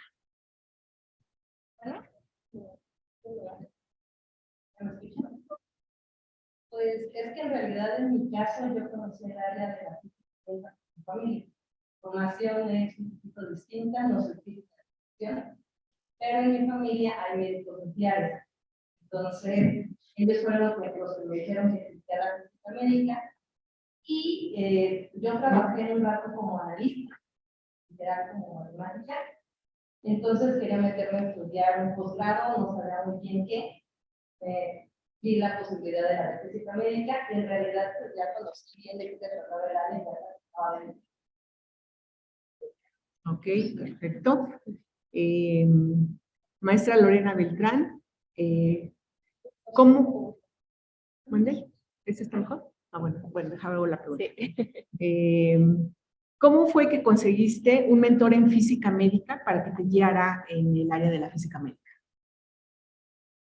Hola, ¿qué tal? Gracias por la invitación. Bueno, en realidad para conseguir un mentor, primero, pues ya nuestra formación nos lleva a conocer a otros físicos médicos. Entonces, ahí tenemos primero que ir viendo qué es lo que nos atrae más. Uno quisiera especializarse en todo, ¿no? En radioterapia, en medicina nuclear, en imagen, lo que quiera. Pero en realidad, pues, hay que enfocarse en una sola cosa porque pues, es difícil estar en todas las áreas, sobre todo en un hospital.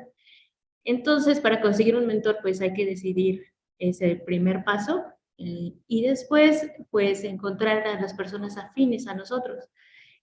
En realidad, todas las personas que yo he conocido como físicos médicos han sido muy abiertos, han estado muy dispuestos a compartir su conocimiento y a enseñar a otras personas, incluyéndome a mí. Y pues yo les podría decir que al menos en la especialidad, yo creo que todos los egresados somos personas que estamos dispuestas a enseñar y a ser mentores de otras personas, sobre todo por el bien de la física médica en el país. Y, por ejemplo, yo estoy ahorita en un hospital pediátrico, el INP es el Instituto Nacional de Pediatría, y pues me encantaría que gente llegara a aprender conmigo y que llevara eso para el bienestar de los niños en cuestión de radiaciones. Creo que es todo. Ok, muchísimas gracias.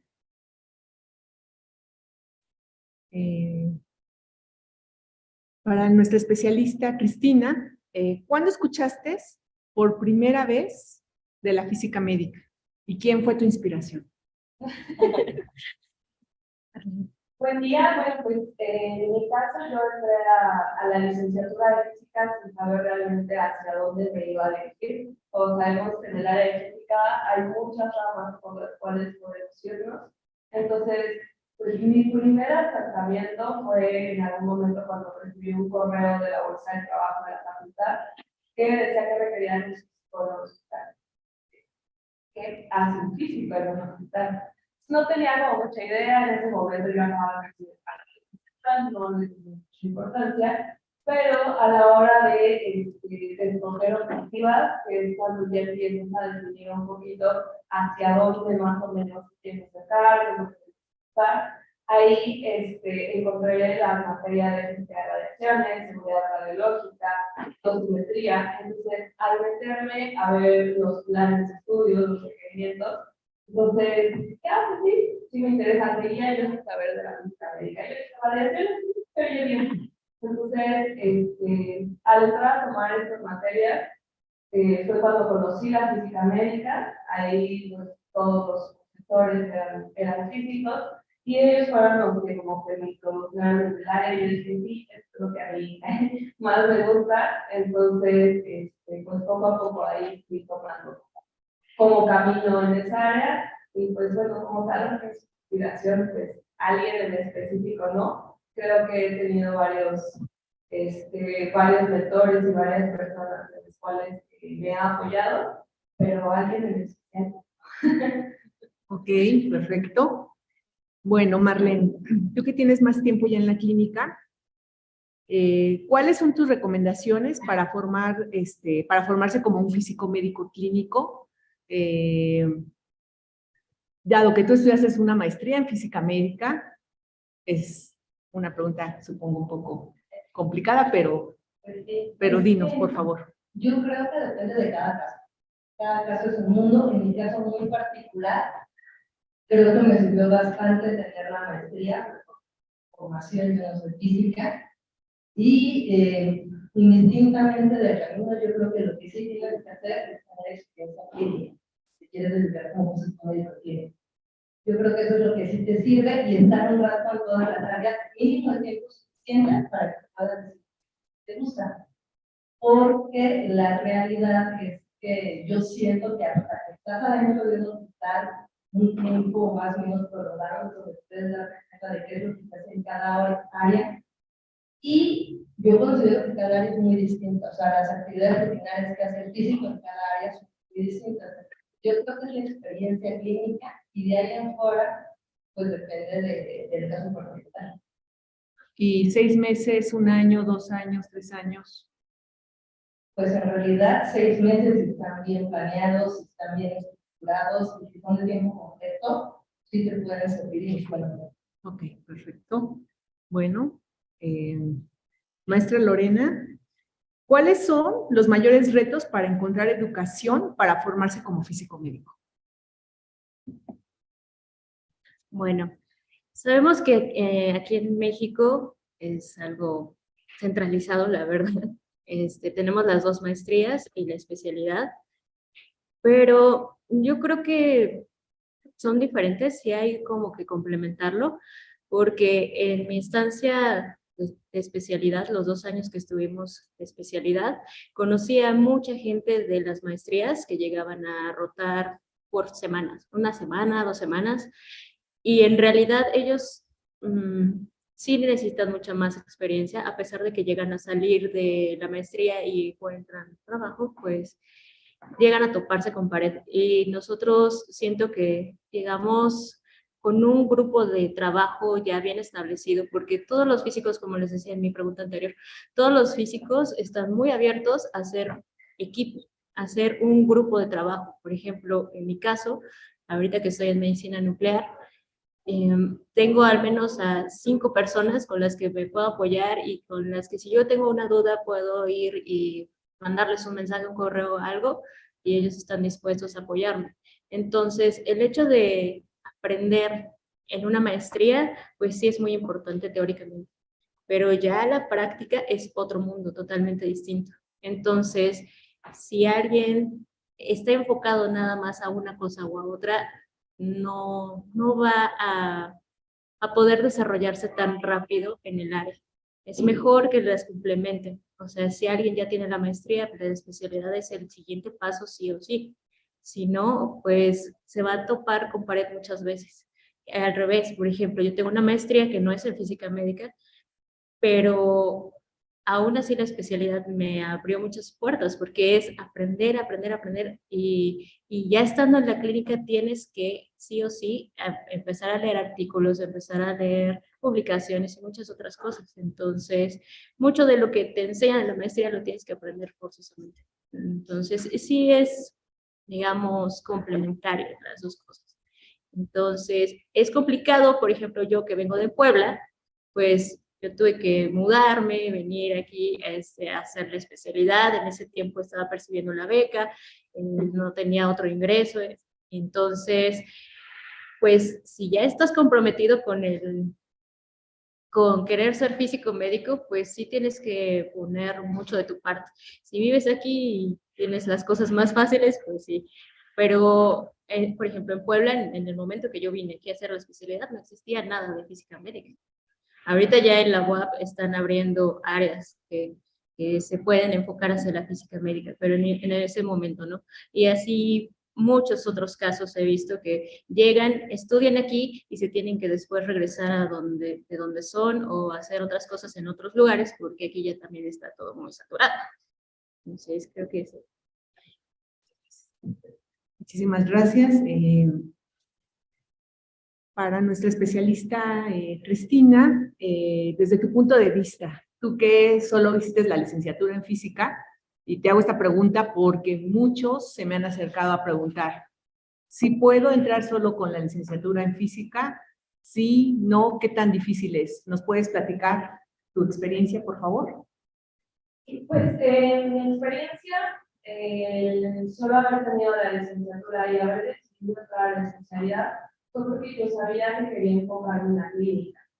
De haber pensado que yo quería ir un poco más hacia la investigación, a lo mejor hubiera considerado la maestría, pero yo sabía que quería estar completamente en un hospital, en una clínica, y que para eso tenía que tener la experiencia clínica. Entonces, yo creo que si hace falta un poco de conocimientos básicos de radiaciones, de física de radiaciones, antes de poder entrar a la especialidad. Creo que sí sería muy complicado, a lo mejor sí necesitaría algún estudio, pero sí tener una base. En mi caso fueron pues, todas las optativas que llevé de la licenciatura, que yo una vez que dije, yo la física médica, me dediqué a buscar todas las optativas que podrían servirme, y toda esa base de conocimientos me ayudó mucho para poder entrar a la especialidad y ya no llegar en ceros y decir, bueno, pues esto, ¿no? Casi una maestría de fondo. Yo creo que no es necesaria, pero sí tener muy claro que es principalmente para la clínica. Si ya quieres algo más de investigación, sí es importante que considerar la maestría, pero en mi opinión, no es un requisito tener la maestría y luego ya la especialidad. Bueno, porque tú sabías los conocimientos, pero la mayoría de los rechazados son con licenciatura, tengo que confesarlo. Sí, por eso considero que sí hay que tener los conocimientos básicos de radiaciones que nos pueden ofrecer las materias que hay en los planes de estudio de física. Si llegar en ceros a querer presentar el examen de especialidad, yo creo que no funciona, pero con conocimientos básicos es más que además pues, también en la especialidad de teoría, entonces no es como una clínica, sino también una teoría, entonces es complementario, pero si llegar a ser no funciona. Ok. No sé quién de las tres me quiera contestar. ¿Qué tan pesado es estudiar la especialización? ¿Es muy fácil? ¿Me la pasé? ¿Quién? A ver, Todas contestamos a ver, eso. contesten rápido. Bueno, en realidad sí es complicado porque es un ambiente totalmente diferente al que los físicos estamos acostumbrados. O sea, nosotros comúnmente, bueno, no sé, la mayoría, estamos metidos en un aula resolviendo cosas o en un laboratorio y pues conoces a unas 3, 4 personas.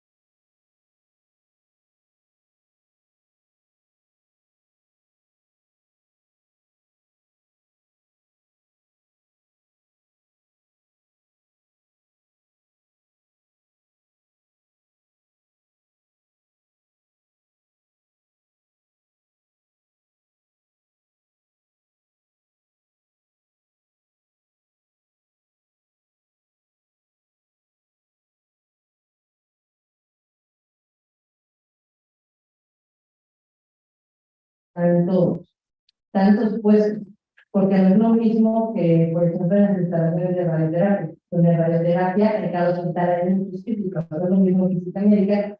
Yo creo que en el caso de medicina nuclear es como una buena época, porque a partir del que se hizo normativo que tiene que haber un físico médico, no en todos los hospitales, pero prácticamente en todos, porque aunque la norma salió en el 16, pues empezó a aplicar un poquito después, y ahí vi que se abrió mucho campo. Y lo que sí noto es que indistintamente lo que hagan, siempre y cuando cumplan los requisitos, porque aquí la realidad es que indistintamente de si está bien o mal, hay gente que tiene su punto de vista, la realidad es que la comisión sí determina bastante, porque la comisión te tiene que autorizar para hacer físico médico. No importa si tienes una especialización. Entonces, la comisión te tiene que autorizar como físico médico y generalmente te contratan si cumples esos requisitos, pero muchas personas te contratan por eso. Entonces, yo creo que la gente que tiene los requisitos necesarios para que no tengan el pelo de la prisión, es prácticamente siempre son contratados. Ya que sea aquí en la ciudad. Pero yo creo que en términos generales es un trabajo bastante estable. Sí hay buen trabajo y generalmente incluso los sueldos son bastante estables. O sea, yo creo que ¿Alguno de ustedes? Sí, claro. Nuevamente, de las personas que conocí con la maestría, por ejemplo, y las personas especialistas, creo que 100% los especialistas somos más contratados que las personas que tienen solo la maestría, y nos parece le promocionan la especialidad, pero es la verdad, por la experiencia clínica. O sea, básicamente la especialidad es todo lo que necesitas para entrar a trabajar inmediatamente. Yo, igual que Manuel, prácticamente salí de la especialidad y en 2 meses pues, ya tengo trabajo. Creo que pues es algo que anda muy bien en la especialidad que considero. Pues sí, en mi caso no fue de inmediato. Pues pasaron 4 meses de que salí de la especialidad a que me contrataran para mi maternidad, pero en realidad no fue tanto tiempo y pudo haber sido menos, pero yo decidí quedarme en la Ciudad de México. O sea, yo quería quedarme aquí, sí había ofertas, hay muchas ofertas para trabajar fuera de la Ciudad de México, en zona de provincia, incluso en ciudades grandes como Guadalajara, Monterrey, pero bueno, en mi caso yo quería quedarme en la Ciudad de México y por eso tal vez un poquito más tardado, pero de que hay trabajo, pues yo también estoy del área de medicina nuclear, entonces con esto de la norma, pues se han abierto muchas oportunidades y realmente con la especialidad creo que no es difícil porque tienes toda la experiencia clínica que puedes ofrecerle, que es lo que buscan ellos. Y entonces, está Muy bien. Ok, ya una vez que fueron contratadas, ¿cuál fue el mayor reto que tuvieron ya en la clínica? ¿Cuál ha sido su mayor reto? Pues mi mayor reto fue que en el departamento nunca había habido un físico médico. Entonces, el encargado era el médico nuclear y entonces llegas y te encuentras pues, con muchas cosas que no deberían de ser.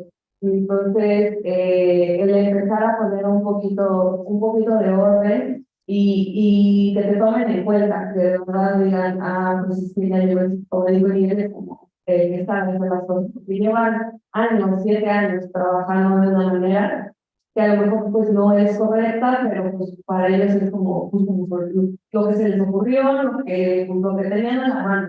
Entonces, llegar a un lugar en el que no tienen esos conocimientos y empezar a imponer cosas, tratar de cambiar la forma de trabajar, la mentalidad, como los protocolos. Eso es lo que llega a ser un poco más complicado en mi caso cuando yo ingresé a trabajar, pero pues es hacerse respetar como físico y decir, pues sí, los físicos están esto porque y una física es un físico, ya te conozco, ¿qué hace? ¿Qué se dedica? Entonces, pues, empezar a hacer un poco de divulgación y decir, nosotros tenemos esto y esto.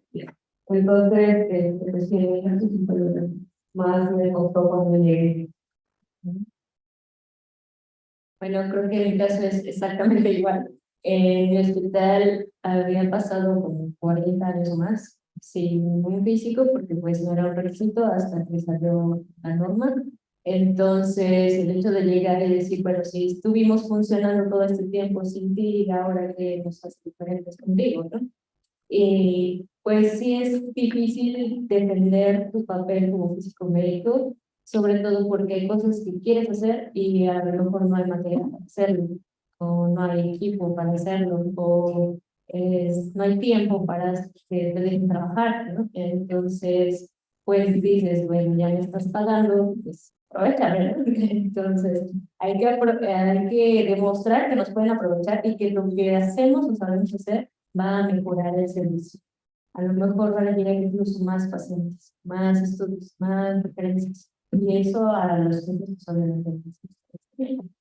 Entonces, sí, empezarse a meter, aunque sea poco a poco, a todas las áreas y en todos los lados que se pueda, para demostrar que sí sirve tener un físico médico, obviamente.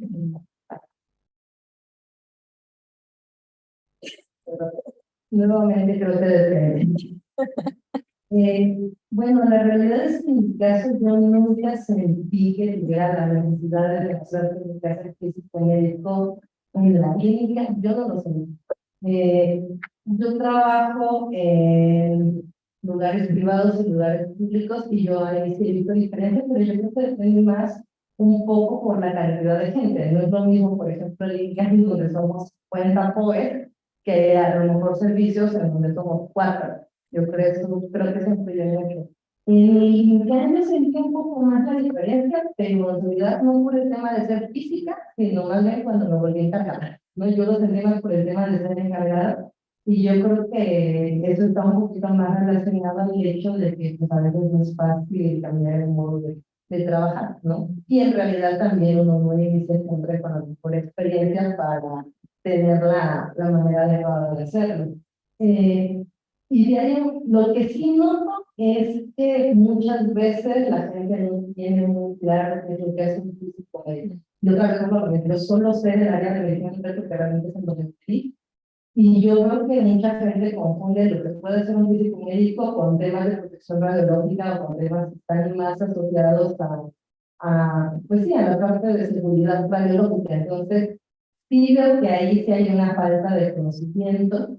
Sí creo que en general, porque, por ejemplo, en los lugares públicos de trabajo, la realidad es que nunca he sentido ningún pero y nunca he sentido que tengo que explicar por qué se hacen las cosas, pero sí creo que en todos los lugares, en realidad depende mucho de uno qué tanto hace, qué tanto no, y hasta dónde se puede.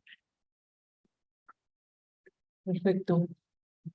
Bueno, hablamos de retos, pero también quiero saber qué es lo que más les ha gustado ya ahorita que están trabajando de ser físico médico. ¿Qué es lo que dicen? Aquí es mi lugar, esto me está haciendo cambiar, qué cosa les está haciendo cambiar y si están felices o no. A ver, Marlene. Otra vez, nuevamente, no quería hacer un ejemplo típico. Yo estoy muy feliz en el área donde elegí, a lo que me dedico, las actividades que realizo me gustan bastante. Creo que es un área bastante movida donde yo estoy, pero la realidad es que tampoco estoy solamente como física, entonces eso es algo que a mí me ha gustado mucho y me ha llenado mucho.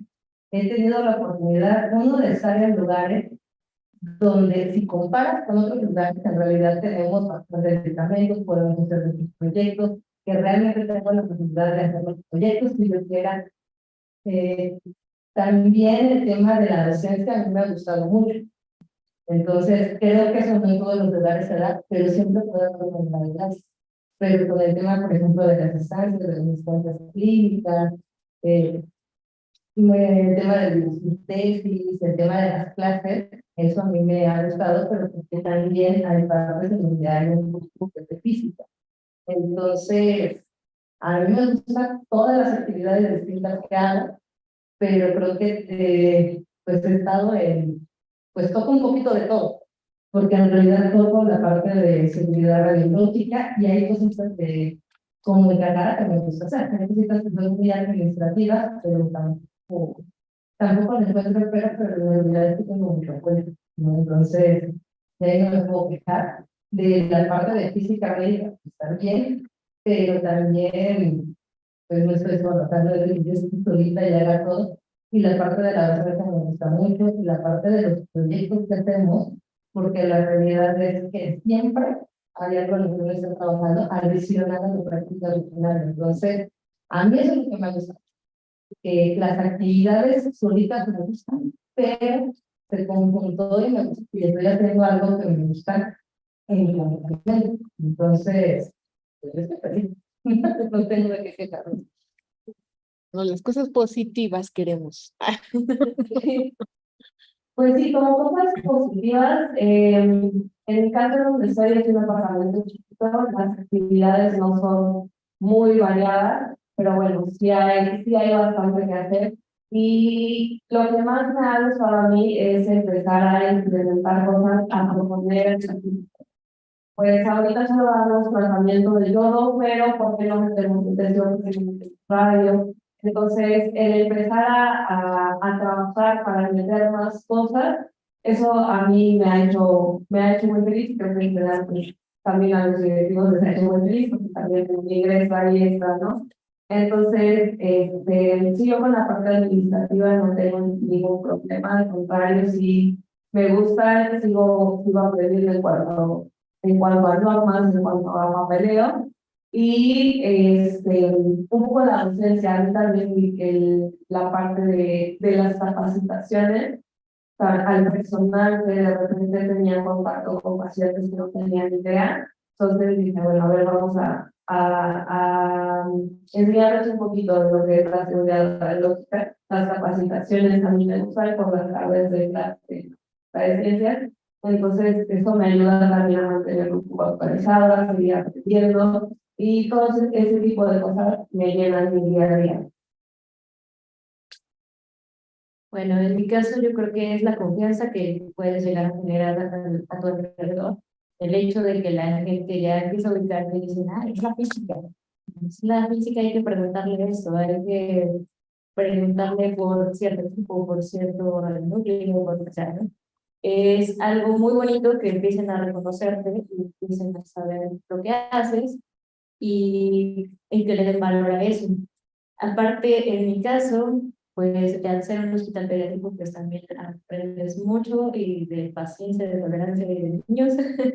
Y es la verdad muy bonito saber que puedes aportarles un poquito a esos niños, porque pues a veces llegan casos muy complicados y saber que tú los estás cuidando de cierta forma es muy satisfactorio, ¿no? Creo que pues lo de las compañeras. Excelente. Muchísimas gracias por sus respuestas. ¿Cuáles serían sus consejos para los que tienen interés en entrar en esta área? ¿Qué les dirían? Aquí hay varios candidatos que están ahorita en el propedéutico y unos los estarán viendo por Facebook. ¿Qué les dirían ustedes que ya salieron?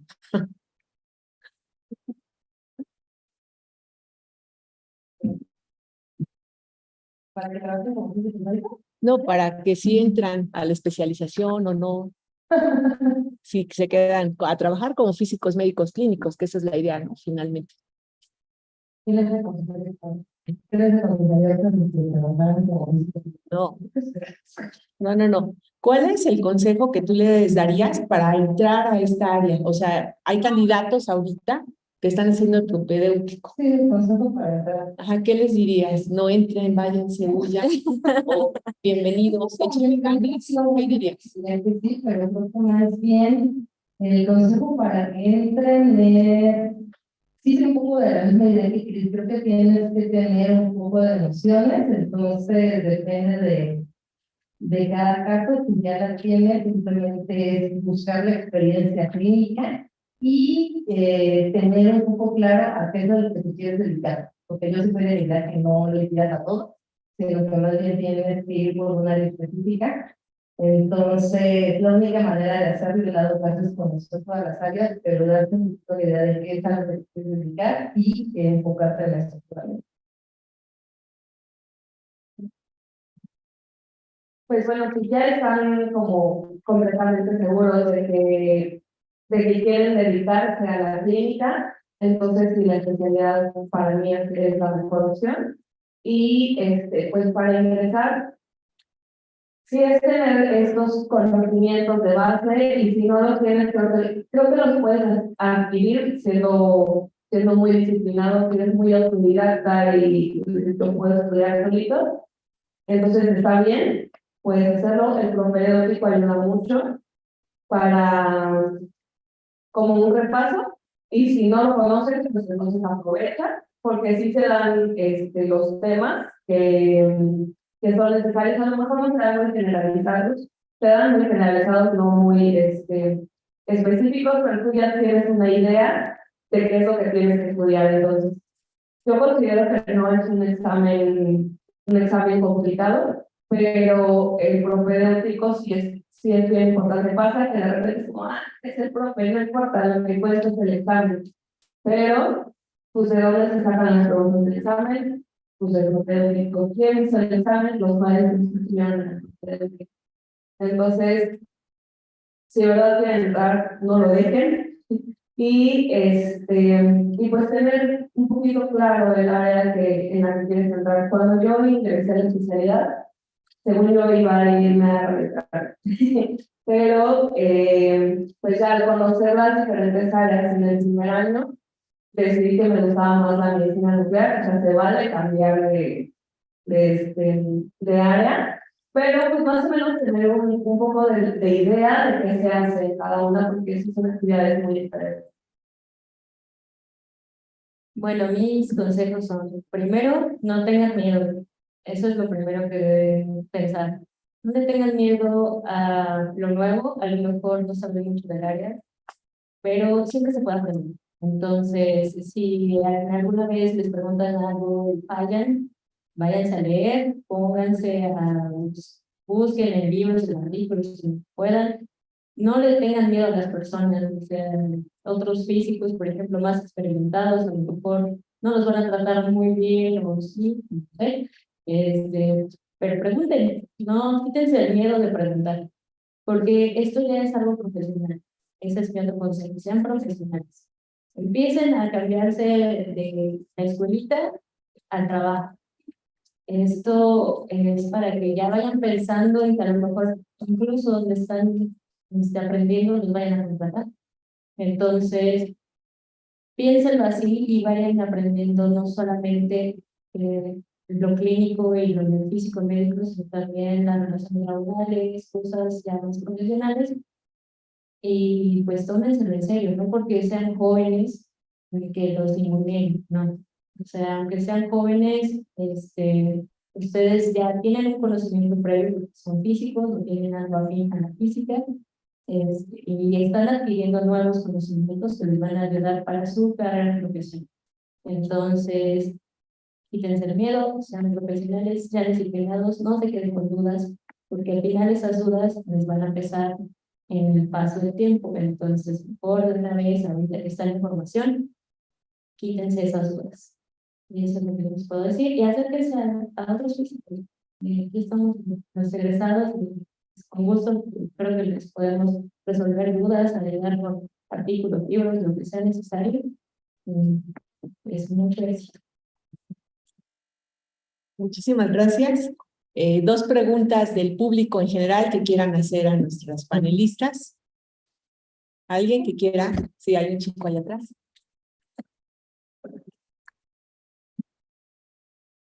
Jimmy, el micrófono.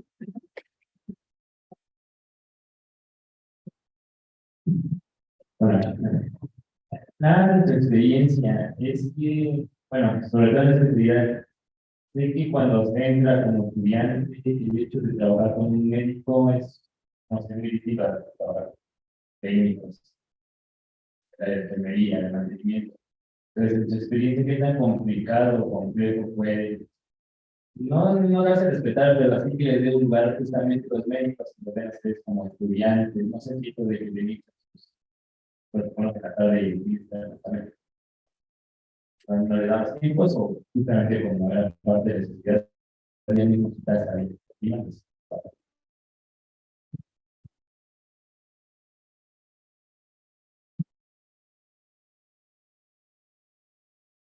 Pues es que yo no he tenido ninguna queja con la parte médica, en realidad.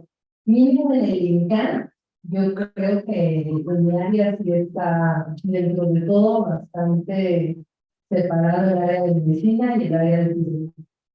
Y está bastante claro que somos servicios para cosas distintas, los dos trabajamos en conjunto y cada quien es su área. Entonces, yo nunca he tenido ningún problema con los médicos. En realidad, mi relación ha sido bastante buena. Y el tema porque están en la parte de la carga de trabajo y los pacientes, pero realmente no es como un tema médico. No, o sea, al contrario, sí está muy claro mínimo que en la mañana se hacen los controles, no se tipo hasta que no se hacen los controles, y directamente no tienen que esperar. Al final del día, las actividades son distintas y yo creo que respetan bastante bien. Sí, el respeto no hay que preguntarse en las cosas de los físicos que están ahí, pero conmigo ha sido bastante claro y es lo mismo de repente, ¿no? O sea, cuando es una decisión médicamente meramente clínica, pues también se les deja completamente. O sea, yo creo que más bien cada quien a lo que se dedica y clínicamente presentar eso, pero yo en mi área, los hospitales donde he estado, yo nunca he tenido ningún tema ni con los médicos, ni con los técnicos, ni con nadie. Yo creo que depende muchos puntos y del área en la que trabajes, porque no en todas las áreas se tiene tanto contacto con los médicos. En el área de radioterapia, es el área donde a lo mejor sí se tiene que trabajar un poco más en conjunto con el médico, por la planeación de los tratamientos. Y pues bueno, ahí sí me ha tocado llegar a ver que algunos roces entre físicos y médicos por cuestiones de que yo no estoy de acuerdo en la voz de tal órgano, pues realizamos bibliografía, sí llega a ver que nosotros, incluso ¿no? En cáncer me llegó a suceder radioterapia. No, pues es que ya es la hora de que los médicos cumplen las computadoras y de repente tienen un cierto complejo los médicos de sentirse superiores al mundo, pero pero es cuestión de tener respeto por todos, por el trabajo de todo el mundo y y ser empático y ponerse un poquito también en los zapatos de los otros, porque ellos generalmente siempre están pensando en el paciente. Entonces, pues bueno, si nos ponemos de este lado, y es que yo quiero hacer mi control de calidad de vida y así, pues sí, pero si estás viendo que tienes un montón de pacientes en espera, y así, entonces vamos a llegar como a una conciliación. Solamente es eso, tratar de tener respeto por el trabajo de los demás, y de ahí aprender que no debería de haber respeto con el trabajo con ellos. Bueno, en mi caso yo creo que el tema con los médicos es que a veces parece que hablamos de precisiones, pero en realidad lo que nosotros necesitamos es aprender a comunicarnos con ellos. Y no decirles, ay, es que yo sé más de física y tú de medicina, ¿no? Sino que cuál es nuestro interés común, por qué estamos ahí en un hospital, pues por los pacientes, ¿no? Entonces, si ellos se preocupan por los pacientes, pues nosotros también. O sea, nosotros no nos encargamos del equipo, sino nos encargamos de que el equipo funcione para el paciente, para que el estudio. Entonces, cuando los médicos logran ver que nosotros también nos estamos interesando en el paciente y no nada más que el equipo quede bien, es cuando nos van a dar la apertura. Ahora, como estudiante, pues obviamente te van a ver hacia abajo, porque pues así son los médicos, ¿no? Incluso entre ellos mismos. Pero, pues es tu área, o sea, tú vas a saber si lo entiendes, entonces, ¿cómo que te vas a entender si no es tu conocimiento? O sea, si tú necesitas decirle algo al médico, pues busca en bibliografía, a lo mejor a ti no te va a hacer caso, no te va a creer, pero si llegas con un artículo o llegas con algo que ya está escrito y dices, mira, es que funciona mejor en tal lugar cuando lo hicimos diferente, pues a lo mejor ya te va a dar esa cultura. Y bien, siempre sí, no va a ser que todo el tiempo vas a tratar con el médico.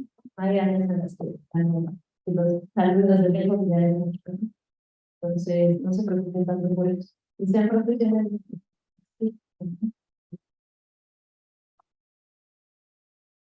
Bueno, una última pregunta del público, si es que alguien tiene algún comentario. Sí, aquí tenemos uno. Gracias. ¿Qué tan responsable es el físico del cumplimiento de la normativa? Me refiero al cumplimiento de requisitos de la función, etcétera. Porque en la experiencia, la verdad es que nos ha tocado ver mucho que a veces ni están enterados del cumplimiento, a lo mejor se hacen los controles económicos, pero no pasa o lleva años el equipo trabajando y cumplir estos requerimientos de la norma de calidad, sin alguna licencia, algún permiso que debiera cumplir el uso de radiación ionizante. Bueno, ya que tengo aquí el micrófono, en lo que llega el otro, es que hay un problema ahí entre el físico médico y el cargador radiológico. Probablemente hay áreas en las que el encargado no es el físico. Entonces, hay mucho de la normativa que tiene que cargarse, el encargado de la radiológica y que la gente asume que el físico médico se encarga. No necesariamente. Pero ya aterrizando en lo que es la realidad de México, comúnmente al físico se le dan las tareas del encargado, aunque no sé. Entonces, pues yo digo que totalmente es responsabilidad del físico, por ejemplo, en mi caso, que llegué a un área donde no había físico médico, muchas cosas no estaban en normativa. Y a mí me dijeron, pues tú checa, ¿no? A ver qué hay, y tú sabrás la normativa y harás lo que sea necesario. Entonces ahí es donde les digo, hay que empezar a hacer la parte de gestión profesional, no nada más gestión. Yo soy físico y yo sé que esto está mal. Ajá, ¿y ahora quién se lo vas a decir? ¿No? O sea, por ejemplo, aquí me acompaña un colega que es que se conoce como biomédica en los hospitales, que a lo mejor le das información a esa parte del hospital y le pides que te apoye para ciertas cosas, ¿no? Entonces, todo eso se aprende sí o sí en la práctica. Y el físico es muy responsable de la parte normativa, siempre y cuando haya apoyo de las demás áreas. Porque hay cosas que, aunque sepas que están mal, no las puedes cambiar tú. A lo mejor mandas un escrito, pero esa otra área tendrá que encargarse de subsanar esas deficiencias que existen.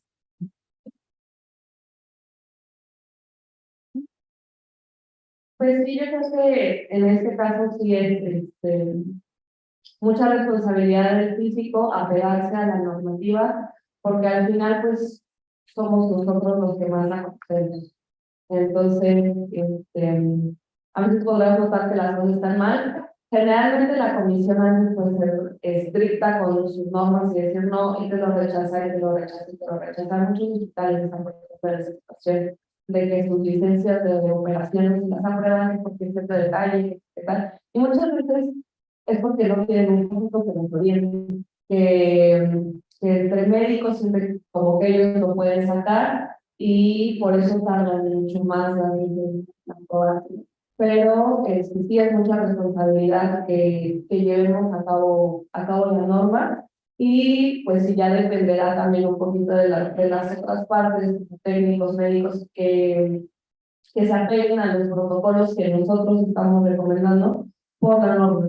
No podemos obligar a nadie, por ejemplo, a usar guantes mientras se está inyectando al paciente, aunque está normado, está en mi protocolo de procedimientos que así tiene que ser. Yo no puedo ir y ponerse la pistola y ponte los guantes porque así tiene que ser. O sea, cada quien tiene que asumir la responsabilidad, pero nosotros sí tenemos esa parte de guiar y de establecer nuestros procedimientos y protocolos con base en la norma para cumplir todos los mínimos requerimientos. Es un organismo regulador que a veces a lo mejor le hace falta cosas, no tiene todo lo internacional, pero por lo menos a la normativa mexicana, nosotros tenemos la responsabilidad que tenemos de guiar el departamento para que se lleve bien.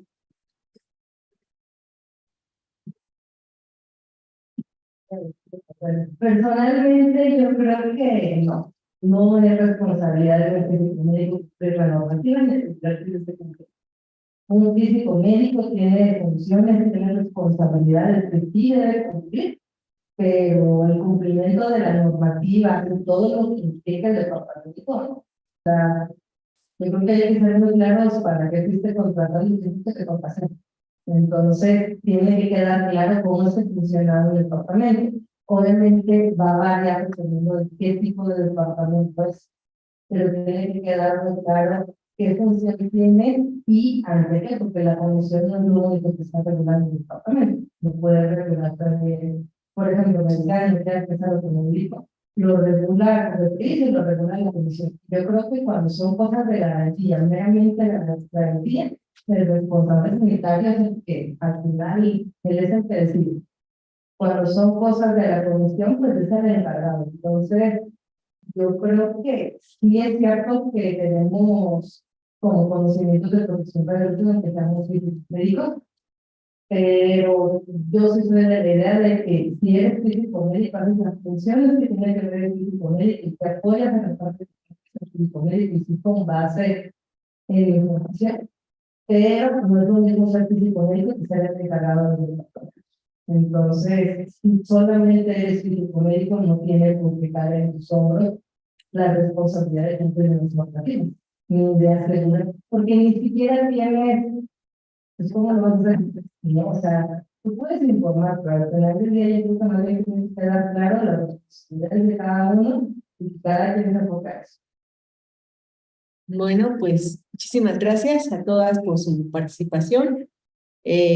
Como verán, pues tener esta residencia, digo, pensando ahorita en nuestras participantes de la mesa redonda que son egresadas de la especialización, cada una da su opinión como le ha ido, ¿no? Entonces, pero yo creo que sí podemos concluir que la especialización como tal te da una experiencia clínica, que eso es bastante valioso, que se podría a lo mejor con 6 meses, pero un año es un tanto más completo, ¿no? Y obviamente va a depender del área. De nuestros egresados, básicamente tenemos en radioterapia y en medicina nuclear. No tenemos ningún egresado en imagenología y eso también, lo que nos mencionaban, es dado que las normas no obligan a tener un físico médico en imagen, ¿no? Entonces, como decíamos hace rato en la ponencia de la doctora Isabela, es un lujo tener un físico médico en un hospital, ¿no? Y aquí en México hay pocos físicos médicos en un equipo, en un servicio de imagenología. Los podemos contar con la mano. Entonces, pues nada, les quiero agradecer que hayan venido, hayan estado con nosotros, pues hayan contado su experiencia y qué piensan, bueno, de esta situación. Y otra vez felicitarlas. Hoy es el Día Internacional de la Física Médica. A los físicos que están, muchas felicidades.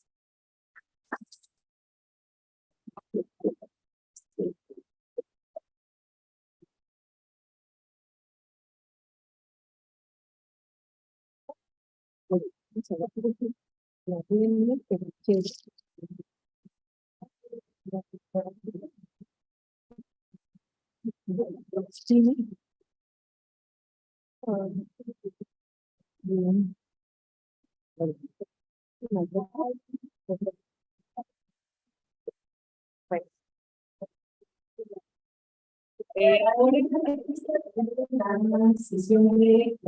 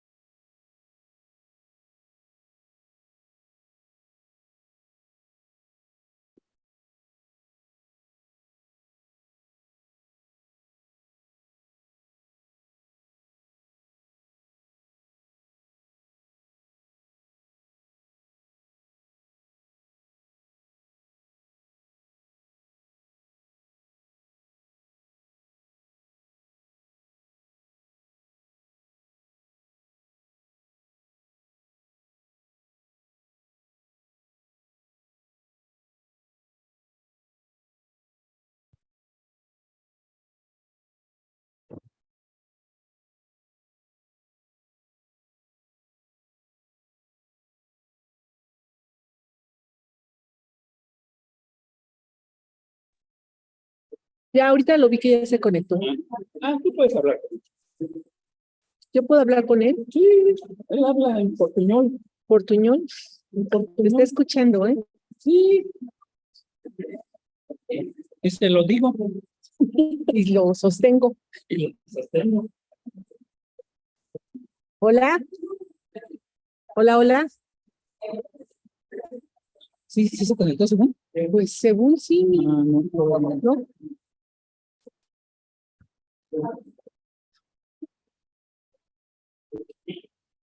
Carlos, ya está, ya lo puse para traductor a Carlos. No, Carlos no va a traducir esta. Sí, dijo que él va a traducir esta.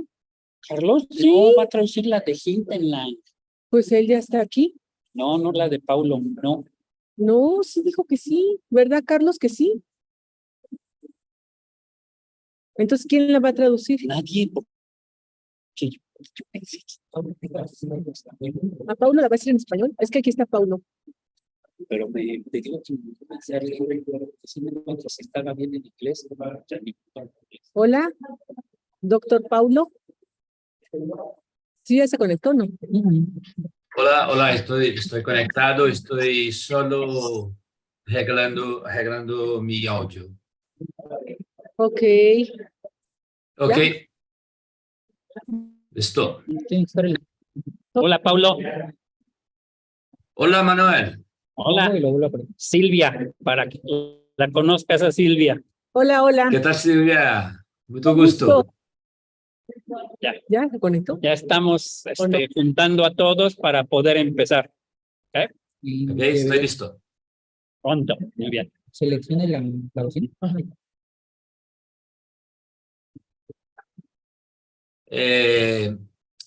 Está permitido que yo haga el share screen. Multi-output device, ¿será este? A ver, quiere compartir su pantalla. Sí, ya lo puede. ¿Ya? Dile que sí. Yes, you can share. Sí, sí puedes compartir. Paulo, ya puedes. Estás de co-host, Sí. entonces puedes compartir. A ver, habla. ¿No? Tenemos que seguir aquí. Un momento.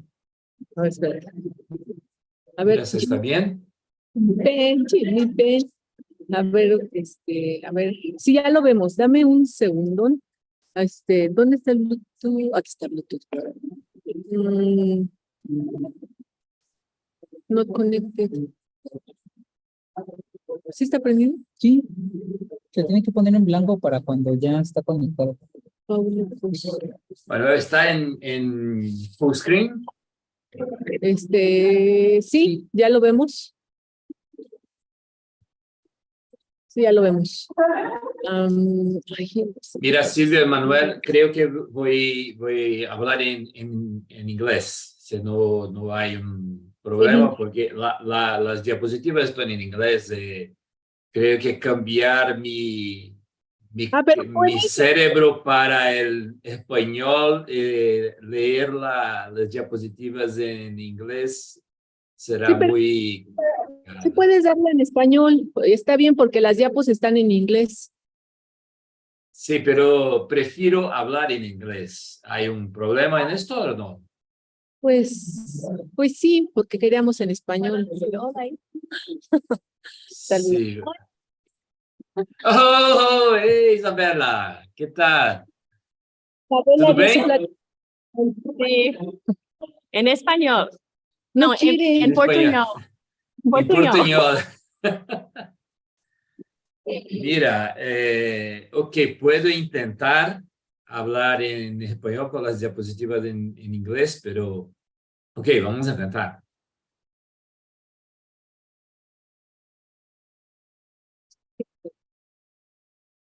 ¿Qué pasó? ¿Te las llevaste? Porque aquí no se puede, ¿verdad? Entonces, ¿qué hacemos? Ok. Sí, porque no me deja. No sé por qué. Pues ya. Un segundo, por favor.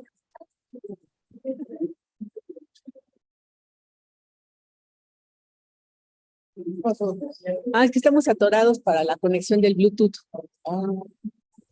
¿Ya quedó? No. Sí, ya se escucha. Entonces, y si lo pones allá abajo y el micrófono al lado. No, en la mesa. Y el micrófono es el audio. Sí, el audio. A ver. Ya. A ver, ¿puedes hablar, Paulo? Sí, ¿me oyes? Sí, te escuchamos. Ok. ¿Empezamos ahorita o no? No, ahorita.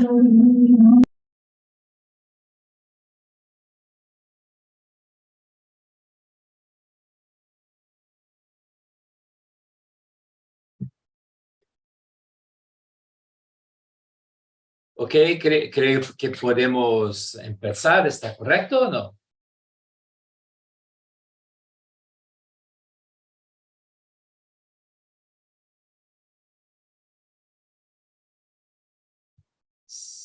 Silvia, Emanuel.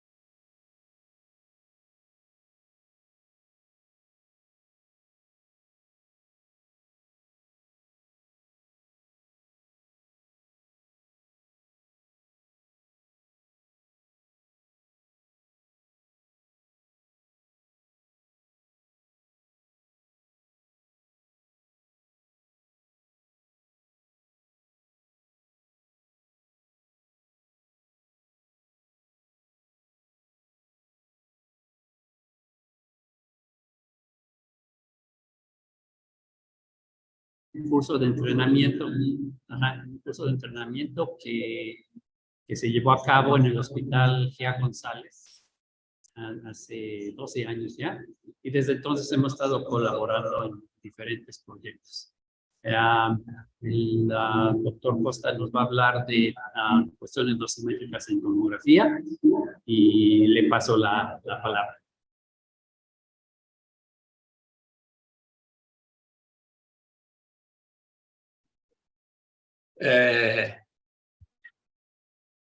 Hola, Manuel, Silvia, ¿me oyen bien?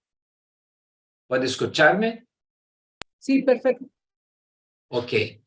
Mira, no pude oír toda la presentación de Manuel sobre mi persona, pero creo que él habló bien de mí. Lo creo, no sé, pero no pude escucharlo. Primero, me gustaría de agradecer a la comisión organizadora del cuarto Simposio de Física Médica Clínica. Es una iniciativa muy importante para la física médica de todo nuestro continente. Agradezco a las personas del comité organizador, en especial a Manuel, que lo conozco há muchos años. Tenemos contribuido, colaborado durante estos años. En segundo, me disculpar por el portuñol muy malo. Hace muchos años que no hablo casi nada de español, que no es muy típico que lo haga presentaciones en esta lengua que me gusta muchísimo, pero no la domino como me gustaría ainda.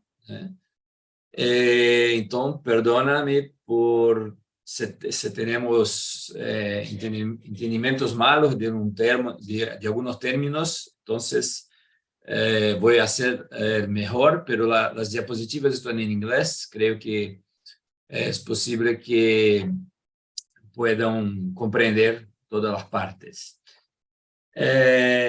Este trabajo que voy a presentar de estimación de dosis de equilibrio en computadora, tomografía computadorizada de multidetectores es una parte de la tesis de maestría de mi estudiante, Yuri Di Stefani, que tiene una contribución muy importante de mi colega Denise, ¿sí? Denise Nercisian, los agradezco.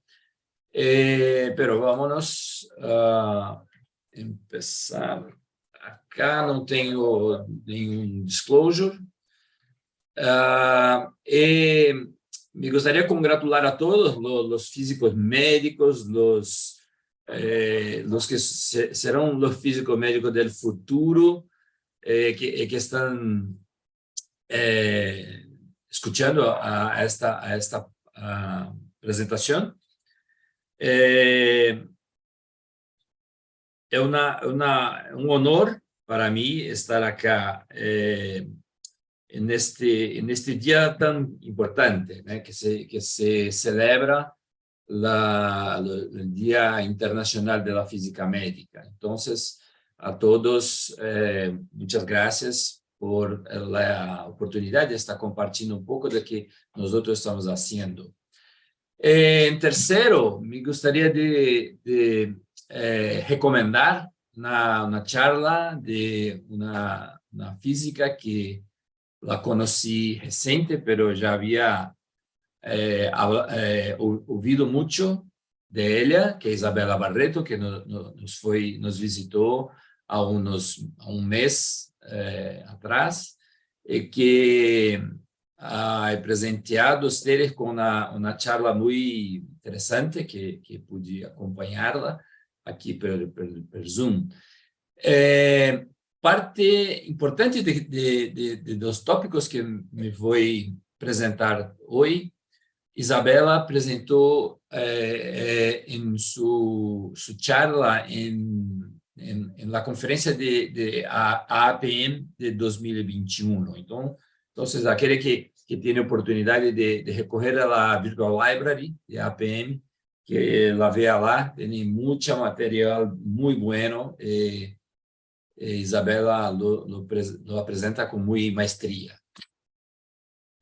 Los tópicos que voy a hablar con ustedes, una introducción con la motivación del trabajo, un poco un review de las mediciones con CTDI, las limitaciones de CTDI 100 y los nuevos paradigmas para la dosimetría en CT. Esto será una revisión muy rápida y vamos a fixar más en los materiales y las metodologías para las propuestas de nuevas formas de medir indicadores de dose para la tomografía computadorizada. Entonces, vamos a presentar algunos de los métodos que testamos y algunos de los resultados que tenemos en algunos tomógrafos del hospital, como acá,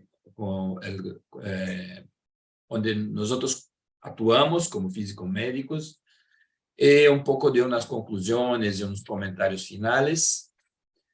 Mira, la motivación que ese estudio se dio en todo el mundo, no solo para nuestro grupo aquí en Brasil, es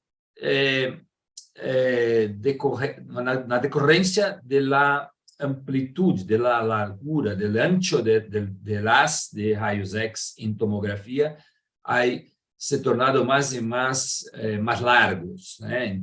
a cada nueva tecnología. Entonces, las metodologías tradicionales de evaluación de la dosis en tomografía computadorizada necesitaban ser cambiadas, modificadas, adaptadas a los nuevos tamaños de los haces de rayos X. Entonces, los haces más largos, más grandes, no permiten utilizar con la misma accuracy, con la misma cualidad, las métricas, las formas de medición de los índices de dosis tradicionales. Con esto, la Asociación Americana de Física Médica, de Físicos en Medicina, ha proponido en 2010 un nuevo conjunto de parámetros, una nueva manera de medir, que es esto que es el centro del estudio de este trabajo, que es la maestría de mi estudiante. Entonces, en este tema que vamos a hablar. Para revisar las mediciones de CTDI creo que muchos de ustedes ya lo conocen, la Computed Tomography Dose Index es un indicador de dosis, es un index, no es dosis, es un indicador de dosis que se evalúa utilizando simuladores phantoms de cuerpo de diâmetro de 32 centímetros y de cabeza de 16 centímetros, hechos en PMMA, en acrílico, utilizando una cámara de ionización do tipo pencil, lápiz. No sé si este es el término correcto en español, pero una pencil chamber que se introduce en espacios que sea en el fantoma, y con la medición que la cámara nos presentea es con una evaluación de la distribución de dosis en una largura de 100 de 10 centímetros, de 100 milímetros. Entonces, esta es la ecuación que nosotros entendemos que es proporcional al señal de la cámara de ionización. En este término es la colimación del haz. Entonces, desde el principio, la colimación del haz es parte de la medición. La espesura irradiada es distribuida como una distribución como esta alrededor del paciente. El CTDI fue introducido a muchos años, en 1977, o sea, una tecnología completamente distinta de la tecnología que tenemos hoy en los hospitales, que hacen la tomografía computadorizada clínica, ¿sí? Entonces es muy distinto. El CTDI, entonces, es la evaluación de la distribución de dosis. Y en una manera ideal, se debería integrar la distribución de dosis en más infinito y menos infinito. Con eso tenemos todo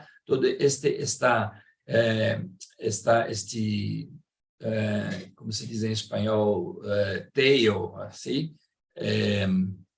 Cola, ¿sí? De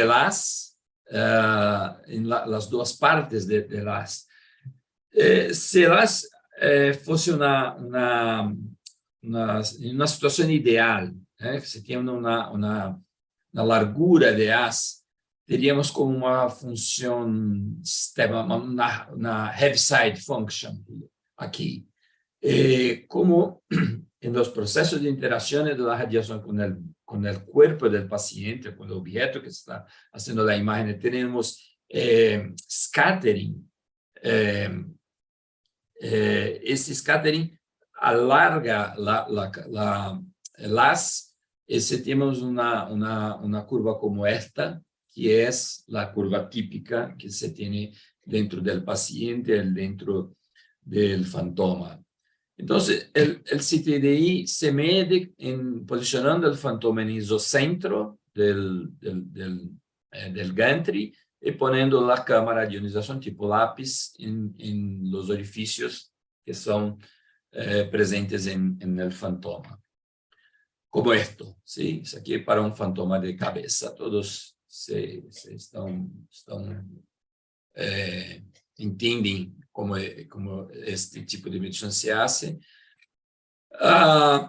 Después del CTDI 100, de la definición del CTDI 100 que se padronizó en las normativas, se introdujo el weighted average CTDI, un promedio con una parte de un tercio del valor medido en el centro y 2/3 del valor del promedio de los valores medidos en las regiones periféricas. Y después, con el ACE de rayos X se cambiando para más largos, mayores, se introdujo el CTDI volumétrico, que es el CTDI W dividido por el pitch. El pitch se introdujo con el evento de la tomografía helicoidal, espiral. ¿Sí? El pitch es el incremento de la mesa del paciente por rotación dividido por la colimación. ¿Sí? Entonces, este valor nos da una idea de la velocidad de la camilla en función de la rotación del haz en torno del paciente. El pitch va a describir a cantidad de haz que se introduce en el paciente durante la rotación del haz y con el traslado del paciente para dentro del ganglio. ¿Sí? Entonces, aquí ve es a velocidad de la camilla en 360 grados y NT es la colimación nominal, como es métricas de distancias, ¿no? En ambos los términos, es un término adimensional. Muy bien.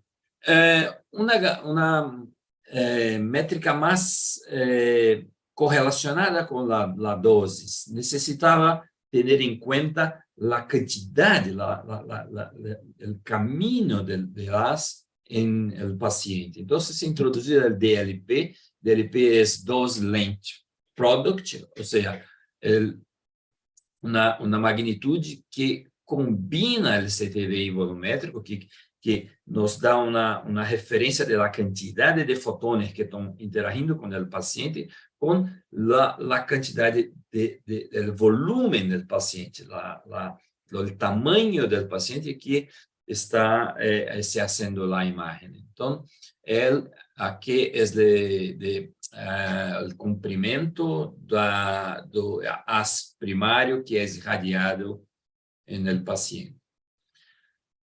Muy bien. Todos estos números son números, no representan la dosis en paciente. ¿Sí? Un reflejo de eso es que el tamaño del paciente no es considerado en estos valores. Entonces, el CTDI vol es un número, solo un número que se está presente en dose report y que está correlacionado con la cantidad de radiación que el procedimiento se utilizó para hacer la imagen. Para conectar estes números con el tamaño del paciente, la APM introdujo una nueva métrica que está representada en el reporte 204, que es Size Specific Dose Estimates, SSDE. El SSDE se introdujo hace más de 10 años o 15 años y foi se aperfeiçoando a los poquitos la manera de se representarlo en función de parámetros que se pudiesen medir y que fuesen descriptivos de pacientes de diferentes tamaños. Más reciente, en 2019, la APM lanzó el reporte 2.4C, donde se mezcla la idea del SSDE con los valores que están representados en Daikon Reader, en cabezal Daikon, con las dosis en órganos, que es la mejor métrica, pero es muy difícil tenerla de manera confiable. Así que la asociación con el riesgo que está asociado al procedimiento es con la dosis en órgano. ¿Sí? Entonces, este que va a representar bien el riesgo. Entonces, en la práctica, ¿cómo se usa lo que la APM nos fornece en las publicaciones? Son factores de conversión que están relacionados en muchos detalles acá, como el tamaño del paciente, el tamaño efectivo, que depende del tamaño AP, del tamaño lateral, eso. El tamaño del paciente se asocia a un número que se multiplica por el CTDI-VOR. Se tiene un número que es el SSDI, que tiene una correlación con las dosis, con el riesgo. ¿Sí? Eso está mejorando poco a poco. ¿Sí?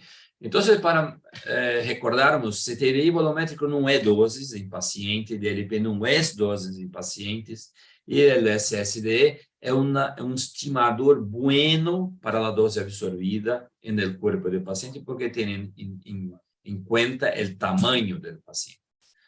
Os outros são dependentes do tamanho do fantoma.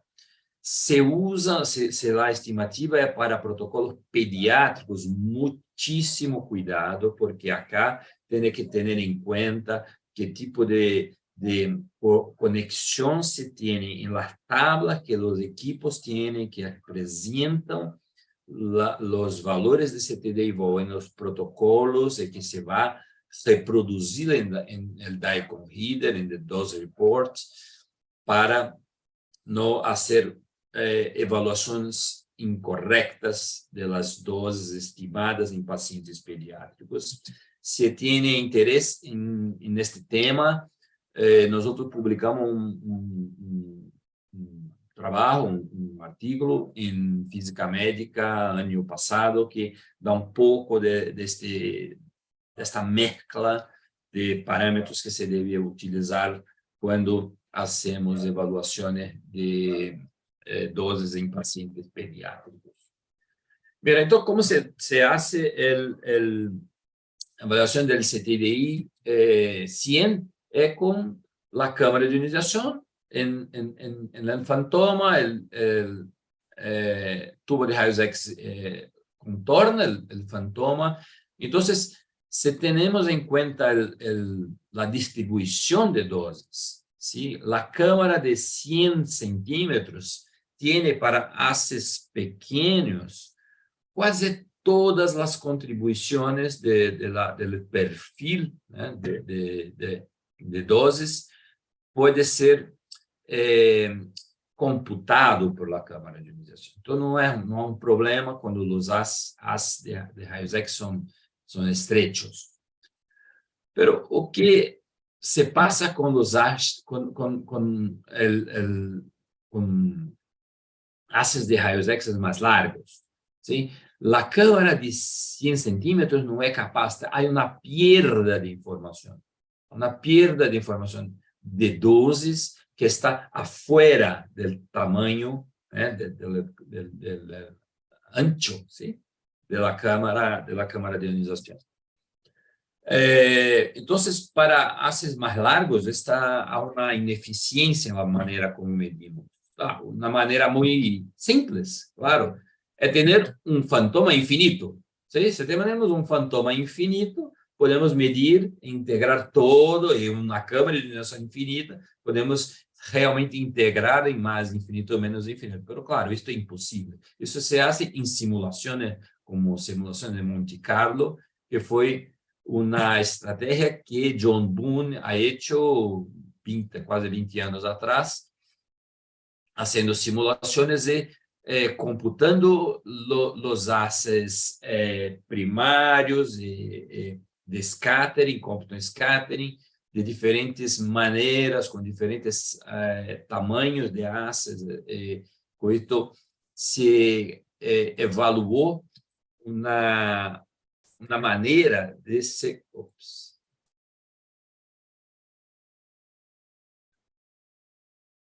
Un momento.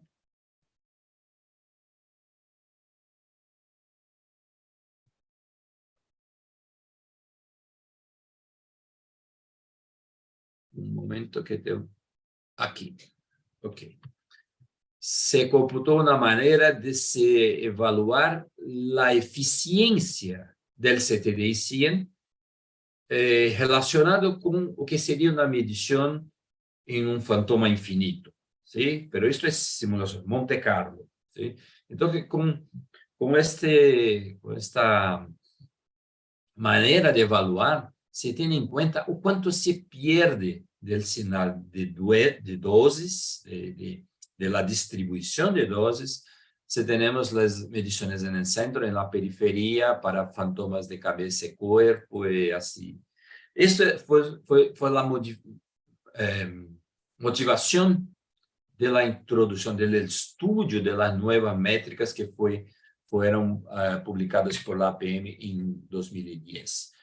Nosotros hicimos un trabajo reciente en Medical Physics, en que hicimos también simulaciones por Monte Carlo, medimos las distribuciones de dosis con una cámara de ionización de dimensiones pequeñas, que voy a mostrarles cómo hacerlo, y también con ribbons, con fitas, no sé si es esto en español, de OSL.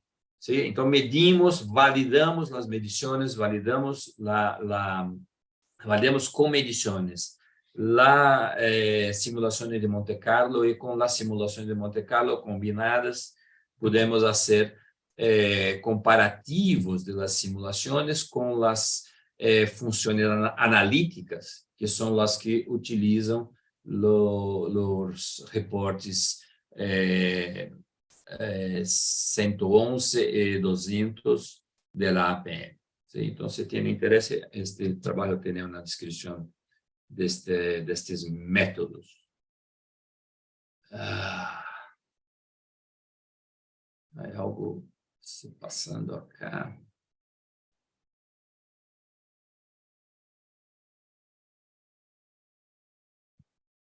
Desculpe, el computador está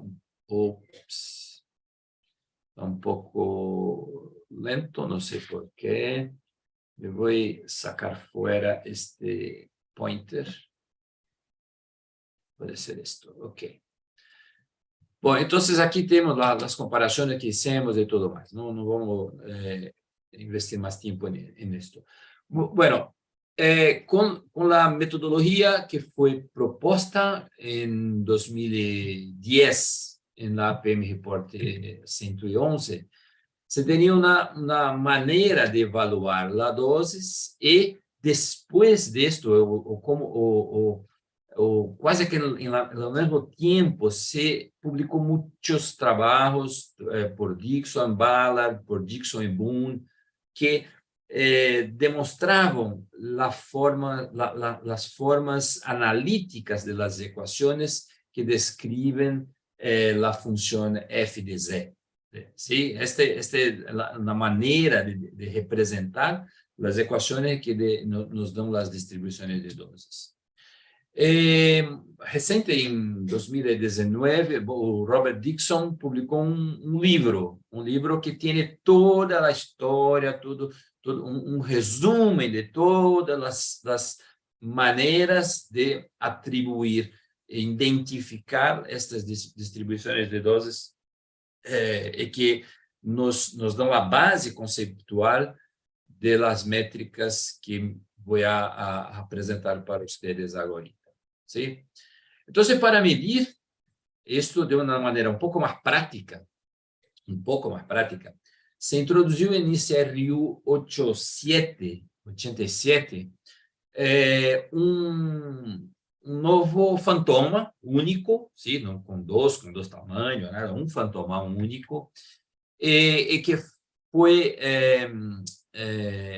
considerado en una otra publicación de 2020, hace mucho tiempo, de la APM, que es el reporte 200. En el reporte 200 se demuestra maneras de implementar los conceptos que habían sido publicados 10 años antes en reporte 111. ¿Sí? Se llevó 10 años para maturar todos estos conceptos y traer una manera más práctica de hacer las mediciones. Entonces, el fantoma tiene 300 milímetros de diámetro, 600 de largo, hecho en polietileno de ultra alta peso molecular, de ultra alto peso molecular. Las mediciones son hechas con una cámara pequeña, no una cámara tipo lápiz como en CTDI convencional. Con esto se tiene, este es un Phantom que nosotros lo reproducimos, construimos este Phantom en nuestra institución, ¿sí?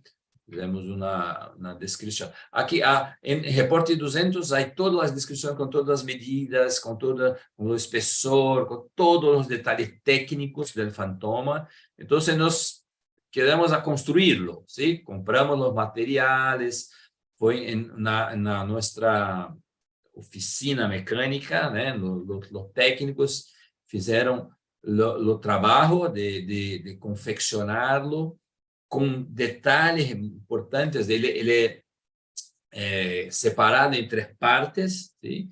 Para ser más fácil manejarlo, pero para garantir la reproducibilidad de la manera como vamos a montar, ¿no? En momentos distintos, eles son todos numerados para que todas las partes se junten siempre de la misma manera, ¿sí? Entonces, tenemos cuidados de garantir la reproducibilidad. Entonces, aquí en la canilla del tomógrafo, sí, está amarrado por una cordita de nylon que se permite mantenerlo bien fixado, las 3 partes una en la otra. Este es el construido. Entonces, con este Phantom medimos las métricas que son propuestas en APM Report 111 200 en un equipo de la General Electric, un Discovery 750 HD, un Toshiba Kilion y un Philips Brilliant C64. Estes son los protocolos que utilizamos y medimos en 4 voltajes en todos ellos, 80, 100, 120, 140 en el GE, en el Philips, 80, 100, 120, 135 en Toshiba. Usamos filtros de cuerpo y de cabeza, los pitches que son utilizados en la práctica clínica. Mira, tentamos reproducir variaciones que son utilizadas en protocolos clínicos para tener en cuenta la manera de medir y de conectar los valores de las mediciones en el futuro con la práctica clínica. Aquí tenemos el fantoma necesita ser centralizado con muy cuidado, ¿sí? En el haz, para que el haz que la manera de hacer la evaluación del tamaño, ¿no? que nosotros seleccionamos en el tomógrafo sea alineado de manera correcta, ¿sí? Usamos una cámara do tipo de pequenas dimensões, que é como de 0,6 centímetro cúbico de volumen de sensibilidad. La cámara, usamos dos cámaras, una colocada, posicionada en agujero en la periferia, en el centro, ¿sí? Está posicionada en una posición en el centro, y para checar si la posición está correcta, hacemos un scout del fantoma para alinear la cámara está aquí en esta parte, para alinear la cámara con el centro exacto del fantoma. Entonces está acá. Entonces marcamos las posiciones de empezar y de terminar la varredura, y aquí es un filme del tomógrafo en operación, el fantoma. Tenemos dos sistemas de medida, entonces podemos optimizar y medir en el centro y en una de las periferias al mismo tiempo. Bueno, voy a presentar un caso real, ¿sí? Solo un ejemplo de las mediciones en el equipo de General Electric, de GE, con filtro de cuerpo, com dosímetro posicionado no centro, um pitch de 0,984, 120 kV, 40 milímetros de colimação de largura. Testamos dois métodos, o método serial e o método que chamamos de single scan. Serial era o método original, digamos, que estava previsto no report 111. Neste método, posicionamos o fantoma, a câmera no centro, e escolhemos um comprimento da imagem, por exemplo, 50 centímetros. Pero necessitamos correlacionar a medição com a câmera de ionização com o valor irradiado pelo campo. Então, há valor distinto de los 50 centímetros. Se mira, está posicionada en 96 centímetros. ¿Qué es esta diferencia? La diferencia es que el primary beam irradiated length, el comprimento que realmente está irradiado, tiene que tener en cuenta la largura del haz y la región en la matriz de detectores que el haz está encontrando para hacer la imagen.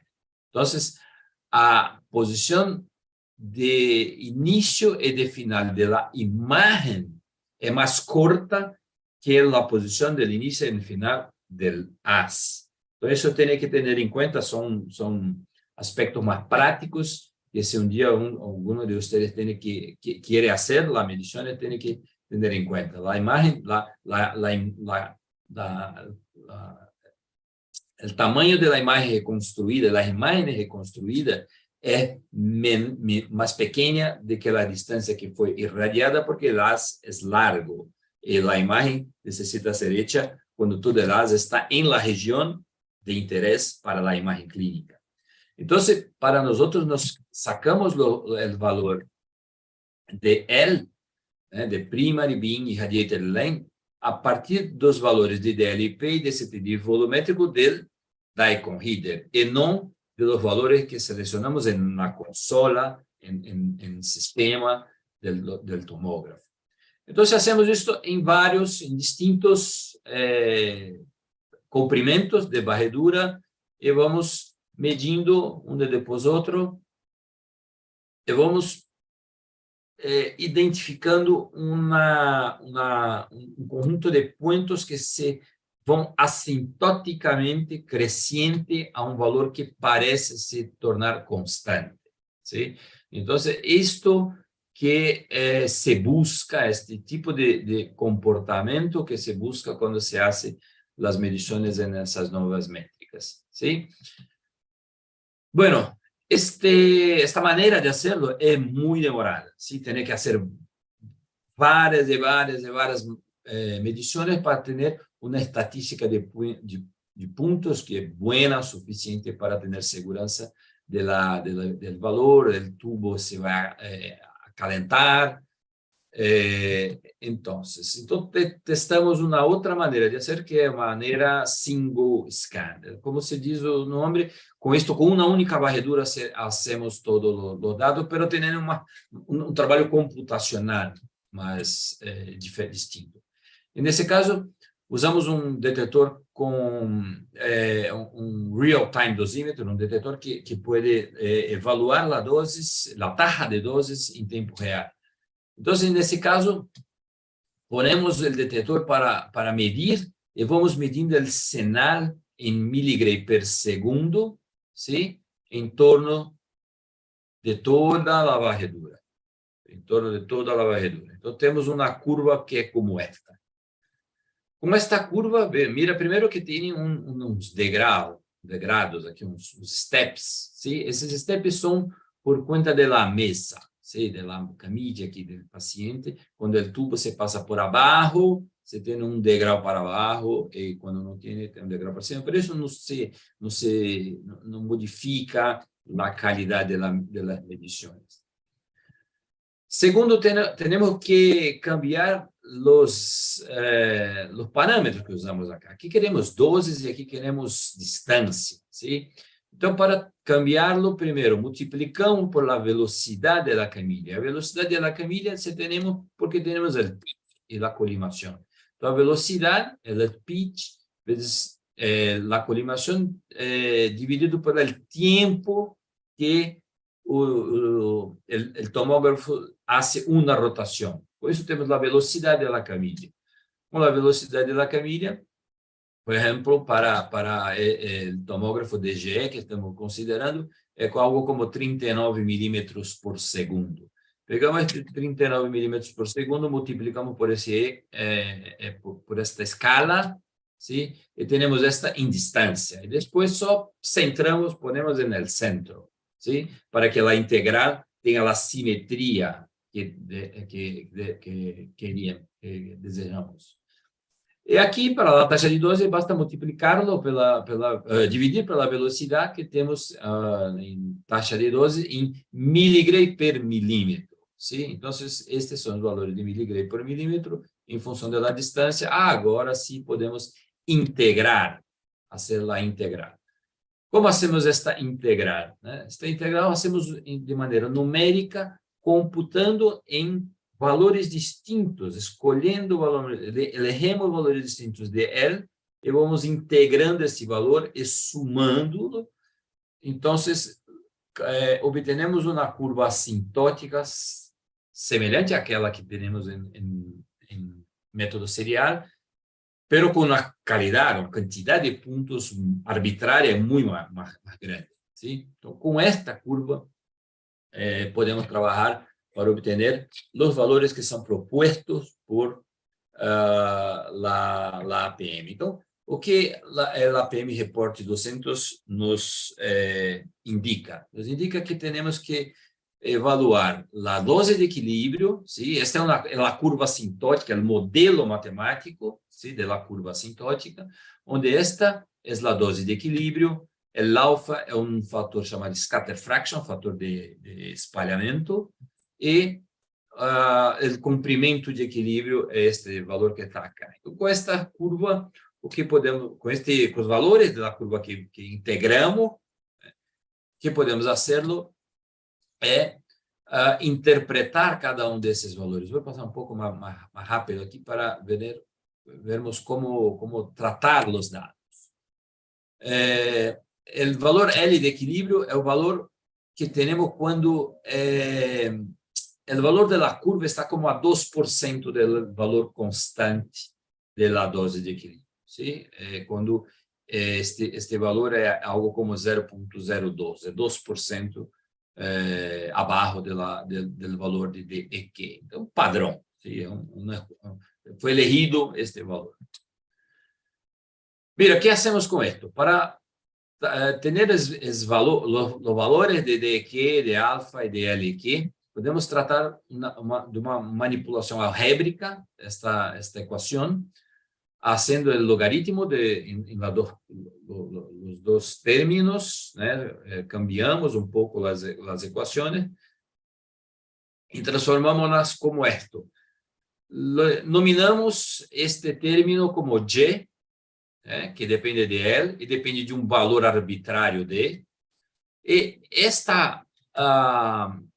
este término, este valor, esta función, se comporta como uma função linear, né? Onde eu tenho aqui o coeficiente linear e o coeficiente angular de uma reta. ¿Sí? Então, tomamos estes valores, os valores que temos na equação que foi obtenida pelo detector, ¿sí? Hacemos elegimos, né, a partir destes números que temos aqui, elegimos um valor arbitrário de D. Olhamos aqui para está como perto de 16, de 17. Então, elegimos o D, este D como 17 miligramas, temos algo como isto. Não está muito na reta, sim, na reta é a negra, a azul não está muito boa, e podemos controlar com o valor de R quadrado, sim? Então, fazendo isso de maneira iterativa, sim? Para isso usamos a função solver de Excel, fazemos iterações de valores de estrela, de maneira que conseguimos escolher os valores do coeficiente linear e do coeficiente angular que nos dá o melhor fitting para esta curva com R quadrado como que 1. Então, com estes valores, volvemos acá a las equações e cambiando essas equações, substituindo os valores por os valores do fitting, obtenemos os valores de DEQ, de LQ e de alfa. Esta é uma maneira razoavelmente prática, mas muito acurada, muito precisa de obter os valores que são representativos deste protocolo que nós evaluamos. Então, esta é a curva, né? Usando os términos calculados, esta é a curva que representa aquele protocolo clínico que nós estudamos e que aqui temos como um exemplo. Se comparamos estes valores obtidos a partir do fitting com os valores medidos com as integrales, a diferença promédia é da ordem de 0,8%. Então, o fitting process é muito bom, tem uma qualidade muito boa. Muito bem. Para validar esses métodos, elegimos alguns dos protocolos e fizemos os dois métodos, o serial e o single. E a qualidade da superposição de los pontos do método serial com a curva do método single é muito boa. Então, é como que o mesmo fazer os dois métodos, pero em termos de custo de tempo de implementação do método single é muito mais rápido. Então, está validado. Então, temos estas medições para todos aquela série de protocolos para o equipo de GE, para o equipo de Toshiba e de Philips, para distintos pitches, e obtenemos distintos valores de dose de equilíbrio, de L de equilíbrio e de alfa para o agujero em centro e em periferia. Isto é para 120 kV, temos para todo, para 80, 100, 140 ou 135, dependendo do equipo que estamos a considerar. Em geral, o valor de DQ decresce com o aumento do pitch, com exceção que o Philips, que estamos tentando entender, temos uma hipótese por esta razão. E os valores de LQ e de alfa se tornam mais grandes, né, quando se compara o centro com a periferia, isso é esperado. Podemos comparar os protocolos, por aqui, protocolo de corpo com 120 kb, as curvas para todos os equipos. Aqui é mais sencillo separar para os centrales. Mira, este é a curva para equipo de Toshiba, que é um pouco mais grande, para equipo de GE, para equipo de Philips. Então, tem comportamentos distintos para protocolos muito semelhantes. Este é para a periferia. Então, a metodologia proposta pela APM nos dá ferramentas comparativas para evaluar protocolos clínicos. Então, entendemos que, manejando estes protocolos, podemos elegir variações nos protocolos que nos dão las mejores distribuições de dose para a mesma qualidade de imagem.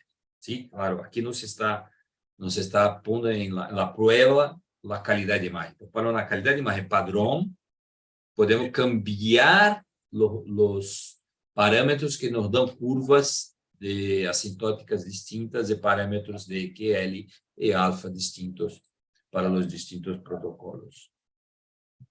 Então, se evaluamos o alfa, ele é próximo, muito cerca de 1 no centro, e, claro, tem mais contribuição de espalhamento, de scattering, em las partes periféricas. Para concluir, creio que meu tempo está se esgotando, temos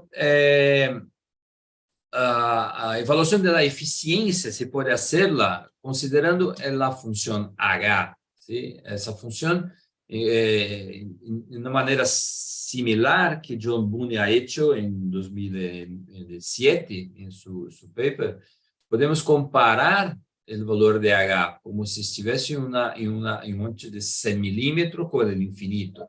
¿Sí? Isto nos dá uma maneira de evaluar a eficiência dos tomógrafos em termos de sua distribuição de doses.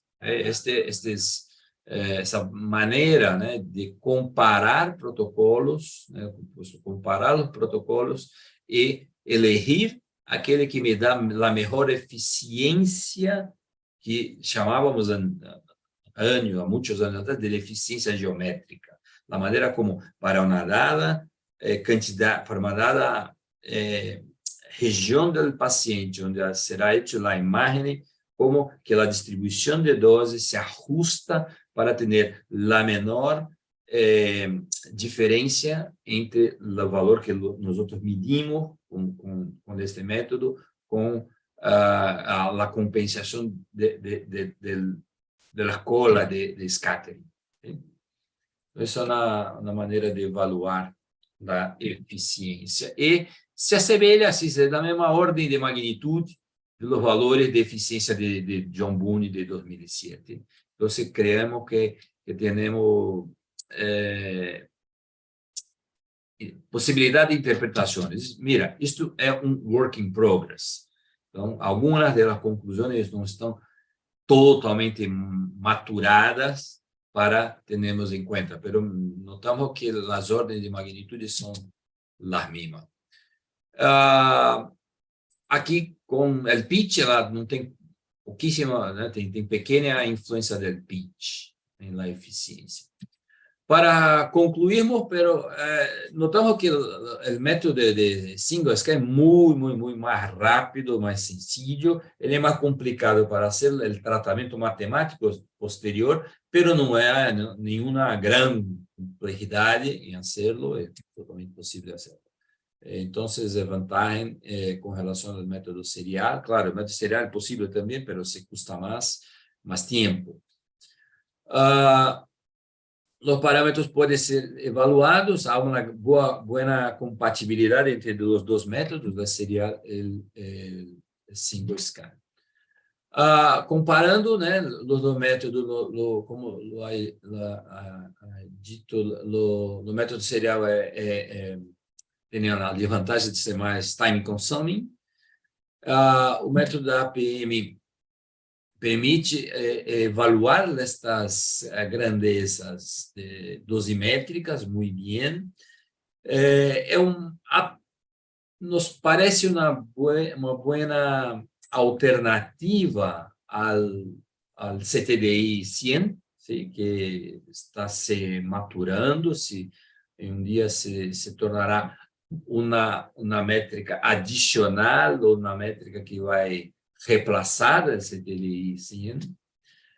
Agora, importante, pero mais importante que isto, que são estudos que creio que se pode fazê-lo correlacionando os parâmetros que são medidos com, por exemplo, o SSD e com organ dose, com dose em órgão. Então, é trabalho muito recente desse ano, de março deste ano, do Xiang Li, que ha hecho este comparativo entre las grandezas de Q, LQ y alfa con SSD. Entonces, creo que este un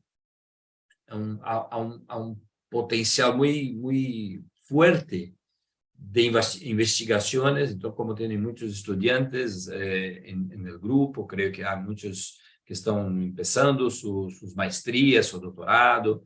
Há potencial muito grande de investigações para conectar estas novas métricas com métricas que tenham mais que estejam mais correlacionadas com o risco de los procedimentos em tomografia computada. Para terminar, se querem mais detalhes, há trabalho que publicamos em uma revista, em um periódico aqui de Brasil, que é o Brazilian Journal Radiation Science, que tem pouco destes detalhes que há falado aqui, dos detalhes da maneira como as medições foram feitas. Então, se terem interesse, está disponível, podem consultá-lo. Mira, é isto. Agradecer a minha estudante Yuri e a Denise, que contribuíram em design de los diapositivos, em todo o trabalho, claro. E congratular a todos, uma vez mais, pelo Dia Internacional de Física Médica. Me perdona pelo portunhol péssimo. Estava conectado em fazer a apresentação em inglês, pero espero que tenha sido compreendido por os ponentes acá. Estou disponível para perguntas se tienes. Gracias, muchas gracias.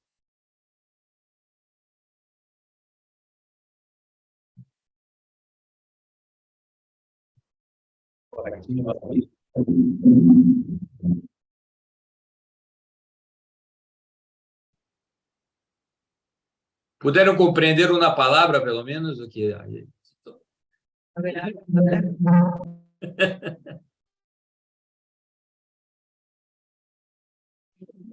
Sí.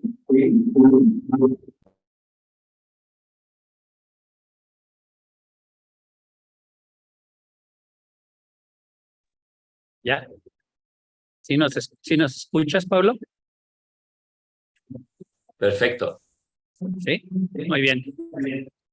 Pues muchas gracias por tu participación. Sí se entendió muy bien el portuñol, no fue horrible, se entendió muy bien, y conforme seguiste dando tu plática, se volvió mejor todavía. Así que te agradecemos mucho. Vamos a pasar a preguntas de la audiencia respecto a tu presentación.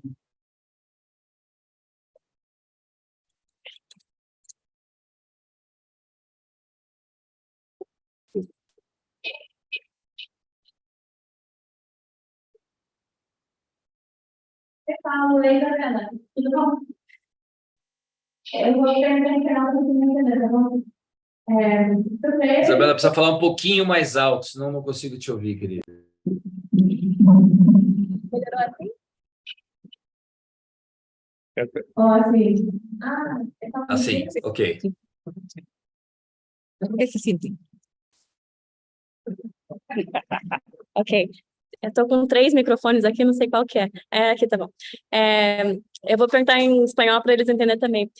¿Tú crees que este método del Equilibrium Dose tiene más función en la parte de investigaciones para estimar dosis de órganos? ¿O algún día tú crees que va a ser utilizado en la parte de QC cada año en los escáneres? ¿Cómo que podemos utilizar el Equilibrium Dose? Creo que para agora, de, como diría, de inmediato. ¿Me oyen? ¿Tiene un eco? Un momento que estamos arreglando el... Ok. Ok. Creo que para el momento actual, sí, hace más sentido investigar las métricas asociándolas con SSD dose en órgano. ¿Por qué? Porque la estructura del CTDI y de DLP que están incorporados en los equipos de tomografía que son representados en los dos reports está muy sólida. Todas las utilizan, son muy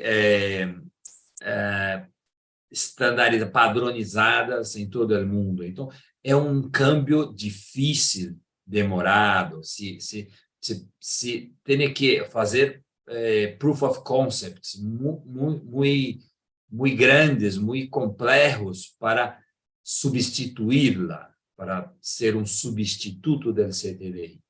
Pero creio que para correlacionar, sim, uma vez que envolve a distribuição de doses, se consegue utilizar a distribuição de doses em los cálculos de Monte Carlo para calcular as distribuições de doses em órgãos. O diálogo entre as duas métricas me parece mais sencillo, mais direto. ¿Sí? Então, creio que para agora, como ferramenta para doses em órgãos, ok, para investigar. Para o futuro, creio que sim, creio que poderá ser substituto para o CTDI. Sim.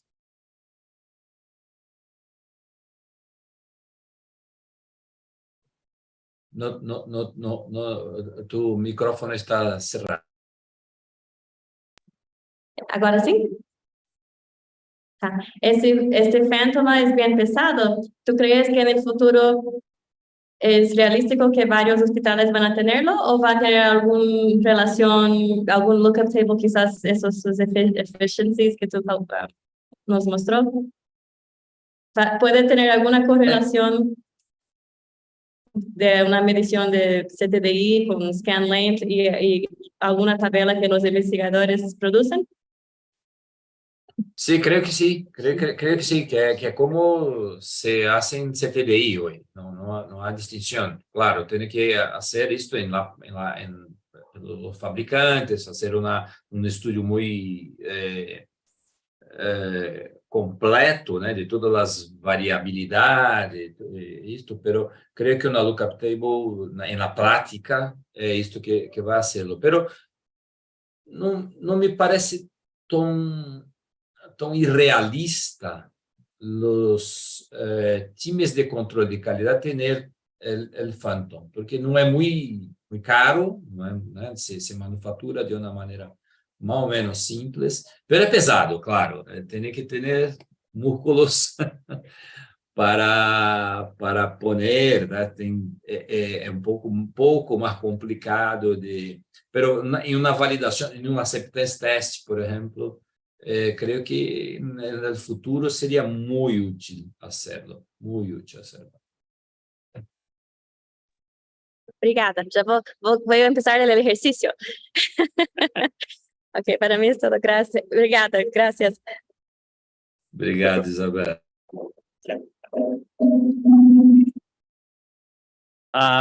Bueno, Pablo, nuevamente te agradecemos mucho tu colaboración y esperemos que te tengamos por aquí en persona el año que entra. Sí, contas conmigo, mucho gusto. Me gustaría muchísimo poder conocer las personas y estrechar las relaciones científicas, profesionales, educacionales. Creo que hay mucha similaridad entre nuestra universidad y la Universidad Autónoma, y ustedes en Florida. Creo que esta conexión está solo empezando. Establecer todas estas relaciones entre la Universidad de Sao Paulo, la Universidad de Florida y aquí la Universidad Autónoma Metropolitana. Muchas gracias, Paulo. Saludos a todos. Muchas gracias, Manuel. No, un honor, un honor. Bien.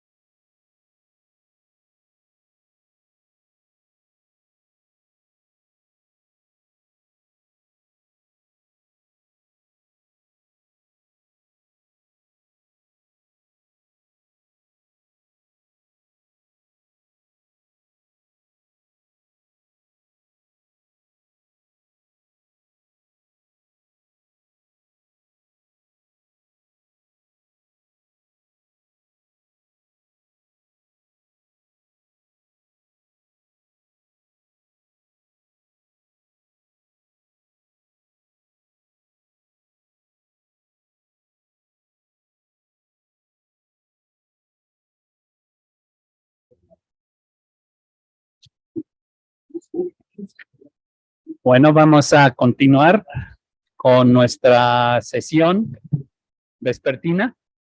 Y para terminar el día, tenemos al doctor David Hintonland de Ohio State University. El doctor Hintonland obtuvo su doctorado de la Universidad Brown y fue profesor en la Universidad de Florida en el Departamento de Ingeniería Nuclear primero y después en el Departamento de Ingeniería Biomédica por poco más de 20 años. Fue, entre otras cosas, director del programa de posgrado de Física Médica ahí en la Universidad de Florida. Y de ahí pasó hace 5 años, como ya lo dije, a la Universidad Estatal de Ohio, en donde ahí es ahora el jefe de servicios de física médica, de diagnóstico, en el departamento de radiología. Y él nos va a hablar hoy de este nuevo tema de Theranostics, que desde luego es uno de los temas más innovativos de este momento. We are very pleased to have Dr. David Hintonland as our next presenter. Dr. Hintonland got his PhD from Brown University and was a professor at the University of Florida for 25 years. 28 years. First in the Department of Radiological and Nuclear Sciences, and then in the Department of Biomedical Engineering. He was my predecessor as the director of the Medical Physics graduate program there. Dr. Hintonland is currently the chair of the graduate programs group or council on CANPEP. I don't know what they are. And has served in multiple AAPM and other things in the associations of physicists. And we are, of course, very, very pleased to have him here. And he's going to talk to us about theranostics, this new innovative term and thing that is being developed now. So, you may well.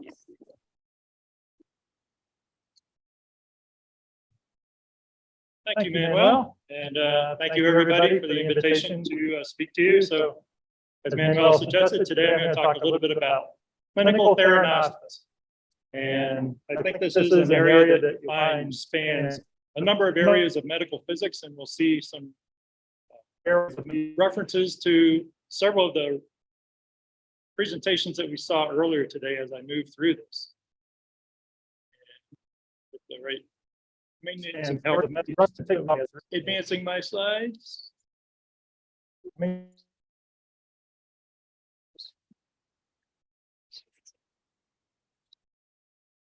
Arrows or click. Arrows are good.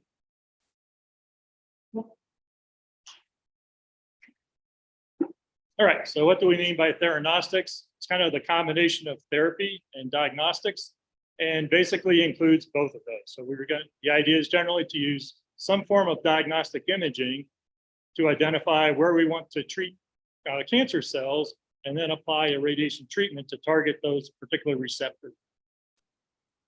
And so I'm going to kind of review a project, a particular area that encompasses many elements of medical physics. And if you recall Sylvia's slide, kind of going through the medical physics curriculum and specialty areas from early this morning, you'll see that this lists a number of those areas again, right? So we have radiation biology, nuclear medicine imaging, traditional diagnostic imaging. We have some 3D processing. The ultimate goal is a radiation therapy. And then there's also a lot of radiation safety associated with the health physics aspects. So there's a whole variety of different theranostic agents. I'm examining one particular one that is a radionuclide therapy for cancer treatment as an illustration of how all these different medical physics principles can be related to each other. And in general, the framework goes, we would like to target particular cancers, utilize an imaging agent to identify where those targets are, deliver the therapeutic agents precisely to those targets.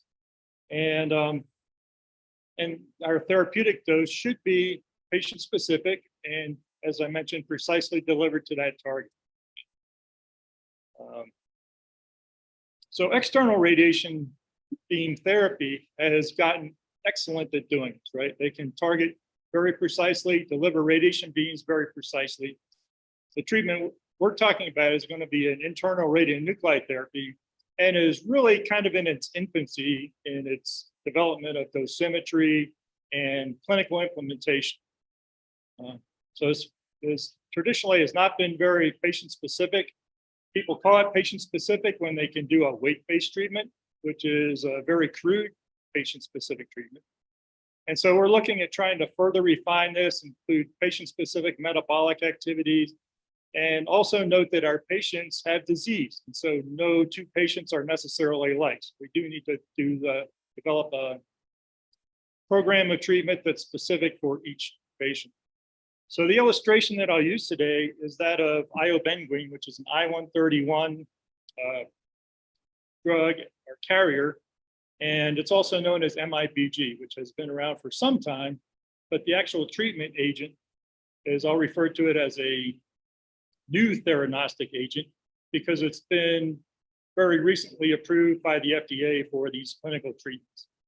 And the one that we use is Zedra, and there's another variation called Adraview. So those are the commercial names. And you may also hear referred to as a more traditional MIBG. So our group is one of the few in the US that's actually performing this treatment. And the treatment is really for unresectable metastatic disease. And I'll explain a little bit more about the disease. The one we're particularly interested in is a neuroendocrine tumor associated with the adrenal glands. And it's called paraganglioma. And it can occur in people of any age, but most commonly for adults between 30 and 50. Many times this is a benign tumor, but it can become metastatic. And in many of the cases that we see, well, the reason we see them probably is because that metastatic disease becomes unresectable. And this iobenguine treatment is basically the last chance alternative. So we're trying to improve the patient's quality of life and minimize symptoms associated with their disease.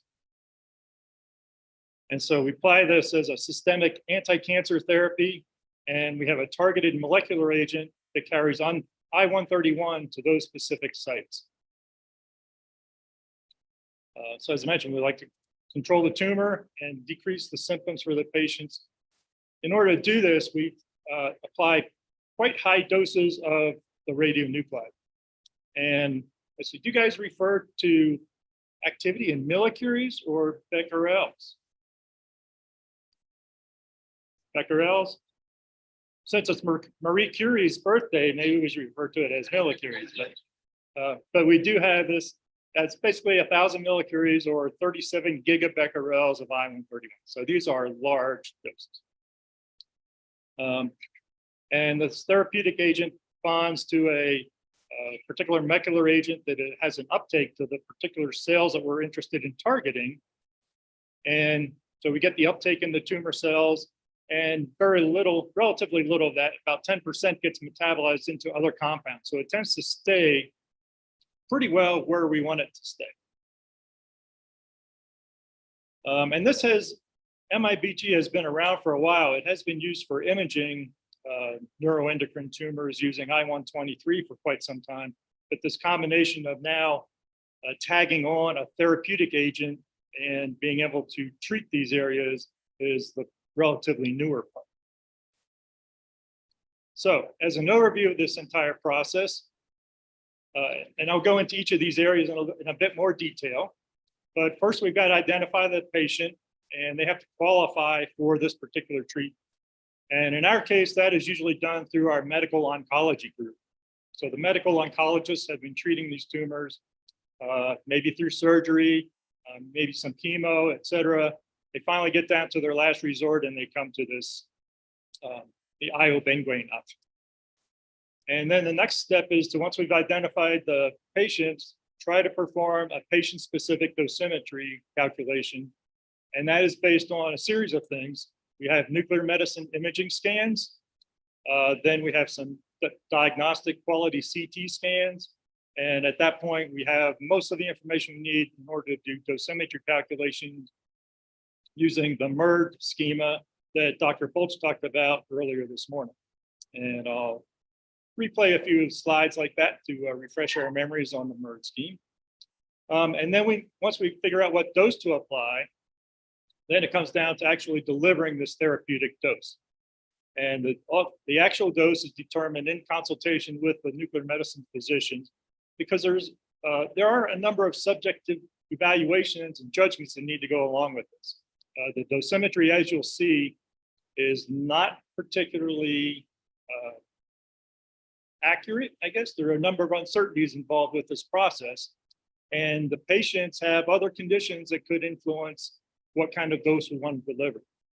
So I want to be sure to consult with the physician and come up with a good treatment plan for the patient. And then we actually do the therapeutic dose administration. Since we're delivering high activities into the patient, there's a number of considerations go along with that. And then there's radiation safety aspects. So we've got to monitor the patient because they do have this high amount of activity. They're going to be an inpatient. They're going to remain in the hospital for several days. And so radiation safety has to be involved in monitoring them, ensuring that all the other nursing staff, perhaps emergency response personnel, knows what the activities are and how to handle things should they come up. And then ultimately, they will hopefully reach the release criteria. The patient can be discharged. And then we have additional cleanup of any residual contamination to take place. So as you can see, there's a number of people involved throughout this, and it's a big team effort. So when we first started deciding that we were going to undertake this effort and apply these treatments, we had a number of meetings and planning meetings with different groups across the hospital, not just physicists, not just physicians, technologists. Involves a wide variety of nursing and support services. All right, so I will go into the patient-specific dosimetry aspects now. And the source of most of our patient-specific dosimetry is from imaging scans that are performed in nuclear medicine. We use planar scans for that. So we apply we give the patient a low dose of the exact pharmaceutical that they will receive for the treatment. It's that iobenguane I-131, but it's a much lower dose. So I mentioned we're going to give about 33 gigabecquerels for the treatment dose. And for, in this case, we give them less than 200 megabecquerels as the dosimetry dose. So we give them that dose. That material metabolizes through their body as we hope that the treatment dose will. So we have all aspects of that therapeutic dose mimicked except for the activity. So we then image the patient. We do simple planar imaging at this point. So we do a AP and a PA oriented nuclear medicine image. And that gives us an illustration of where the disease sites are, as well as the uptake in a number of the different organs. And that's what we base our quantitative dose calculations on for organ dosimetry. And so here's I have a couple pictures of a couple different patients. So this is one patient, and let's see, do I have a mouse here? Maybe. So you see that there are some ROIs defined. So there's some little blue, red lines, and so we try to define the primary organs of vision. So that includes the kidneys, the lungs, liver, and so those are the primary organs that we're interested in determining those two. And so within each ROI, we can get a quantitative evaluation of the activity in there by a simple measure of the counts that our nuclear medicine camera records within that ROI. And then we repeat that at several different times. So we do it on day 1, day 0, I should probably call it. Then we wait 2 days, we repeat it. So this middle one is the patient after 2 days worth of metabolizing that material. We wait 2 more days and we repeat the scan again, and we would get the set of images that are over there on the very right-hand side. And so you can see that the activity is decreasing variously in these different organs of interest. And you can also see pretty well in this particular patient where all the metastasized, or where the sites that the cancer has metastasized are. So we like to use these for a quantitative evaluation of the dosimetry to the patient. There's one other important feature here, and that's down in the corner of the patient. We run a standard of known activity in conjunction with each of these scans. Okay? So that gives us a common reference point for the scan each day to day, because we're varying the acquisition parameters as we go through, because the activity is decaying away. So we run longer acquisitions, and we might change the geometry could change, or the sensitivity of the camera could change a little bit, so that standard gives us a common reference point throughout this whole process. And here's another patient, same kind of thing, except you'll see that the distribution of the disease looks quite a bit different in this patient, right? So it is important to do this on a kind of a patient-specific basis. So just to reiterate some of the observations from those patient scans, we get a set of 3 planar images, each separated by a couple of days. We have regions of interest defined for each critical organ. And I don't think I mentioned it, but those regions of interest remain the same for each of those scans. So they're copied to each scan. And the definition of the ROIs is a little bit subjective, right? Because we don't have great image quality in these pictures. Right?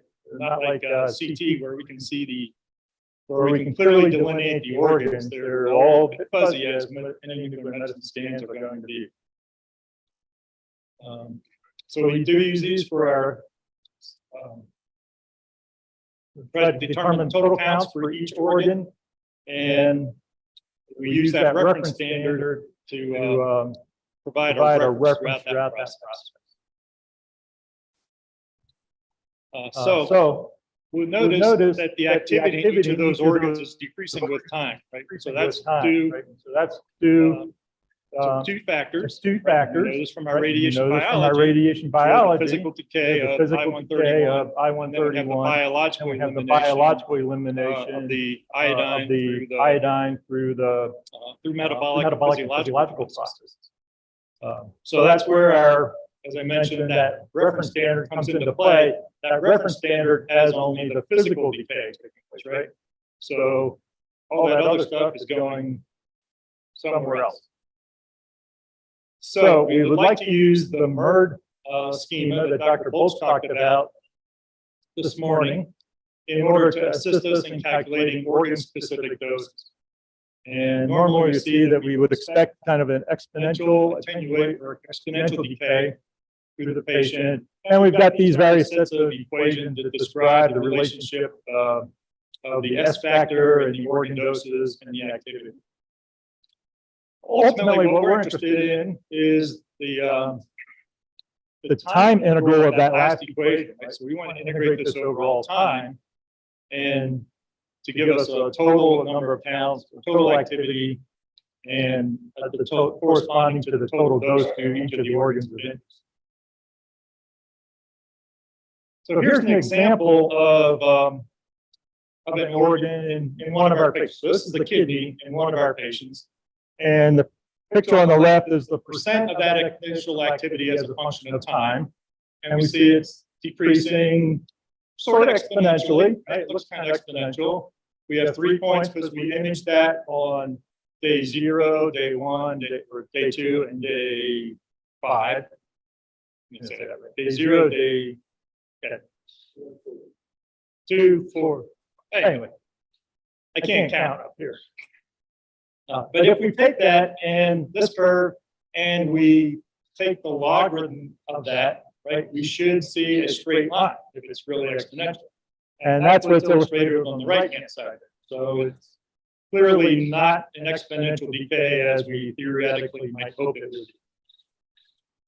So this is one of the weaknesses of this methodology, because currently what we do is we follow the manufacturers and the FDA's dose calculation method.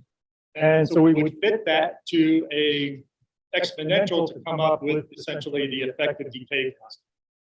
And you can see that has some uncertainties associated with it. This is an area where the merge fit aspect of the merge soft that Dr. Bolch was showing will come in handy, right? As that becomes available, we'll be able to integrate that into our methodology. Okay, so this is for the kidney. I have some other examples. So the top one is the kidney that we just looked at. And then we have a liver and a lung. These are all the scale is a little bit small, but these are all the logarithmic plots of it. So in principle, these should all be nice straight lines if we really had exponential loss of the radioactive material. And clearly we do not. So this, so we have really time dependent and maybe activity dependent biological processes taking place as we go through. And we quite honestly don't account for those particularly well with the current methodology. Okay. And that just kind of reiterates that, both each of those points. So as we go into the merge calculation, there's some other factors that we need. One of the big things is that the kidney dose tends to be the critical dose in many of the cases that we see. So we would like to do that kidney dose as accurately as possible. And patients have different sized kidneys. And so we want to make a correction in our calculation for kidney size. So in order to get that, we utilize diagnostic CT to do visualize the kidneys. And then we have that scan reconstructed by our 3D lab. So this is a kind of an image processing laboratory that is run by advanced technologists that specialize in organ delineation and manipulation. And so they can create 3D images and calculate the kidney volume for us from those images. And so here's an example of the diagnostic CT. So we get a CT. We're interested in the kidneys. And then we have the 3D lab take those, work their magic. They're very skilled at this. They can just differentiate different kinds of tissue, even kidney and disease tissue, which we'll come to this in a second, and give us a rendering of the kidney that looks something like this for one of our cases, and can also then calculate the kidney volumes. So we can take these kidney volumes and make adjustments to the standard kidney volumes that the merge methodology assumes, and refine our doses to the kidneys. So if we go back to that CT scan we were looking at, and particularly if you look at the right kidney, you may notice that that doesn't look quite right. It doesn't look great. There's a bunch of extraneous material sticking out on one side of it. And so that's some tumor. And so when we do that 3D reconstruction, you can see that very vividly. And we have this big nodule kind of sticking out the side of the right kidney. So, so that introduces an uncertainty. We can include that, since we know what it is, we can include that in the kidney volume. But should we include that in the kidney volume? It's not necessarily kidney tissue, but it has some uptake like from the disease. So this is one of the areas where we need to kind of interact with the physician and see if this is active kidney, if it's not an active kidney, we can be pretty safe and include that and take assume a higher dose. And so there's a lot of other extraneous factors that kind of come into play, and whether we would include that in our dose calculation. And sometimes we'll do it both ways and kind of put a lower bound and an upper bound on those organ doses, and then, and that helps give some guidance as to what appropriate dose should be given to the patient. And here's another case, kind of similar, but in this case, the diseased area is on the left-hand kidney. So this is pretty routine. The other thing comes into play is these volumes, if they're uptaking activity, they're contributing dose to the relevant organs, right? So they might be contributing dose to those kidneys. They may also be contributing dose to maybe the liver, depending where they are, or other disease sites are also contributing dose to the kidneys. And we really don't take those into account, right? So there's it's a bit, while we try to be patient specific, still a bit crude. And then there's other complications that come up. We have patients that only have a single kidney, may have had a kidney removed. We had a patient that had 3 kidneys because they had a kidney transplant and they left the kidney there and added another one. And then the functionality of the kidneys comes into play, right? We can give a pretty large dose and risk some radiation damage to the kidneys if the patient's kidneys are functional and healthy.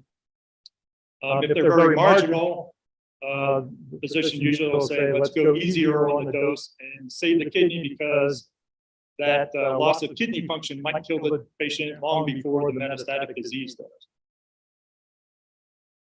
So there's a number of improvements here. And so what we're trying to integrate moving forward is, instead of using just the planar nuclear medicine images, move to a SPECT image that will give us a quantitative 3D representation of where the disease tissue is. So then we can better identify whether some of those tumor volumes are, what kind of activity they have associated with them, and what kind of dose they may be delivering to surrounding tissues. And as I mentioned, we have, and you saw in some of those pictures, we have disease, metastatic disease kind of spread throughout the patient, and we don't have a way of treating or of accounting for those individual locations. And that's a bigger problem, and probably the only thing that will ultimately help with that is a very patient-specific Monte Carlo model that will take into account all those different locations. So if Dr. Polch gets busy with his birds off and is able to give us the tools we need to do this, it will help us a lot. So based on that, on the information we've got, we do a dosimetry calculation based on kind of the assumed maximum activity. And as illustrated here, assumes a therapeutic activity of that 37 gigabecquerels. And if we were to apply that, we get the doses that are on the left-hand side of the column there. And so the unreduced dose for the kidneys, for example, is 21.2 gray. And our limiting dose for those is 18 gray. So that puts those above that limiting dose. So in that case, we would want to reduce the activity, and we would reduce it proportionally. And so in this case, we would reduce it to 31 gigabecquerels. If we look at the liver dose is well below the limiting dose, so we don't have any worries there. The lungs are also limited by dose. So they're slightly above the limiting dose, and the limiting dose for them will be about 35 gigabecquerel. But the kidneys is the more restrictive activity, right? So we would just go with that most restrictive activity to spare the kidney cells. And similarly, the other organs are okay. So in this case, we would specify a total therapeutic activity of 31.3 gigabecquerels. Our methodology here is we don't give all that once, but we give it in 2 different therapeutic applications.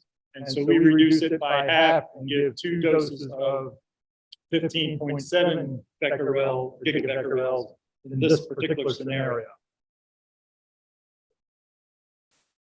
Right, so most of the cases that we see require some dose reduction based on the doses to critical organs.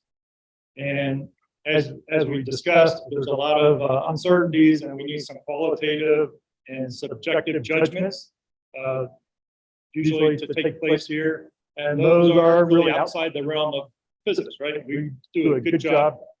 Hopefully we can do an even better job of calculating the doses, but making those judgment calls, we defer those to our physician.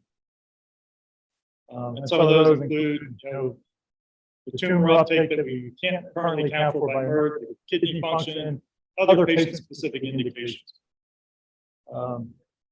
And as I mentioned, we deliver the dose in two equal amounts of activity normally. Sometimes the patient does not respond particularly well following that first dose. They may exhibit some effects of radiation damage, low blood cell counts, things like that.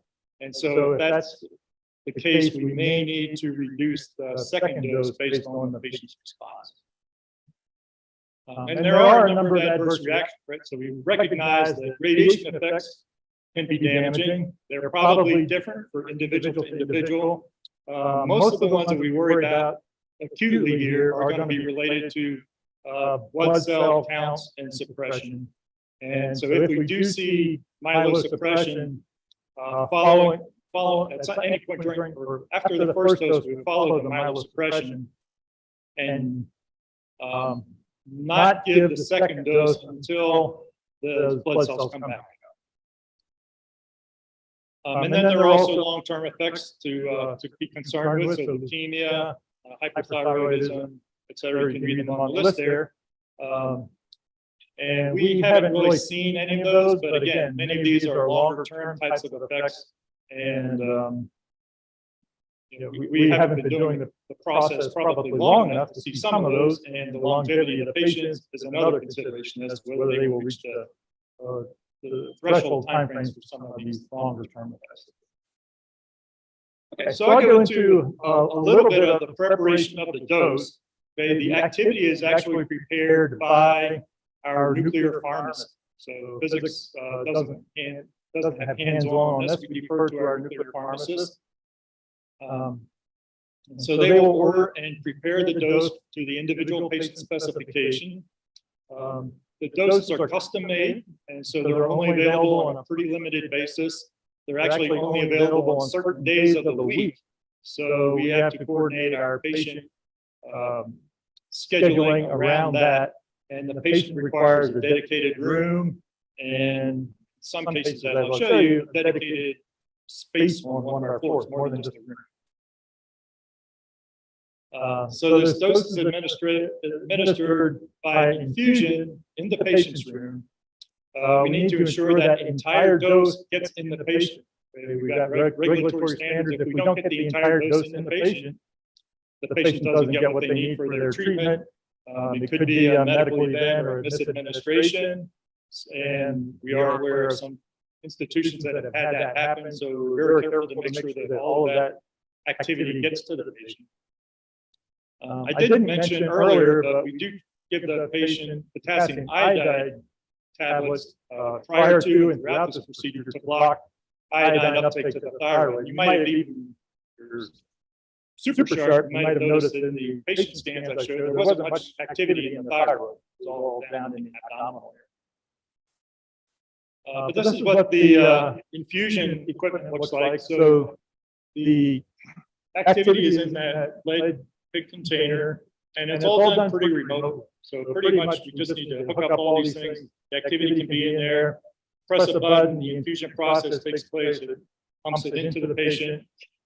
So we don't need to have personnel in very close proximity while we're administering. And then once we're done administering, obviously that infusion pump has been contaminated. So it gets to live in this little lead box for a while until it decays away. And then we get into how do we treat the patient during their extended stay in our hospital. So nursing has to attend to these patients, right? They're going to have to stay in their room. Most of them are ambulatory, so they can get up and move back and forth to the bathroom. But nursing has to bring them meals, has to check their vitals. If they should code and have a heart attack, cardiac event, we have to have emergency response teams come. They have to know what the precautions are, how long they can spend in that area. So there's a lot of training and personnel dosimetry that goes into the integration of this entire process.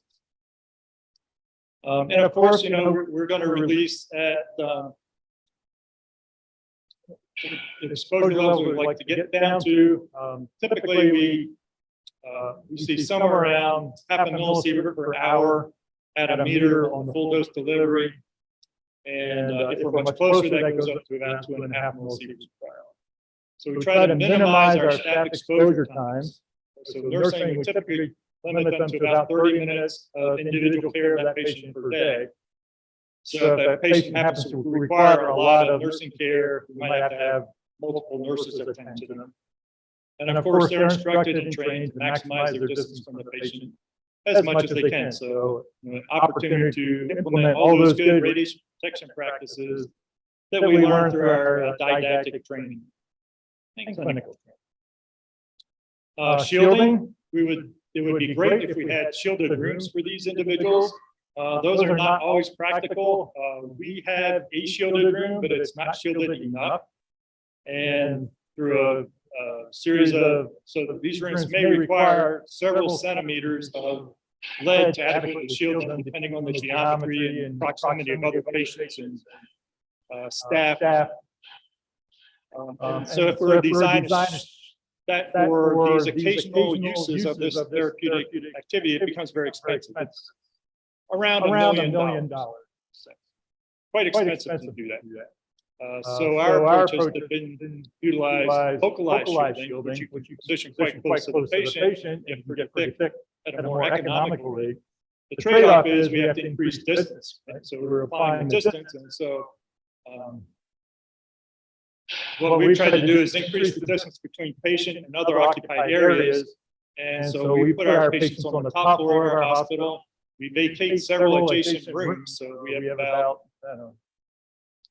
maybe not a quarter of the floor, but like 10% of that floor is just dedicated to this patient. So that you might recognize is also expensive because you're losing hospital space and revenue from other patients when you do that. And we also vacate the rooms below, and as I mentioned, we utilize localized shielding as much as possible. And here's just an illustration of what that room looks like. One advantage, well, you see that there's looks like paper on the floor, so it's absorbent paper all over the floor. Plastic all over the place. One advantage for the patients, since they are highly contaminated, we put them on the top floor of the hospital to get a nice view out over the rest of the city. And the bathroom similarly wrapped up to avoid contamination. So that patient is going to be in there for typically 3 or 4 days. The exposure rate is measured daily by our radiation safety group.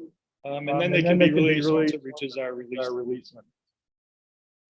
And here's just a plot of a few different of the response on a few of our patients based on their exposure rates at 1 meter. And you'll see that they all trend pretty much the same. Right? The magnitudes were rather different. But overall, the elimination process is about the same, with a half-life of about 1.4 days, effective half-life of about 1.4 days. We know that the half-life of iodine is about 8 days, right? So where's all this other activity going? It's being eliminated from the patient, but it's ending up where?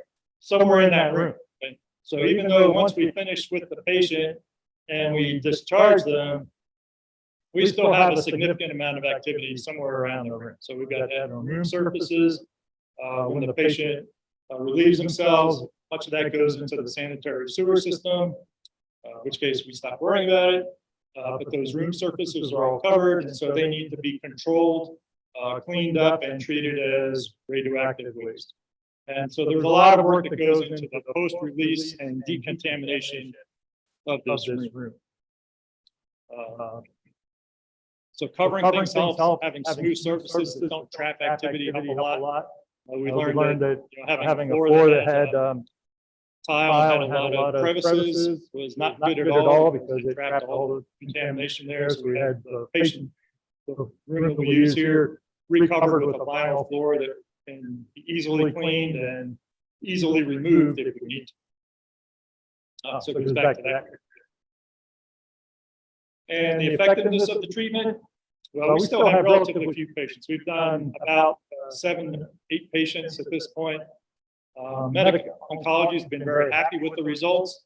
They follow the patients. We don't really bring them back for additional I-131 scans. They follow them using other imaging techniques, so they'll follow them using CT and MR. but primarily through the symptoms and the patients and oncology has been happy with these with the results for a while. The bottom picture does show some results of how the tumors have been eliminated following time. It's pretty small, I know. This is from a previous study that was conducted as part of the clinical trial. So it does seem to be effective from the imaging aspect as well. So we have a number of areas for improvement, right? We can improve that patient imaging using quantitative SPECT. We could hopefully get higher resolution dosimetry by better understanding the biological mechanisms and accounting for them and getting better evaluations of the organ doses. And then more quantitative follow-ups for our patients. So pretty much wraps it up. Our conclusions, just to revisit one of the very early slides. This really does integrate many of the aspects of medical physics, everything from our basic radiation biology, putting that into a clinical practice. We see the uptake and elimination of radioactive materials as they're affected by metabolic processes. We see the therapeutic responses of radiation in the cells that we're targeting. We utilize nuclear medicine imaging, CT imaging, advanced image processing, the best internal dosimetry schemes that we can get, and then radiopharmacy and health physics support is also very important. So with that, I will wrap up and gracias and mucho thanks for inviting us to the meeting.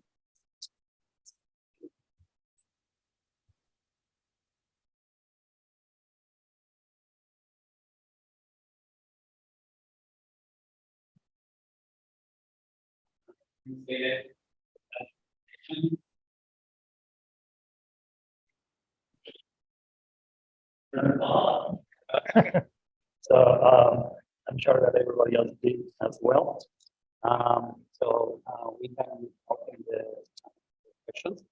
Gracias al doctor Dylan por su presentación y podemos entonces pasar a preguntas de la audiencia.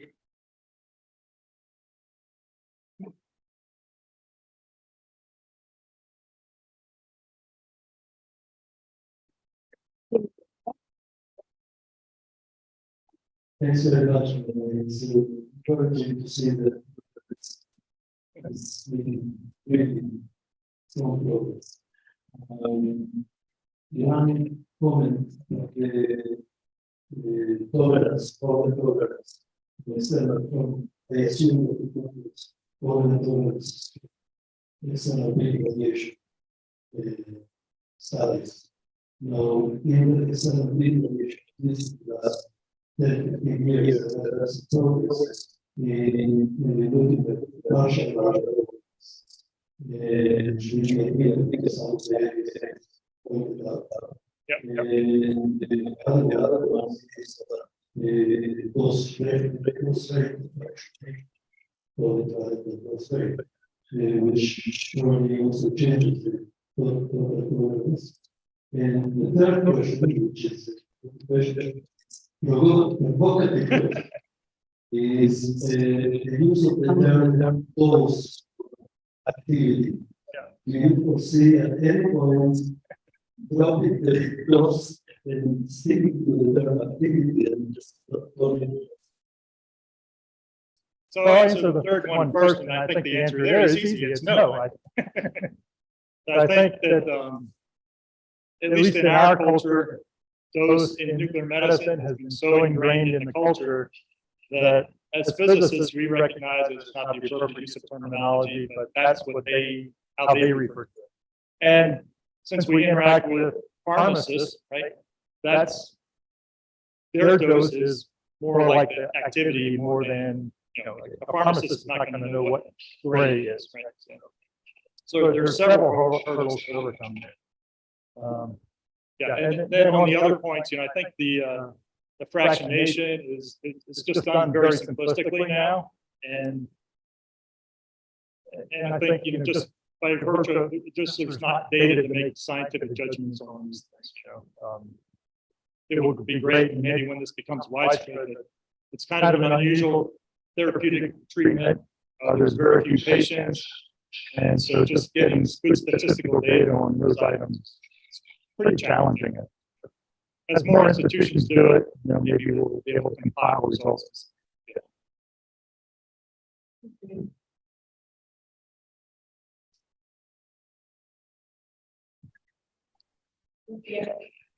Heard that have a comment that Dr. Henry was an professor for many, almost all of these topics. And we used to think, oh, you don't work in one or the other, but he is working on every single topic. So I wanted to ask, is this a very advanced treatment method? It's considered for the last step. Has there been considerations in movement to the front of the line?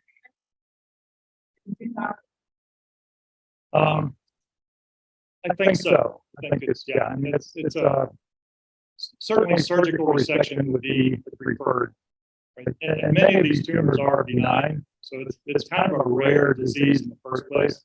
And so once they get to this advanced stage, you know, I think it's probably at its appropriate place.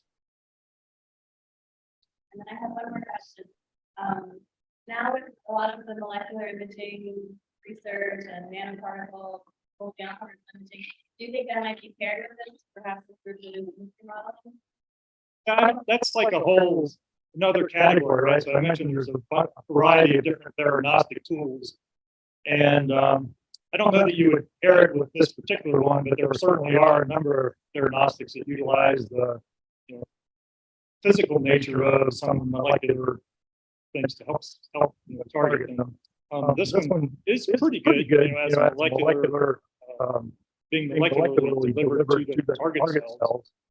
So I don't think that nanoparticle aspects would help on this particular one, but I think we peripherally talked about things like Y90 earlier, and certainly in those cases, that's where those aspects come in to play if you want to consider it to be a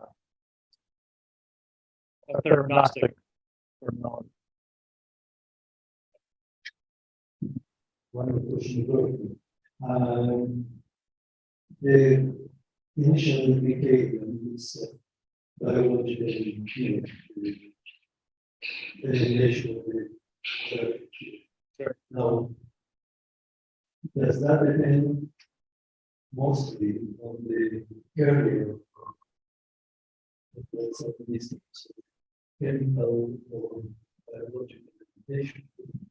Fine-tuned by using different agents, favorite agents, or that's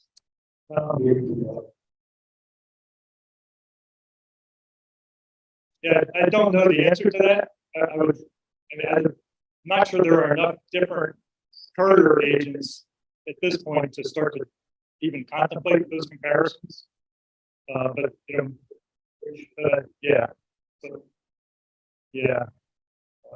Right now, I think that even that methodology for evaluating the effective decay of the material in the patient varies. Like we do ours, spaced over 2 days. Some institutions do theirs based on like 3 consecutive scans, but they're only a day apart.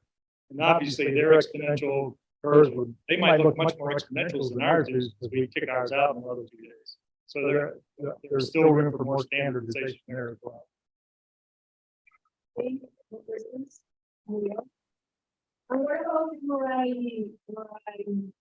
cares about MRI? Oh, these MRI folks. Yeah, so MRI is the one physics imaging methodology that we kind of did use here, right?